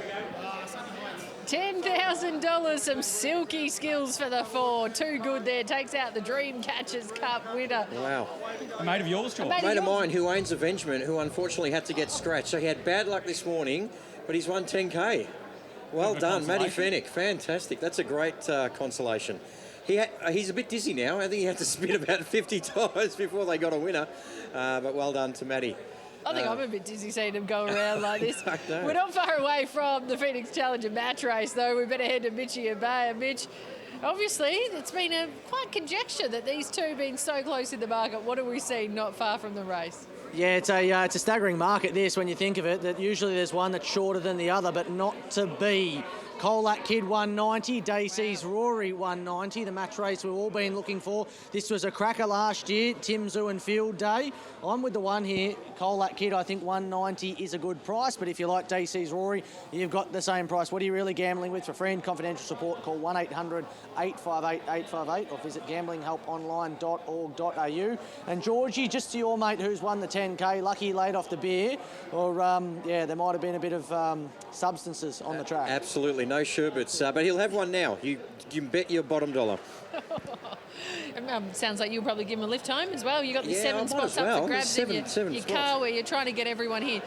Guys, set the scene for this, because those who might not have seen this match race last year or leading into it in the other years, how good is this? Because obviously we've got the 2. This lives up to the hype. This isn't just one takes the lead, usually they're going to be all right.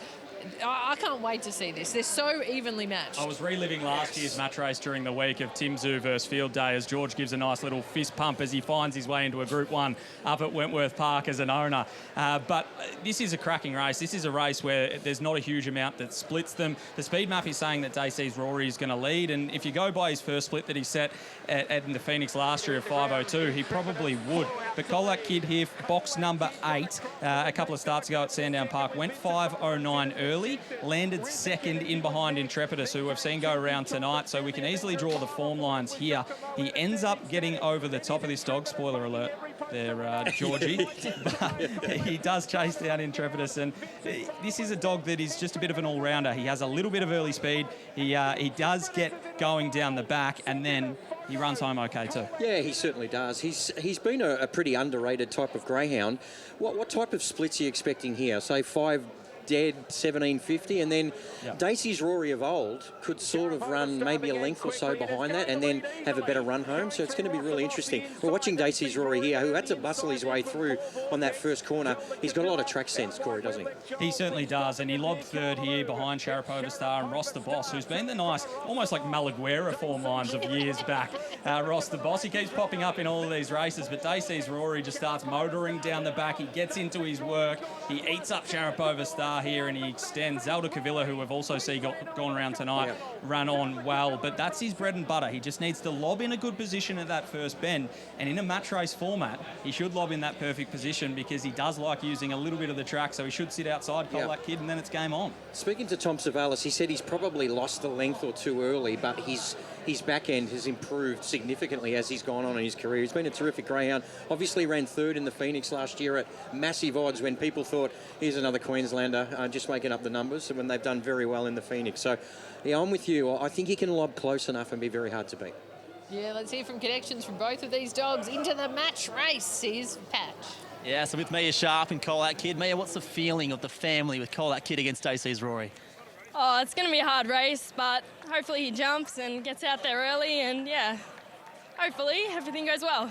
One thing he has done is shown what he can do a number of times over the past month. What sort of time do you think he could run this evening? I'm not too sure. Hang on. I was hoping she'd go straight then, but anyway, we'll wait for her to go around the dais, and we'll catch back up with Mia, representing Team Sharp and Call That Kid, the shootout. We know what sort of time would you expect him to run if he gets it all right? Maybe 29.80. I don't know. I'm not too sure. Good luck. Thank you. Tom O'Neill representing Tom Savalas.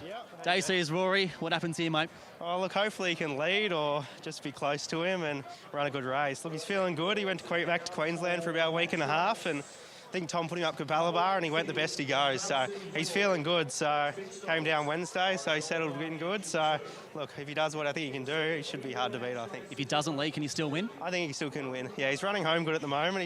He's got a bit stronger, so I think he's got a bit of strength. So look, hopefully he can lead still, but we'll hope for the best. Well, there we have it, guys. Some confidence from the O'Neill camp, of course, representing Tom Savalas with Dacey's Rory, but this is going to be a belter. Not much between these two. Interesting as well. And guys, we know the Phoenix, which is our next race, the massive feature race number 10, the concept, the slot race has been so instrumental for this sport. But this is an offshoot of it. The Phoenix Challenger match race just set it up really quickly as they're making their way into the box. So these are the two dogs that are not in the Phoenix. These are the two reserves. These are the dogs that were selected earlier in this week to be the reserves for the Phoenix. I'm with Dacey's Rory, as is George. Neither of these dogs would have looked out of place facing up in the next race number 10, the world's richest. But this is going to be a cracker. He can lead, he can run. Let's go up to Dan Hibbert. I reckon he's juiced up for this one. It's Victoria versus Queensland in the Phoenix Challenger match race, and they're set. Racing, Colac Kid was slow, and Dacey's Rory's going to lead him by 2 lengths with a lap to go. First split was only 5:14. It's Dacey's Rory 2 in front. Colac Kid's not making any ground on him here, and the Queenslander is off and gone. Dacey's Rory leads by 6 lengths. Colac Kid can't go with him. Dacey's Rory's going to make it a one-act affair in the match race. Queensland win it. Dacey's Rory by 8 lengths on Colac Kid, and the time is 29:81. 29:81 for Dacey's Rory. Well, somewhat of an anti-climax, Tom. He got away perfectly. Yeah, he got away good, so no, he ran well, so I was happy with that. So, yeah. The time? Look, the time was good. Yeah, I thought he could hopefully go about that, 29:70, 29:80. So, look, he's come out good, so I'm happy with that. He got the job done. You mentioned between his runs down here in Melbourne, he's gone back up with Tom to Capalaba. What's happening now? Does he go back home or stay with you guys? No, he'll go back home with Tom now. I think we send him back on Monday, so he'll go back with Tom and look for the next race. If that's at Wentworth Park or in Queensland, he'll find something for him. He's still going well. Hopefully he comes back to the Australian Cup. Yeah, he's still going well. So, look, he's been going good for so long. He was here last year, so he just loves to race this dog. He just goes and goes. Like, he does nothing wrong. The crowd doesn't affect him. He's just a professional. Does everything right. So, look, he's easy to have. He makes my job easy, so he's good. Hey, before I let you go, who wins the Phoenix? I'll say Slick Splits. Congratulations, mate. Thanks, Jace. There we go, guys. A one-act affair in the match race with Dacey's Rory getting the job done. Yeah, look at him out of the box there. Dacey's Rory just loved it and dominated. He absolutely did. Once he jumped like that, it was always going to be hard for Colac Kid, who got a few things wrong and hopefully pulls up okay from that, because that's probably a subpar performance in terms of his general ability, Colac Kid. But Dacey's Rory, you and I, George, both on him. And as Tommy O'Neill said, mind you, how good did Tommy O'Neill speak on? He's fantastic. He's a star. Yeah, he is. Super professional, Dacey's Rory. You and I started clapping after 8 metres in that race, which is a bit early. And the only bad part about this, Kate, is that the guys I'm taking in my minivan on the way home, they are all on Dacey's Rory. They chip-thinned it, so I don't know what's going to happen See, here. people think we're talking a bit too much about this, I imagine, going, really, is there 7 spots? Well, there's pretty much tickets going around here, I've been seeing. People keep coming up trying to, smooth you over and get you in there, George, especially after a couple more tipples too. We're heading to a break now, though. Dacey's Rory takes out the challenge of the match race. On the way there, though, we're heading Jason Adams earlier tonight, caught up with Steve Fitch. He's got a 2-pronged attack on the Phoenix, the world's richest greyhound race, coming up next. Steve Fitch to play a big hand in tonight's Phoenix. Firstly, the race favourite, Cumbria Jack. You must be feeling somewhat confident. Oh, I can't be confident. Last time I was confident he got rolled in the $1 Million Chase semi, mate. So we'll go in with high hopes. How's that? Your rougher hope is a rise of Sparkles from a middle draw. What's your gut feel about her tonight? I like the draw and I think she can lead. And whatever happens from there happens, yeah. You've got to the big smoke pretty quick with 2 in the Phoenix. Yeah, it's a bit of a ride, isn't it? So, yeah, it's a big night and we're pretty happy. You've done a good job, mate. Good luck. Thank you. Thanks, Pat.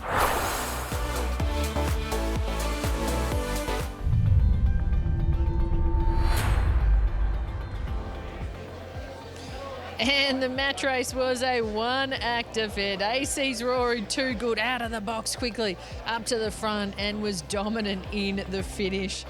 It was billed as, it was going to be, as we said, a match race, but look at him, he was too good in the finish. With the Phoenix match race challenger going back to Queensland. Colac Kid wasn't his day, wasn't able to take it out for South Australia on this occasion, but we're 9 races down here at the Meadows, the biggest party in greyhound racing. It's all happening as we build up for the world's richest greyhound race. As I welcome Molly Haynes back to the desk, Molly, you got a very special guest, someone who knows a thing or two about taking out a Phoenix.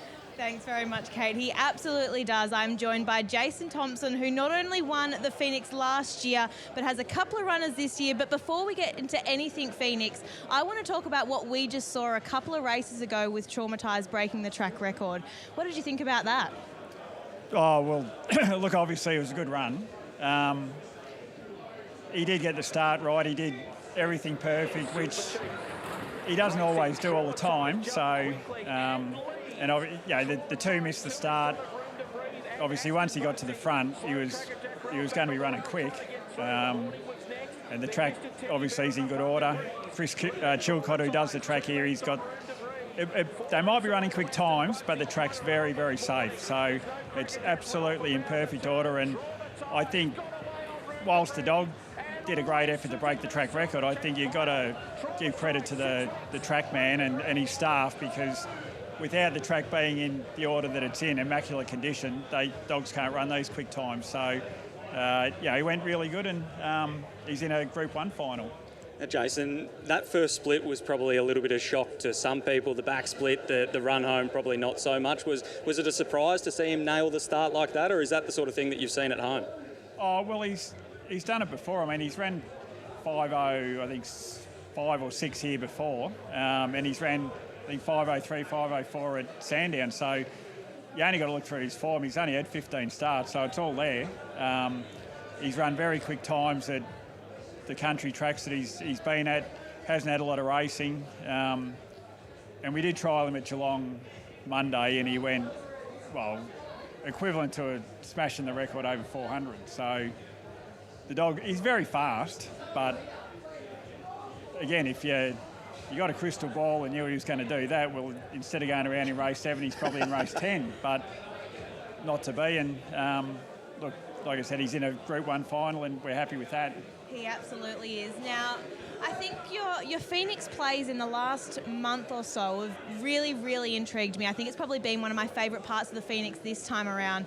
6 to 7 months ago, you potentially had 6 or 7 greyhounds in this Phoenix field, and then through injuries, retirements, you've really had to, I suppose, pivot your plan. Can you talk me through just those few months leading into you needing to have your greyhounds ready and how you decided to come up with distinction? Oh, well, look, obviously, what you said's right. The slot was bought for explicit. There's no doubt about it. There was no secret why we bought the slot, and it would have been a fairy tale to get him to this race tonight, and it wasn't to be. His form throughout the year leading up to the heats of the Bendigo Cup were just unbelievable, and I think he was tracking maybe better than what he was last year, but got to probably the last hurdle and we didn't get over it. The dog's obviously not injured now, but he had a slight injury that just didn't allow us the time to have him perfect, because there's not been a race where that dog went into where he wasn't perfect. Every race, and his record tells you that, so if we couldn't have him 100% perfect for tonight, we were pulling the pin early, and that's what we did. And obviously we thought we had maybe 1 or 2 others that could have filled the spot, always knowing distinction was there. We know how good she is. Obviously, it would have been ideal if the Phoenix was on in January. Give us 4 weeks, a couple of races around here, but it's not. It's tonight. We had to make the call, I'll be honest. If after a traumatised trial on Monday, if we had been if the cut-off time was 12 o'clock Monday, he would have been in, but it wasn't. Corey, come on, Leaf next time. Look, I mean, that's the way it is, and over the years that may have been the case for other dogs as well, but we're happy with her. She's got blistering speed when she gets to start right.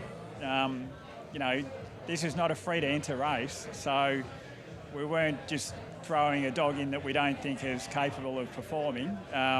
Maybe 12 months too early, who knows, but I suppose in about, I don't know, 15, 20 minutes' time we'll find out.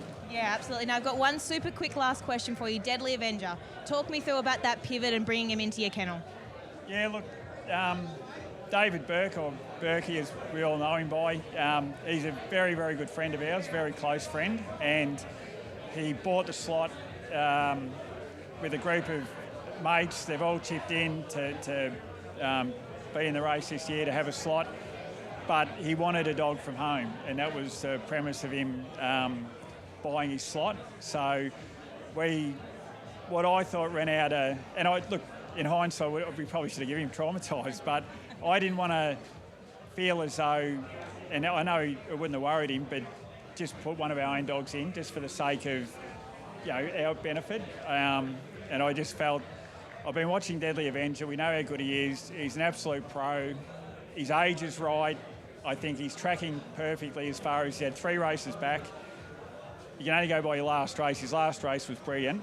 And the fact that he's only been at home for 12 days, I don't think that's detrimental to the dog at all. He's a dog that's been well travelled. He's been to WA twice. He's been to New South Wales, even though he didn't race. He's been to Queensland. So he's very adaptable. And that was another reason why we chose him. Joe Borg and the owners have been sensational to work with, and I think a lot of people think this dog's going to be at the back. May not be. Yeah, absolutely. Well, Jason, thank you so much for coming on. I think we could listen to you all night long talking about these Phoenix moves. But yeah, Kate, I think we've got a pretty interesting race in our hands, and I'm glad we had a chance to talk to Jason about it. Yeah, and it wouldn't surprise me at all, Molly, if it's Team Thompson again taking out the big race. Explicit was last year writing his name into greyhound racing folklore. We're just minutes away from seeing who's going to do it this year, because it is time for the Phoenix. Welcome to the Meadows and the richest greyhound race in the world, with $1.65 million on the line. The Phoenix. But around the turn comes Explicit. He's 4 lengths in front, and the best greyhound in Australia wins the world's richest race. 8 contenders, 8 electrifying athletes. This isn't just a race, This is the race. It's the pinnacle of greyhound racing and the crowning jewel of the Dream Chasers Festival. The fire's burning. The moment's here. Who rises next? This is the Phoenix. It's the 5th running of the world's richest greyhound race. This is what they're racing for. Up for grabs. Look at that incredible trophy. $1.65 million. We had an incredibly intriguing box draw coming in. It's the race that it's had, the slots over the past 4 years, guys. We've talked about it all night. It's been life-changing for Connections. We heard it here. A dog like Scalacci. It changes your life to take out a Phoenix. Yeah, and wow, she's fast winning the first 2. Did you design that trophy? That's unbelievable. I didn't design it. I think it was Jess Tubbs, the horse trainer, the harness trainer who used to work here at the Meadows. She worked with Renowned Silverware, who do a fantastic job. I tell you what, it's a great trophy. It's beautiful. Just try not to stab yourself with it because it's nice and sharp. I get really nervous whenever I do the presentations. We've got the build-up. We know when this music starts. We've heard from the trainers. That's when the hair on the neck start to get up. And let's take a look now. Mitch, we're going to come to you quickly with the market as we build up for this massive race. Yeah, this is the one we've all been waiting for. Race 10 on the program. It is the Phoenix, and your favourite is the 2 Cumbria Jack, $2.90 out to $3.30. Slick Splits, the kennel mate, $4 holding his price. My on top selection, the 7 Mally Beauty, $6. Could have got greater if you listened earlier on in the month. Kenya Mayhem is $7.50, the Melbourne Cup winner. Deadly Avenger, we just heard from Jason Thompson. It's at $7.50. Ariza Sparkles has been nibbled, 14 into $8.50. Accredited, representing the great sports bet at $16 and 4 Distinction. Well, if Traumatise is anything to go by, $23 could be overs for Distinction. What a race. Cumbria Drac is on the drift. It is your favourite though. What are you really gambling with? For free and confidential support, call that number on screen or visit gamblinghelponline.org.au. So Cumbria Jack, the current favourite. Guys, I've been sitting on the couch the past couple of years watching all you guys do your best action. To be here, that's spine tingling. And I'd heard from everyone talking about when it gets dark, that music comes on, that they know it's time for the biggest race. And we're taking a look at it here from a map perspective. Who do you think is going to be leading at the first bend? Just an easy question for you both. It is the $1 million question. Who is leading at the first bend? We've seen a lot of dogs show plenty of strength tonight. We see strength in this race. The likes of Cumbria Jack are probably not expected to lead early. The way I'm mapping it, George, I think Ariza Sparkles might be able to be the one that leads. Yeah, I don't like that speed map. I think Slick Splits can beat Cumbria Jack out. Do you guys? I felt nervous after hearing that music. I don't even have a dog in it. I can imagine Connections right now. I've seen one of them like a Roman general ready to go fire. This race has taken ground racing to the next level. Yeah, look, here's Slick Splits from box 1. Now, this is an easier field than what he faces tonight, but he does use a bit of the track, but his record of inside draws is very, very good.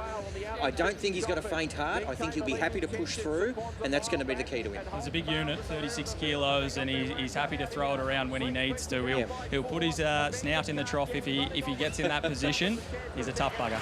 It wasn't a full expectation, though, going into the box draw that if they got the first pick, that they would go with box 1. But we heard them there saying they want it. They don't want anyone else to have it as the party continues here at the Meadows too. Here's Cumbria Jack. And Cumbria Jack here with his first spin around the Meadows, George, which some people are saying arguably the most impressive first look here at the Broadmeadows circuit. Oh, look, there's no doubt of his ability. I love this greyhound. He's a 3-time track record holder. Again, my only query is the experience here at the track. Now, if he can overcome that, I've seen group races here for 26 years, and the percentage of interstate greyhounds coming and winning a Group 1 first up is very small. And definitely not, we haven't seen it in the Phoenix. No, we haven't seen it in the Phoenix. I think the last one we've seen was probably Wow in the Tem Lee, who had a trial here and then won off box 5. And so I thought that was huge. How long goes that? Probably 4 or 5 years ago now, maybe even further. Maybe even a bit longer than that. And here's Kenya Mayhem from box number 2. This is, of course, the Melbourne Cup, and we thought Dashing Sleigh Lobs here. It is race on, but Kenya Mayhem is sneaky strong. I know we talk a lot about his traits in the early parts of the race, and he's learning that race sense. He was pushing up the track a little bit. He's going a bit straighter now, and he can just motor home beautifully when he is out in front. He's a tough dog to run down. Yeah, he is. His run was absolutely fantastic, no doubt about that. Where he sits on this first corner, I suppose, is the question mark. with the X factor that is involved with Distinction. Jason Thompson was pretty highly, spoke really highly about Distinction. So it's the interesting runner at $23. We have heard Jess Hopkins saying, though, that K-Man coming in rock hard fit. Obviously would be the second dog to do from the Melbourne Cup into the Phoenix too, but yeah, this is wide open. Well, Distinction is probably the key to the race for quite a few of these dogs. There's a bit of an unknown. Haven't seen her over 2 turns. Don't exactly know what she's going to do. I expect her to head down to the rail. Does that hurt Kanya Mayhem's chances? Probably. Does that impact Ariza Sparkles positively? Potentially. So it is going to be really, really interesting. And here is Ariza Sparkles, who I think will be a beneficial sort of in behind in the first probably 5 metres of Distinction, and then really get through her gears and really work her way through to the top. She's been trained for this, and she didn't run down extradited on this occasion. But I think she's going to show the speed that she needs to win. I love that a couple of these interstate greyhounds have had campaigns here for 6 to 8 weeks. It's really important, as we've discussed, and Ariza Sparkles is one of them. She's going to need to lead pretty clearly, though, because her last 50 metres is the concern, but she's a very talented greyhound. As Corey said, hopefully she can get clear running early. And here is the run that everyone has been talking about in Deadly Avenger. Box number 7 here is posted wide, a little bit like a position that Electrify got himself into tonight. He starts working into the race down the back, which we come to expect, but it's this last sectional that he puts together that I think a lot of people, including Jason Thompson and Team Bourke, decided this dog's back. His run home time would be 11.90 here, which is a part of the best of what we've seen tonight. So if he's anywhere near them early, Kate, he'll know that the whips are cracking. He'll be right there. Yeah, he's the proven Group 1 performer as well here, but hasn't won in a few months as well, though. Yeah, since July, I think. Yeah, a bit of an X factor coming in. And here's Mally Beauty from box number 7 as well. Didn't show that customary early speed, but she shows that there's more to her than just that speed. She actually came out evenly, but she exploded. She finds the front. She had to be tough in front of a dog by the name of Kasorni.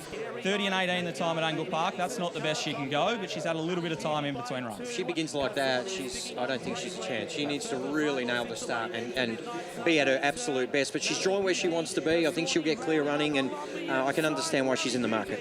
Box 7 works well for her, and then interesting, as we saw Ned McDonald go into box 8 with accredited. Yeah, I think that shocked quite a few people with accredited, the fact that he went out to box 8. We see him from box number 1 here, and to be honest, he probably got the perfect passage, but you've still got to capitalise on it. You've still got to make the right decisions. You've still got to show that early speed, and Ned will be hoping that this dog just stays out of trouble out wide and maybe tags Mally Beauty's back. And if Mally Beauty leads and accredited is on his hammer, we saw him over the 600 winning the Group 1 Hume Cup. He's plenty strong too. You just cannot make a mistake out of the boxes, Kate. There is so finite between these greyhounds for the first 100 metres. It's incredible, and he might get the run of the race in terms of greyhounds trying to push towards the fence, so it'll be very interesting. It is mouth-watering for this start, George. We're up and about, aren't we, as well? Let's head into the parade. Jace, who are you chatting to? Thanks, Kate. With Luke Thompson. Now we know a lot about these other greyhounds. This girl here, Distinction, we do not. Luke, how is she handling the occasion? She seems to be handling it really well for a young and experienced dog. Never been in this type of environment before. She's on her toes, ready to go, just handle it like any other race. She looked pretty keen coming out, wagging her tail up and about. Was that the same back at the kennel block? Yeah, that's her. She's a pretty full of herself type of dog. That's why we thought, even with the amount of people here, she can handle the environment, and yeah, fingers crossed she does. Go well, mate. Thank you. Luke Thompson there. Who else can we get? Cumbria Jack, the favourite. Joshy Formosa. Josh, big occasion. How's this boy handling it? Yeah, he seems to be handling it really well, so I'm happy with how he's going. Draw itself's pretty strong. Your thoughts on the change on the race? I wouldn't have thought. Still quite confident. It's just a bit of insurance. Like you miss the kick and come out 3 behind him. You're already on the fence and you can scoot up, and that's sort of just how we looked at it. Yeah. Go well. Cheers, mate. Thank you. Joshy Formosa. Who's next? Let's go to Corey Heinrich. Heinrich and Slick Splits. She's taken off of me. Where else can we go now? They're on way to the boxes. We might let them go, guys, because the noise here is unreal. The energy in the air is absolutely electric. And let's get set. Buckle up for the most talked about race of the year. The $1.65 million Phoenix just minutes away. The build-up has been astronomical. Race number 5, the 5th running of the Phoenix. Mitch, we're going to come straight to you because we've seen the Phoenix market over the years fluctuate wildly. What have we seen tonight? Yeah, and it's done just exactly that, Kate. Number 2, Cumbria Jack. is your favourite, but now $4.50. Slick Splits $5.50, Mally Beauty and Deadly Avenger both $6 a piece. Number 3 Kenya Mayhem $7, Ariza Sparkle $7, Accredited at $17 and Distinction $17, now $16. This market is crazy. Deadly Avengers in the $5.50. There's been great support there. Your favourite's still the 2 though, Cumbria Jack $4.50. We heard Jason talk about the noise. This is a factor, and we heard the handler of Intrepidus say he couldn't hear the lure from a wide draw in the Melbourne Cup. They really start to roar as the lure is coming up. That's why these greyhounds just need to be laser focused. It's not an easy task. What are your tips, guys, leading in for this Phoenix? I've got Ariza Sparkles on top. I think the 4 will go left. I think the 6 and the 7 will stay out wide. I don't think the 8 will come across and cause too much of an issue. I think Ariza Sparkles has been trained to the minute for this. I think she'll be hard to beat. So 5, 3, 2 and 1 in a cracking edition of the Phoenix, George. Yeah, the longer I've gone, the more I'm leaning towards the red. So number 1 for me to beat 3, 7 and 2. We talk about these inside draws, but in the past 4 years, we've seen it be box 4, 5, 6 and 8 that the Phoenix winner has come from. It is the richest greyhound race in the world. Competitive event, bring it on here. Who's going to be able to get that first split out? Bring it on. This is exciting. As we go to Dan Hibbard, calling all the action on Phoenix night. This is the one we've been waiting for. The runners behind the boxes. We stand by for a start. Thank you, Kate. Runners at the start and the starting signal given. The world's richest greyhound race is about to be run for the 5th time. And the field gets set. It is as wide open a race as you'll see. It's $4.40 the field for the Phoenix. They're just about set to run. Cumbria Jack will go the favourite. The green light is on. And the lure rolls for the Phoenix of 2025. Racing. Good speed out, Kenya Mayhem. Have a look at Ariza Sparkles going forward. And Deadly Avenger is nice and handy to the first turn. Ariza Sparkles got Kenya Mayhem, who bumped into Deadly Avenger, but he got past. On the inside was Distinction. Deep out was Accredited. Well backed in on the outside was Cumbria Jack, and wider was Accredited. Deadly Avenger goes up to Kenya Mayhem. Takes the lead. Running on was Kenya Mayhem, but Deadly Avenger pounced, and Deadly Avenger is going to win the Phoenix. 4 lengths on Kenya Mayhem and Accredited. Mally Beauty was next. Further back to Cumbria Jack. Slick Splits never in it. Ariza Sparkles and Distinction. 29 and 67. And Deadly Avenger wins the Sandgroper, wins the Perth Cup, and now he is the champion of the Phoenix. Back to back for Team Thompson. Deadly Avenger for David Bourke Constructions win the Phoenix. Holly, that is cool. Oh my God. I still can't believe it's happened. Oh, he's done it. Oh, What have you learned about him over the past week and a half? you just got to keep him happy. And I mean, big thank you to Joe and the owners for giving us the opportunity with him. And yeah, I just can't believe it. He's done it, and yeah, it's just all worked out. What about for Berkey, the slot holder, David Bourke Constructions? You've close family friends with him. Let him share this moment, guys. This is magic.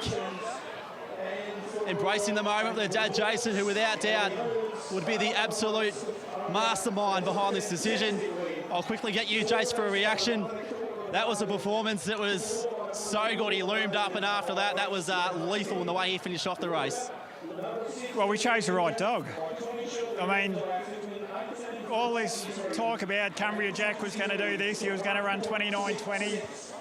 Look, no, he's a great dog, but he's got to prove he's a great dog. This dog, you don't get gifted a Perth Cup, you don't get gifted a Sandgroper. That Sandgroper had Explicit, it had Good Odds Cobber. Go through and have a look at who was in that race. And this dog is so adaptable. Joe Borg, absolute credit to him. Like, we had David Bourke's slot. The dog, David wanted a dog trained from home. I've been watching him come through, and I rang Joe Monday 2 weeks ago, And him and the owners have just been so good to work with. And we just sat back, said nothing. No one knew what the dog was doing. Everyone was trying to guess what he was doing. I got told he's trolled at the Meadows. Dog hadn't been to the Meadows. We had a plan with the dog. I had a plan with him, and it's been executed perfectly. And like I say, these races are won by dogs that can perform on the night, and Deadly Avenger has proven he can perform on the night, and he's done it. Despite your fingerprints being all over this, and so they should be with the success that you've had, what about sharing the moment with your great mate David Bourke? He will go down as the winning slot holder for 2025. Let me tell you, good luck getting these blokes will be at the Meadows next Saturday. So they'll still be here for the Silver Chief in their tent. But this is the beauty of this race. It allows blokes to feel like they're in a... Well, they are. They're part of a Group 1 race. They're the best race in the world. And this is the only night of the year I come to the Dogs. This is the best race. The Meadows do an unbelievable job. And this is what ground racing needs. To have a group like this win this race, it's going to pay massive dividends for them. Mate, you're an icon of the sport. This is further example of that. Congratulations. Go and celebrate with the crew. Thank you. Jason Thompson there, guys. I might get on my bike here and see who else we can find a part of the connection group here. Sophie Thompson gives his dad a hug. Ronnie Hood, his father-in-law. I've got one eye out here for David Bourke. We just heard JT say that they'll be celebrating until next Saturday night in the Meadows. They still haven't made their way down to the dais. Guys, I might throw it back to you at the sets, and hopefully we get a word from Berkey shortly. Team Thompson do it again, George. For David Bourke Constructions, we know the family connections. The first time they're in the Phoenix, they get the $1 million prize pool. And we knew that Deadly Avenger, the proven Group 1 performer, could come out and do this. Had a sense of timing that you perform on the biggest night. Well, we said before the race, Kate, that if he lobbed close enough, his run-home time is fantastic. Unbelievable training performance again from not only Jason Thompson, but it's great that he acknowledged Joe Bourke, who's had this greyhound from day dot and done a terrific job with him. And Jason's point, Jason's not trying to be a smartass there about Cumbria Jack. It's the point we tried to make. It's really hard to beat these seasoned Meadows dogs. And here's the replay here. He jumped really well, got carted into the race beautifully by Ariza Sparkles. I thought Kenya Mayhem began really well, obviously, too, but got cut off there. Deadly Avenger got turned sideways and still kept chasing Kate. And they said it's all gone to plan perfectly as well. As it has, yeah. Taking a look, even gets a little bit of a bump, but as you said, the seasoned performer and put lengths on them in the finish. It won easy, and Kenya Mayhem's run was huge. Accredited was great from out wide as well, but just a fantastic performance from this greyhound. Chase, we're coming back to you with some very happy connections. Oh, amazing. Look at this. The two masterminds behind this Phoenix win shaking hands. Joe Bourke, despite your name not being beside him tonight, Deadly Avenger, I'm sure you're so proud of what he's achieved. Absolutely proud of him, Jason. Absolutely proud of him.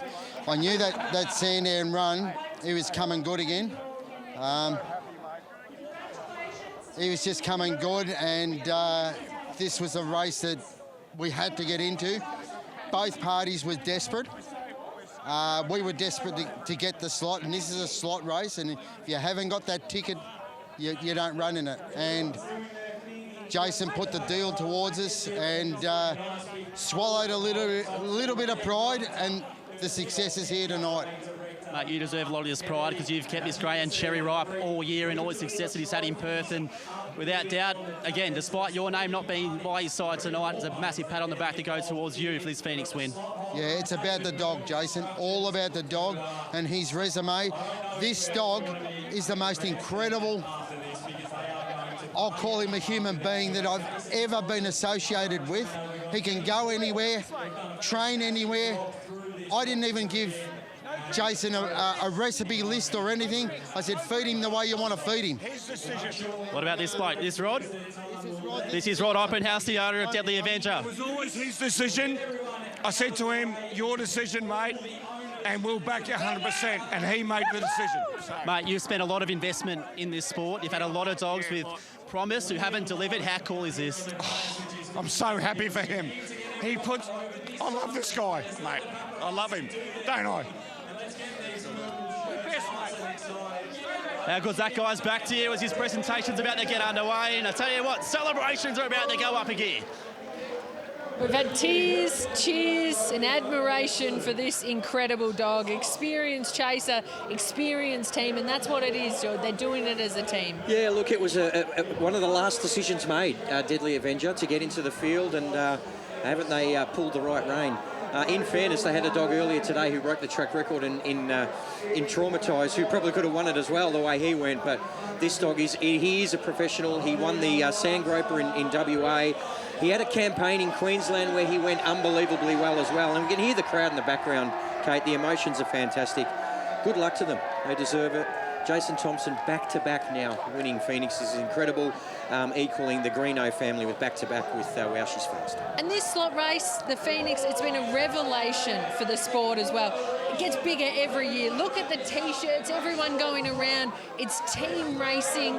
This is what we love. You back it and then you're just going to party all week. Yeah, no, it's unbelievable. It's going to get bigger and bigger, Kate, absolutely. Geez, there's a lot of people there. Look at the dog.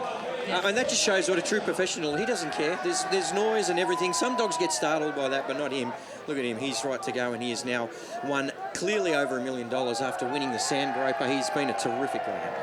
Deadly Avenger is the dog who writes his name into the Phoenix record books. We're going to take a quick break here on racing.com. We're going to catch our breath after an incredible performance in the richest greyhound race in the world.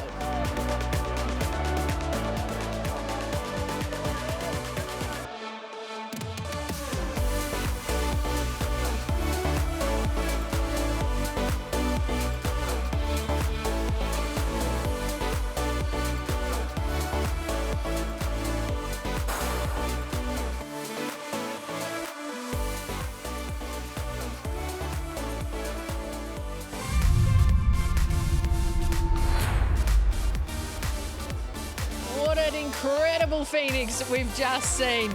Deadly Avenger, too good. Molly Haynes joining us as well. The seasoned dog gets the job done. A massive call to be able to have him in. Team Thompson go back-to-back after Explicit took out a race last year, guys.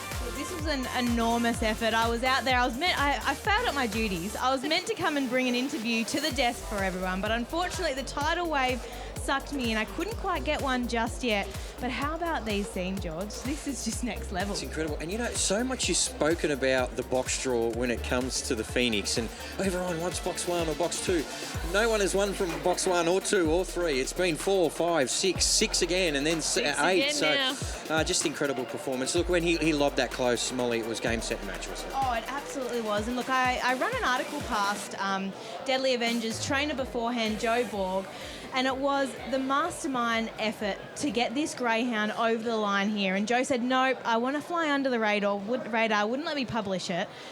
But the thinking behind Jason Thompson, he has to be one of the best trainers we have in the history of greyhound racing. For him to pull this one out, pull a greyhound that not only is fast, but the performances that greyhound has also done going into state, first up into state 4 occasions when he's changed kennels, has won. Come back home into Joe's care and has won again. This is what Jason has seen, and look at the efforts here to punch up over here. What about first win since July, and you make it a Phoenix? I mean, it's just incredible. I mean, look, the writing was on the wall with that last start at Sandown. It was a terrific run, but you're right, Kate. I mean, these scenes are fantastic. And can you guys explain to us a little bit more, because we know we've got lots of viewers who tune in for the biggest night of the year who maybe don't watch it every week. What's been the change of kennel just in the past couple of weeks, the change of environment a little bit? What's been the plan behind it? I don't think it's been so much that. I just think the dog has finally got to a stage of fitness again. Like, he had some injury concerns. He wasn't at his best. He got scratched from the Top Gun, so he wasn't right. And I think he's just put 3 runs together and he's sort of nearly peaked now. So I think that's what's happened. Yeah. See, what I really loved, I feel like he was a punting prospect, and he was a punting prospect because of the pattern that we had seen throughout his career. Yeah. Oh, how good, guys. Well, the tidal wave down there is continuing. Jace, who have you found? It's been chaos down here. I've got Rob Oppenhouse and co-owner Doug as well. White, yeah. Doug White. Rod, now we briefly got your emotion before. Not a lot of English, mate, so I want the audience to learn a bit more about you. How long have you been involved in this sport? Oh, 15 years, mate. Yeah, and then we bought a crump bitch and then bred from her, and she's been the matriarch of everything. And then my kids love the Avengers, and we just named every dog after Avengers. And then my best mate over here says, let's go 50-50. He goes, I don't want to do the paperwork, so everything's on me. Doug, what's this ride been like for you? Oh, the best ever. Changed the life. One dog has changed everything. Yeah, it's Yeah. And to share it with your best mate? Oh, we love each other, so it's good. We've had the best fun. Yeah, we're the best fun. Right, I was talking to Joe before on air, and I said despite Deadly Avenger going down as a Phoenix winner trained by Jason Thompson, he's got to take a lot of praise, doesn't he? The way I look at it, mate, is that we got an opportunity through Jason, and I said to Joe, it's your call. So he rang me about 2 and a bit weeks ago, and he goes, Oppie, you've got an opportunity to go to the Phoenix. And I said, it's up to you, it's your call. And he goes, really? I said, 100% it's your call. If you think that you don't want the dog to go to somebody else, I said, we're all good with it, didn't we? And I rang him, and he goes, absolutely, Joe's cool. So, and then he goes, it's not often you get an opportunity to win a Phoenix. And I said, well, that's still up to you, mate. I said, so it was absolutely his call, wasn't it, mate? Yeah. He's like a mate. He's such a mate, you know. And back on your greyhound career, I mean, I've been lucky enough to meet you in the past year, but I've seen your name around for years. And for me, I look at you and think, similar to a senior footballer who's been playing for 15 years and finally wins that grand final. That's what it's been like for you this year. It must be just amazing to reach the heights of which you had with the investment that you've had for decades. Look, the last 12 months, mate, we've had so many good dogs. Like trialling unbelievable here, but they don't get around a corner. Then we get another dog that doesn't go around. Then they, you know, and then Joe goes, this dog is the one. And we've got a Bernardo black one that looks exactly like him. And he's low flying. Great to hear. Doug, Rod, congratulations, Thanks, mate. mate. Go and celebrate, because this is a night you'll never forget. So go soak it up. Mate, hey, we just want to say 2 things. Jason, thanks for the opportunity. And Joe Bourke, we love you, mate. There we go, guys. Pure emotion. The connections behind Deadly Avenger, the Phoenix winner of 2025. And you can't sum it up better than that as well. And I think watching that as well makes me realise once again how much these plans for months and years now in place to try and win a Phoenix, because you don't often get a chance, you don't get a dog who's going to be up to it, and it's just worked out. It's funny how it all works, because Jason had an unbelievable team probably July, August, and a few of them either retired or got injured. It's amazing how it works, because Deadly Avenger mightn't have been on the radar. There might have been one in Jason's own kennel to represent his good mate, David Bourke. So it's just worked out perfectly. This greyhound now, Molly's won $1.7 million in prize money. And he'll go to stud, and he's just been a terrific dog. No, it's a huge effort. We are so happy we get to share this with them. And what a night for Team Thompson, though. A Phoenix and a track record just wrapped up all in one. Yeah, it is. And we said the chants going off over there, but we've got the Whiskey Riot Classic coming up after a quick break here on racing.com. Phoenix night. I don't know how we're going to top that, but we got another big race on the other side.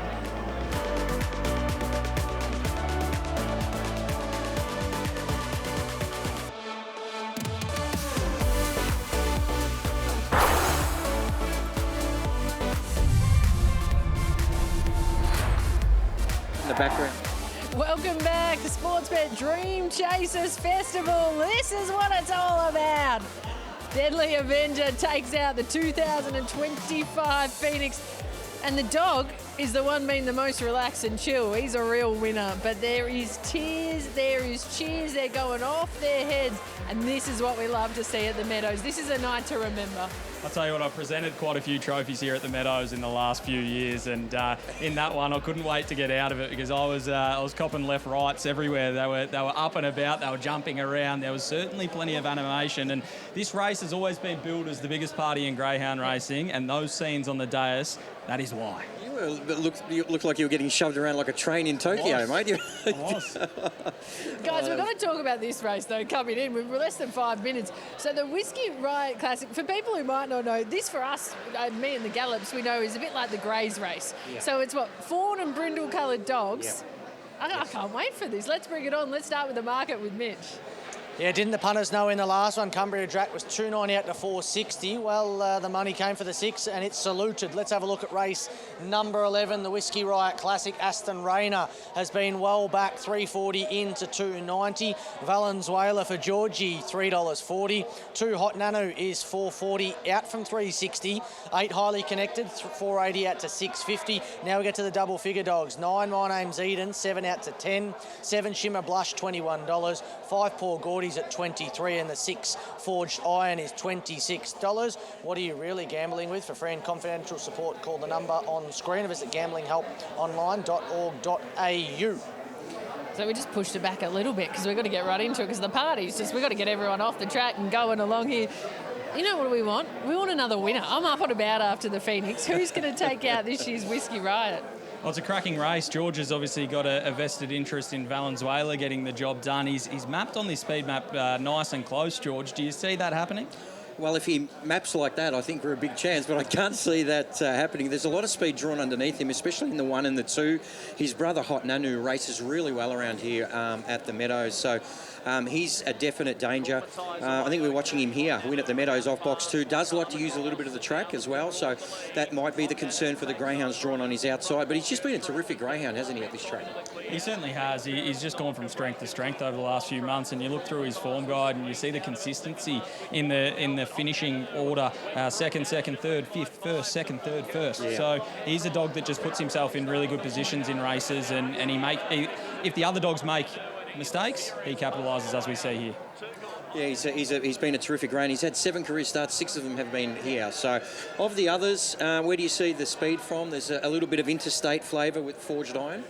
There is, and 5.02 last start at Sandown was impressive. This was a dog, we spoke about Wentworth Park first splits a little bit earlier tonight. This is a dog that probably runs that 5.40s, maybe a little bit better, maybe a little bit worse from time to time, so does have early speed. The dog that I'm expecting to lead is the dog on screen at the moment, though, in My Name's Eden. Now, his performance at Sale about 4 starts ago to go 24 dead is absolutely low flying, not too far off the track record. His go is to get out in front. He will be suspect late, probably the last 50 metres, probably the last 100 metres, but I'd expect him to go very, very close to leading this one. 21-time race winner, so he's no slouch.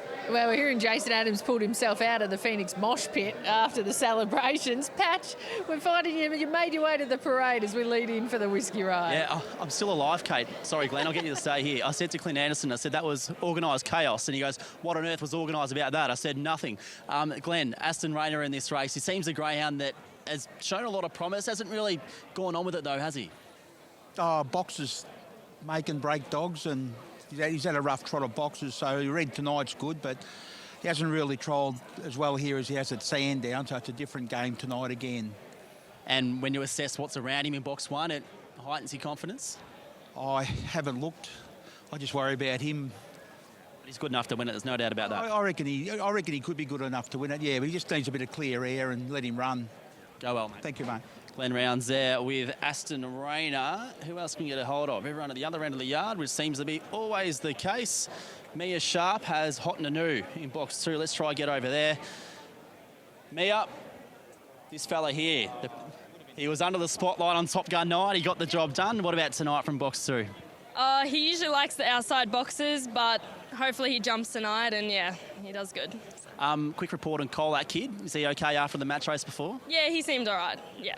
Good stuff, good luck. Thank you. There we go, guys. I might leave it at that, ahead of this penultimate race, which is a Whiskey Riot. And, of course, the cool thing about this race is they're brindles and fawns, so a lot of very fancy colours head about to enter the boxes for the 11th.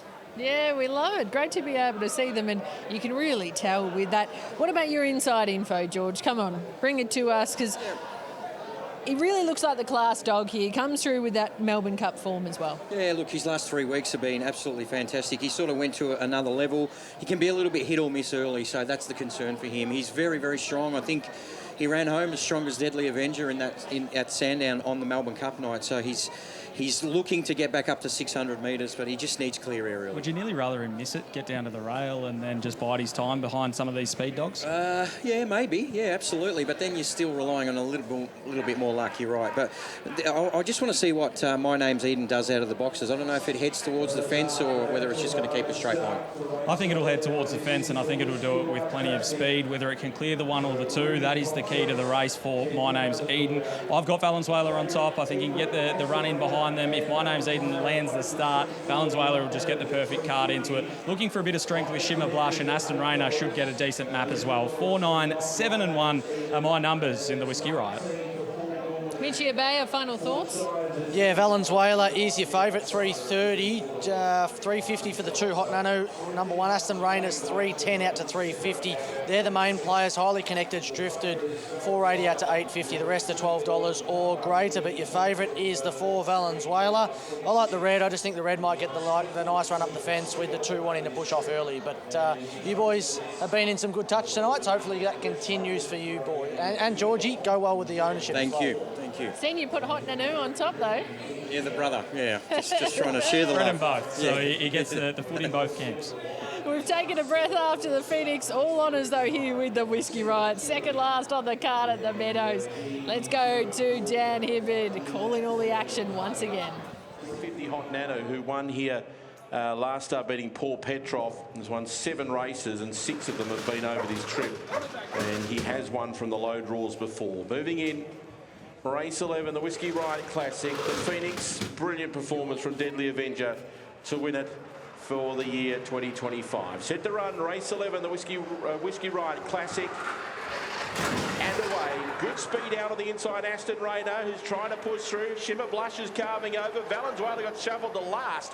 It is Aston Rayner in front. Highly Connected got across to second. And My Name's Eden gets up nice and handy as well. They're miles in front of Paul Gordy. Then Hot Nanu, Valenzuela, Shimmer Blush and Forge Dime. But Highly Connected pounced on the lead and goes for home. Aston Rayner can't go with it. Neither can My Name's Eden. Highly Connected by 4 lengths, beat Aston Rayner, and third in was My Name's Eden. Valenzuela's been a massive effort just to get into 4th at the end. Poor Gordy, Shimmer Blush, well back was Hot Nanu, and the last one in was Forged Iron in 29 and 76. No, jeez. Remiss of me not to ask you about the other boy. He was outstanding. Oh, he did very well. I didn't even see what he did, and then I saw he was leading, so... Watching the wrong dog. Yeah, I know. Good performance from him, and he's a grey that's got he's got a fair bit of ability, doesn't he? Nice for him to win on a big night. Yeah, you know, he has his nights where he's feeling good, and he's feeling good tonight, so yeah, he's done very well. Good stuff, good job. Thank you. There we go, guys. Highly Connected wins in pretty fast time as well, as we've seen so often tonight. Yeah, too good.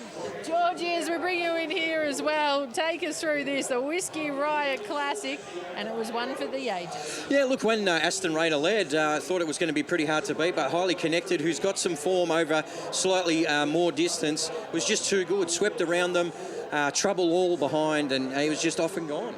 Good win. Big winners we saw as well, and it was a pretty competitive event. Obviously, you know, you feel you've been very diplomatic. I appreciate that. Look, he missed the kick and he got into all sorts of trouble. He ran on for 4th, so we're still proud of him. He's been a terrific dog for us. Yeah, fantastic to be able to see. We've still got one more to come coming up here. It's Phoenix night. We're at the Meadows. How good is this as we head to a quick break on racing.com.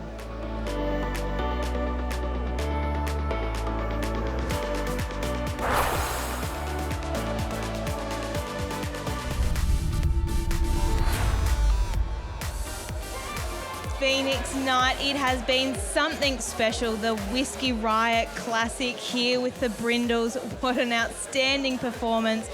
But tonight has just been outstanding. The crowd, although the weather really put a bit of a cloud on it, the crowd has really got behind everything that's happening here tonight, George. Oh, it's been amazing. These nights continually get bigger and bigger. The marquees were absolutely packed. Apparently upstairs you could hardly move. It was brilliant. The presentation was fantastic. So we're just seeing some tote odds here. Highly Connected at some nice odds at $8.30, $2.40 a place. Aston Rayner, who led early, $1.30. My Name's Eden, the reserve, got in for $1.90. Thank you very much. Now it's time to head out to Sportsbet to say goodbye to the gents we had tonight. Well, Dan, what a great night it's been. Great night. Honestly, I've seen a lot of times, but this is the best night of my life. Mate, it's been fantastic. Deadly Avenger had a big win. The other one, Sportsbet dog ran third, so credited really well. But the Dream Catchers Cup tonight, absolutely fantastic. One punter went away with 10K. Huge. What a night. For a Saturday night at the Meadows, 10K in the pocket. Beautiful. Absolutely fantastic. Now, the Grubs, you've had a good night. Skip, what do you got for us? Well, I will say this. Flanners, who we thought was going to be the villain of the whole Dream Catchers thing, actually rescued the competition. The battery pack failed, and I can now report that if it wasn't for Flanners, we wouldn't have had a winner. We would have had to call the whole thing off. So for the first time in Grub's history, he was useful. Well done, Flanners. If you've got to write a reply. Thank you. Hadn't warmed up the shoulder before doing those throws, so it's a little bit sore now, but got the job done. Pretty happy with myself. Merv, who would have thought that Flan's custard arm would finally come in handy? Well, as you said before, Flanners couldn't get it up for a long time, and he ended up going okay. I think he must have taken a Viagra or something. He's done well. So, Dan, you've had a good night? Great night, yeah. I think I've taken a Viagra as well. That's for other reasons, so it's been a great night. And I'll tell you what, the Grubs have been on fire tonight. It's been absolutely fantastic. So a great night here at the Phoenix. Catch you next time. Thank you very much for that, guys. Look, there's never a dull moment with the crew from Sportsbet, is there? Did anyone see Dan Gorringe's front cover of the Herald Sun lift out? Yes, it was great. You didn't see it? I didn't see it. You don't pick up the paper. No, well, do yourself a favour. I'm a shocking reader. The only thing I read is the form. I thought you I haven't done that well tonight either. I know we should. We should have. Now, speaking of the form, let's dissect the Silver Chief heats that we just saw tonight. This is heat number 4. Who do we reckon we've got here? We've got Dewana Star. Yeah, Dewana Star, who's obviously this boom young pup, just absolutely takes the lead. But the dog he did not want behind him is Whiskey Whiskers, of course, the great chase winner here. He's got a last section that's unbelievable. He's going to be a terrific 600-metre dog. Even here, it still looked like it was in the balance. But, Mitch, that last 100 metres, outstanding. Yeah, real impressive, wasn't it? And I think once Dewana Star led, the $1.45 looked like it was money for jam, but just paddled a bit late. And I don't look. I'm not taking anything away from the dog, but still learning what it's all about. Whiskey Whiskers has got that foundation there, and 600 metres is definitely on the cards. And I think loves the Meadows. That's probably the other part. I think the dog just loves it here. Yeah, absolutely. I cannot wait till he gets up a little bit further either. But there has been 3 or 4 come from behind victories tonight. You just don't see that, Mitch. What do you put it down to? Yeah, I don't really know, to be honest. Usually you find the leader here at the Meadows and you're most of the way home. Well, that's the way I've done my form tonight, and it hasn't really worked out. But some very good dogs were leading and getting tired, and some good dogs were running on and running them down. I think Ross the Boss was probably the one that we thought probably couldn't pick up off the chart and did. So it is one of those nights where, you know, I suppose the punters might not be too happy, those favourites that have gone to the front and been run down, but that's greyhound racing. That's why we love it. Well, there was one greyhound, Molly, who did lead and didn't get run down, and that was Traumatised. Not only that, he broke the track record, which is held for a very, very long time by one of Mitch's favourite greyhounds in Alan Deed. And we watched Traumatised here. Once he jumped like that, we were worried about the 1 and the 2, where they were going to sit. This was race over after 100 metres. And guys, when the clock come up, it's always a surprise when they break a track record, but this greyhound's freaky. Did you think that we would be witnessing a track record performance as the lids went up? Is that something that would have gone through your mind at all? I thought 29.40 because he's gone 29.50 here, so close to it. Did I think we're going to see a track record over 5 and 600 metres? No way. Not on your life. I want to take a little bit of credit here. Now, the great Dan Hibbert standing over there, and I said, after the first track record went, I said, I reckon we could see the 500 go tonight. And he goes, I don't think so, Mitch. I don't think it's happening. Well, I don't think we expected Traumatised to go 5.03s, and I guarantee he probably doesn't break 5.10 for the next couple of times he runs around here. Yeah, look, he needed to win that race because he's always had the riding was on the wall tonight. I think it was his race, and look, he'll start a favourite next week. I'm not sure if the box draw has been done for the Silver Chief. I think it's been done shortly. It won't be too far away. But yeah, that's an all-important box draw.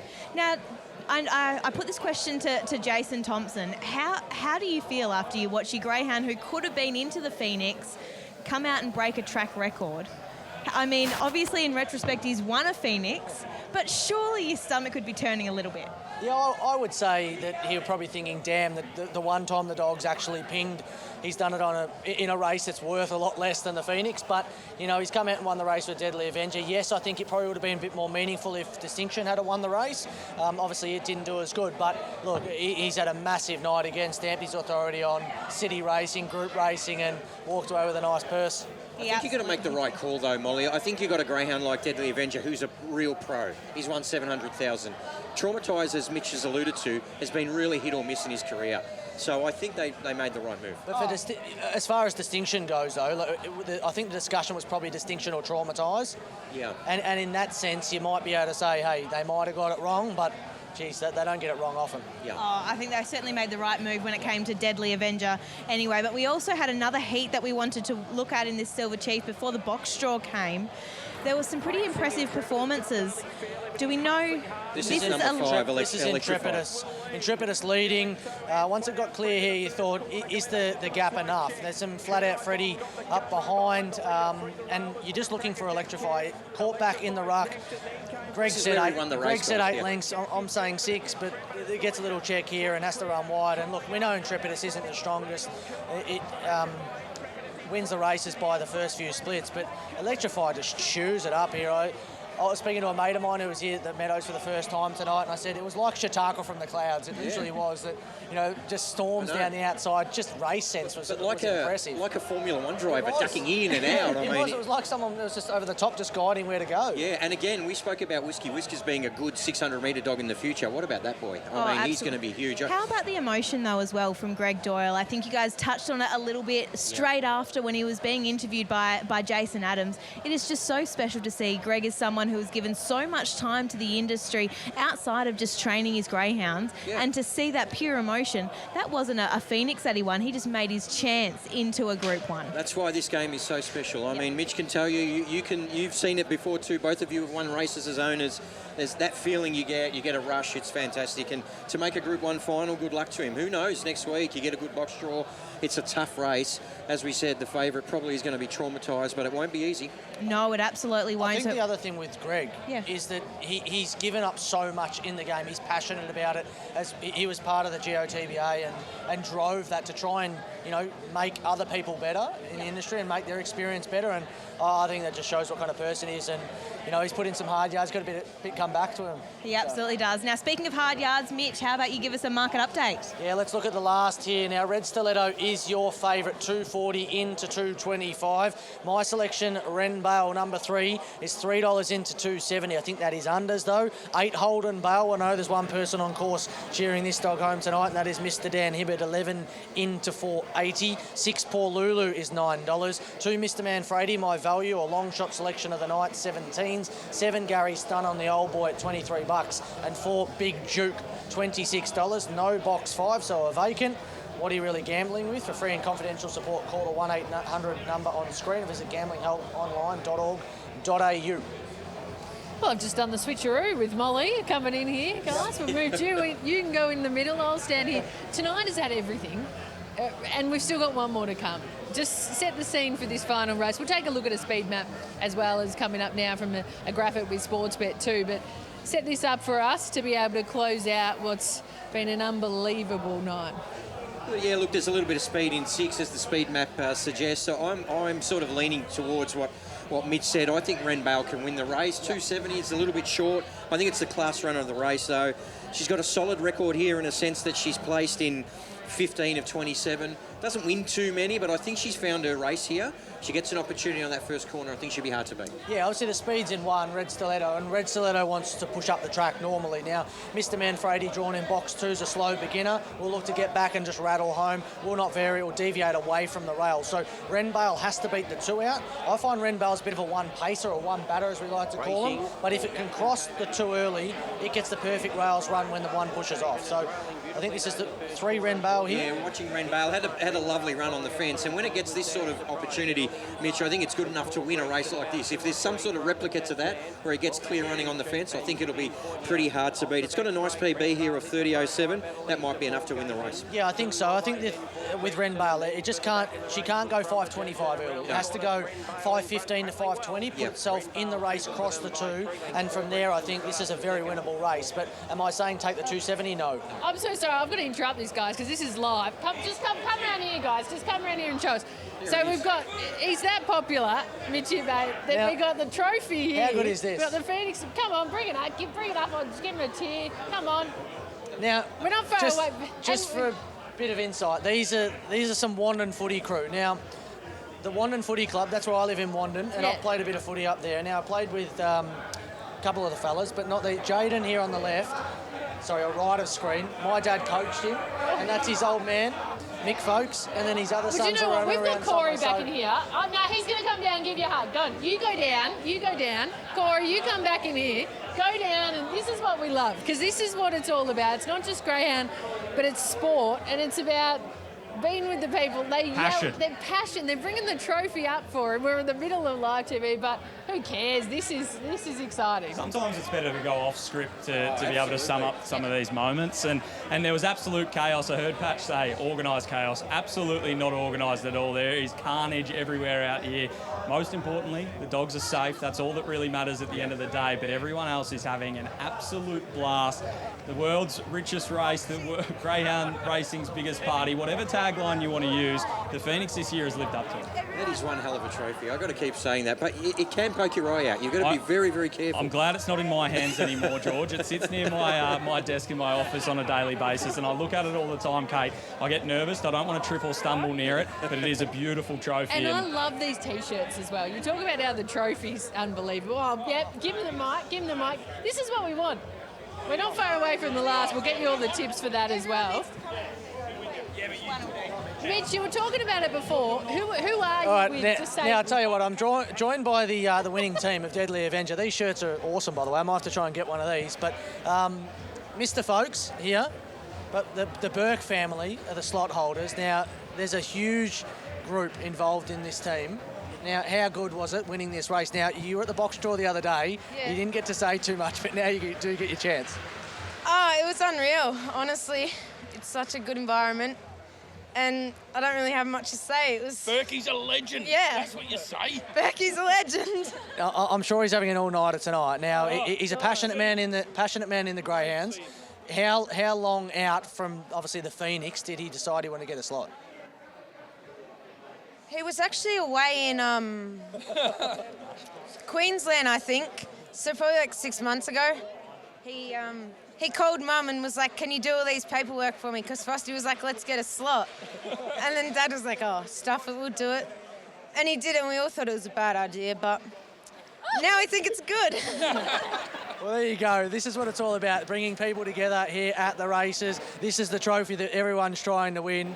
And this team, Deadly Avenger, how good of a night tonight these guys are going to have. If you want to be a part of it next year, call Corey Smith and try and get a slot, because that's what it's all about, being involved in the world's richest race. Oh, too good, Mitchy, too good to all the crew. That is what it's all about. And now the plans start to get a slot for next year. And we saw a first-time slot holder be able to take it out. Is it true? Were you at the pub with them maybe when they were away to work it all out? I think all the best deals are made with a few frothies in hand, and it is true that is potentially how we got Berkey across the line, but I'm sure he's glad that happened now, and it's all worth it when this happens. They have to put their hand in their pocket to buy into a race like this. $100,000 is not small money by any stretch of the imagination, but they've had a crack, they've done it with family, they've done it with friends, and this is what it's all about.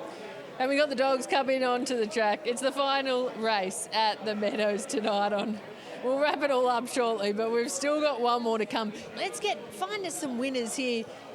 Red Stiletto, can we see her from the red be able to take out the last? I think she's talented enough, Cora, isn't she? I mean, her form's probably better over 600 metres, but she does have a little bit of early dash. And, yeah, look, I'm sticking with the 3, not with a great deal of confidence, and especially at the price that Mitch alluded to. So, yeah, it's a tough little race, actually. It is a tough race. Red Stiletto, track and distance, 12 starts with 0 wins and 5 placings. So probably doesn't necessarily put itself in the bright spots a lot of the time over the 525. You mentioned the 600-metre form is far superior, but this is the sort of race that she might be able to put herself in a much, much kinder position from an inside draw with not a huge amount of speed drawn on a direct outside. Ren Bale can be a little bit hit or miss, can nail it from time to time, probably hasn't been jumping as well. So I think this is Red Stiletto's opportunity, but I want to be with Ren Bale in this one. Again, not a great Meadows record, but can show some speed when there's dogs drawn around it that don't have a huge amount of it. A little bit of pressure too. The minivan crew are chips in on Ren Bale before I get him home. We're going to get an update before we close out the night. A couple of minutes for the last event, the Sportsbet Green Tick. Time for Jason Adams. Thanks, Kate. With Emma Wardlaw here in Red Stiletto. Now, winning form's not outstanding here at the track. What does box 1 mean to her? Well, obviously, she jumps all right. She can get right on the rail where she wants to be. She's strong over the 500. So, like I said, hopefully she plays the start right and she'll be right in the race. Good luck. Thank you. There's Emma Wardlaw. Now, I'm going to speak to a roughie here who's a favourite for a lot of people. Olivia Thompson over here is handling Gary Stunnon for his 141st start. Why are you handling? Well, because he's our family dog, and I don't know, I just wanted to... I've heard it's his last start tonight. Is that true? Yeah, maybe. Well, if he wins tonight, we'll hang the lead up for him, so possibly. You need to get on your bike. Good luck. Yeah, thank you. There we go, guys. How good is seeing young involvement in the sport, particularly with one like Gary Stunnon, who's got a great following from, I'm told, people all over the world. Yeah, perfectly said there, Patch, too. And, guys, I've been really impressed to be able to see how many families, the young kids, everyone's come along for tonight, too, in the crowd. Yeah, even my 14-year-old daughter who gets bored at everything had a good night. So that is absolutely saying something. I think it was the Michael Jackson that was playing.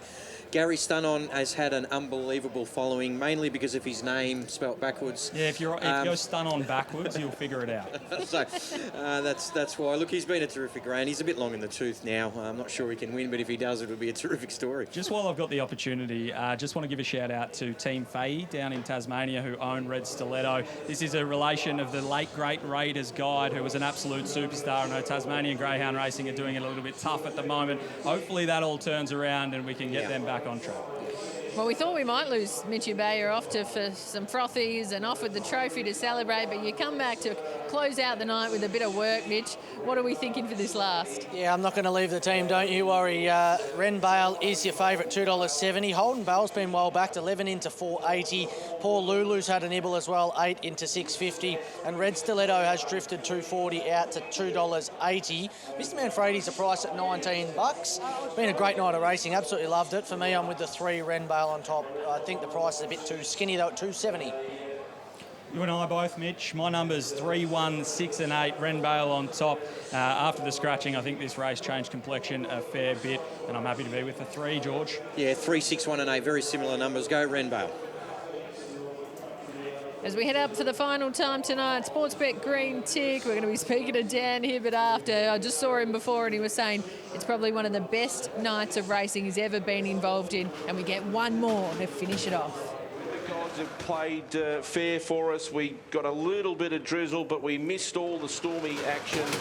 And we get to see the last of the night, the last of the Dream Chasers Festival for 2025. And the favourite is in the white, Ren Bale. Set to run.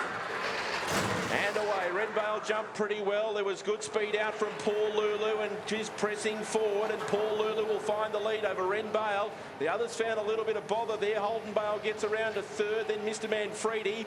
Well back in the field then to Big Duke, next Red Stiletto, and Gary Stunnon's at the rear of the field, but it's Paul Lulu the leader. Ren Bale starts to close. Holden Bale and Mr. Manfredi making ground, and Paul Lulu got first run, and Paul Lulu's going to win the last. Mr. Manfredi, I reckon, second, just ahead of Holden Bale. Red Stiletto was next, further back then to Big Duke, and the others have finished at the rear, Ren Bale and also Gary Stunnon, and the time on the last is 30 and 11. Paul Lulu wins the last on Phoenix night, and Mason Kaufman, she got out well and did some damage, the first win she's had for some time. Yeah, she's been going okay, not setting the world on fire. She's always in competitive races. I don't think the box draw was too bad. She shifts off at the first turn usually. I didn't see what happened there, but yeah, got out with a good lead, and I thought Ren Bale was going to go straight over the top, and no, she was good. She's one of the last on Phoenix night for you personally, mate. It's a whole lot on the card socially, I guess. It's very few greyhound meetings throughout the year that have the atmosphere of what we've got tonight. No, it's great. Lots of people on the track. Always good to see. 100%, good job. I will just quickly say, Mia forgot, Jason Sharp's birthday. The big 63 today, so happy birthday, Jace. Happy birthday, Jay Sharp. You'll be watching on at home and hopefully having a few cans, Coronas in particular. There we go, guys. Paul Lulu, the winner of the last. Oh, too good delivering it. Yeah, big happy birthday with Jace as well. What about Paul Lulu, as we're saying here? What are we taking about this result? Yeah, well, I probably didn't expect her to go to the lead like that, and either did Mason Kaufman, the handler. So some surprises all around. It would have been nice to tip a winner to finish off the night, because it's been a bloody good night. Oh, you guys have had enough today. You've had a lot. I've got to drive those maniacs home now with empty pockets, so we'll see how we go. But, yeah, good win, the 6 for Samantha Grenfell to bring us home on what's been an unbelievable night, guys. We've had a lot of fun here. It has been. And as we're saying as well with you too, George, we've talked about with your car. We're waiting for the exact numbers of who's going to be in. Have you worked it out? We've had social media. People have been tweeting us, asking you who's going to be in. Have you worked it out? We've had a couple of people that I've had to tell them to go off and been here. Well, the 2 skinniest guys are right at the back, because they're the tightest seats, Kate, so we'll see how we go. But, look, I'll get them home safely. They've had a great night, by the way. When I've been down there, the beer's been flowing, and they make it a yearly event now. This is the one greyhound meeting they come to. They will not miss it ever again. What time is George's Uber services running to? Because I might need a lift a little bit later on, because I'm going to be a little bit like Chautauqua, start late and finish strong. No, I'll be done by 11, mate. And I've got to say, for us on Racing.com, it's such a pleasure to be able to have this wonderful meeting. So many people who I know love the dogs, but, aren't complete experts, probably like myself as well, but you love it. You love the atmosphere as well. To be able to showcase a night like tonight. And we're going to wrap it up all very shortly. Stay with us. Still a lot to come in what has been such a memorable occasion for Phoenix Night. Quick break.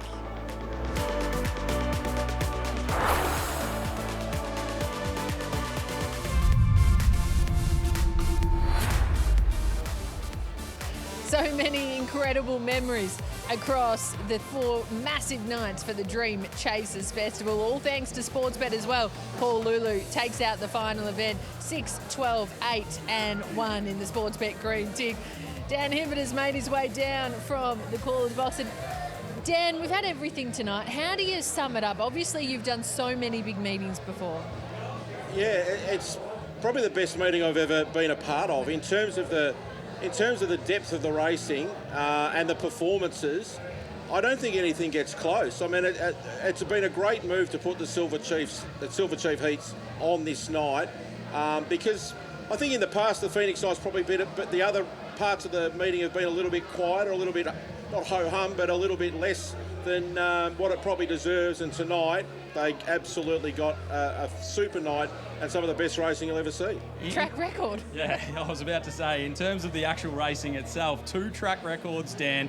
You mentioned to me your first ever Metropolitan track record that you've called. You see one of them, you surely put the kit bag away and you go, well, I'm not going to see another one. Well, it's like winning the lotto twice. I mean, the 600 was probably the one that would most likely to go. The 500 one, I mean, to see that touched is really surprising. And the fact that it was done in the manner that it was, super rare. Like it's and that won't happen. I don't think that'll ever happen again. That's crazy.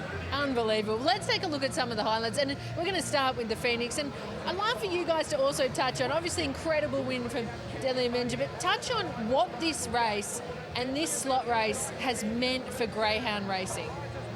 It's just really put a spotlight on the sport. There's so much talked about this race, and it's not just in Australia. There's so much attention overseas. Like we had all the English guys and girls out here for the Melbourne Cup, and they had an absolute ball. But they're watching this race over there as we speak, and the whole night. So I've seen PL and Billy tweeting at me tonight about the track record, been seeing that. It's awesome, and it's so good.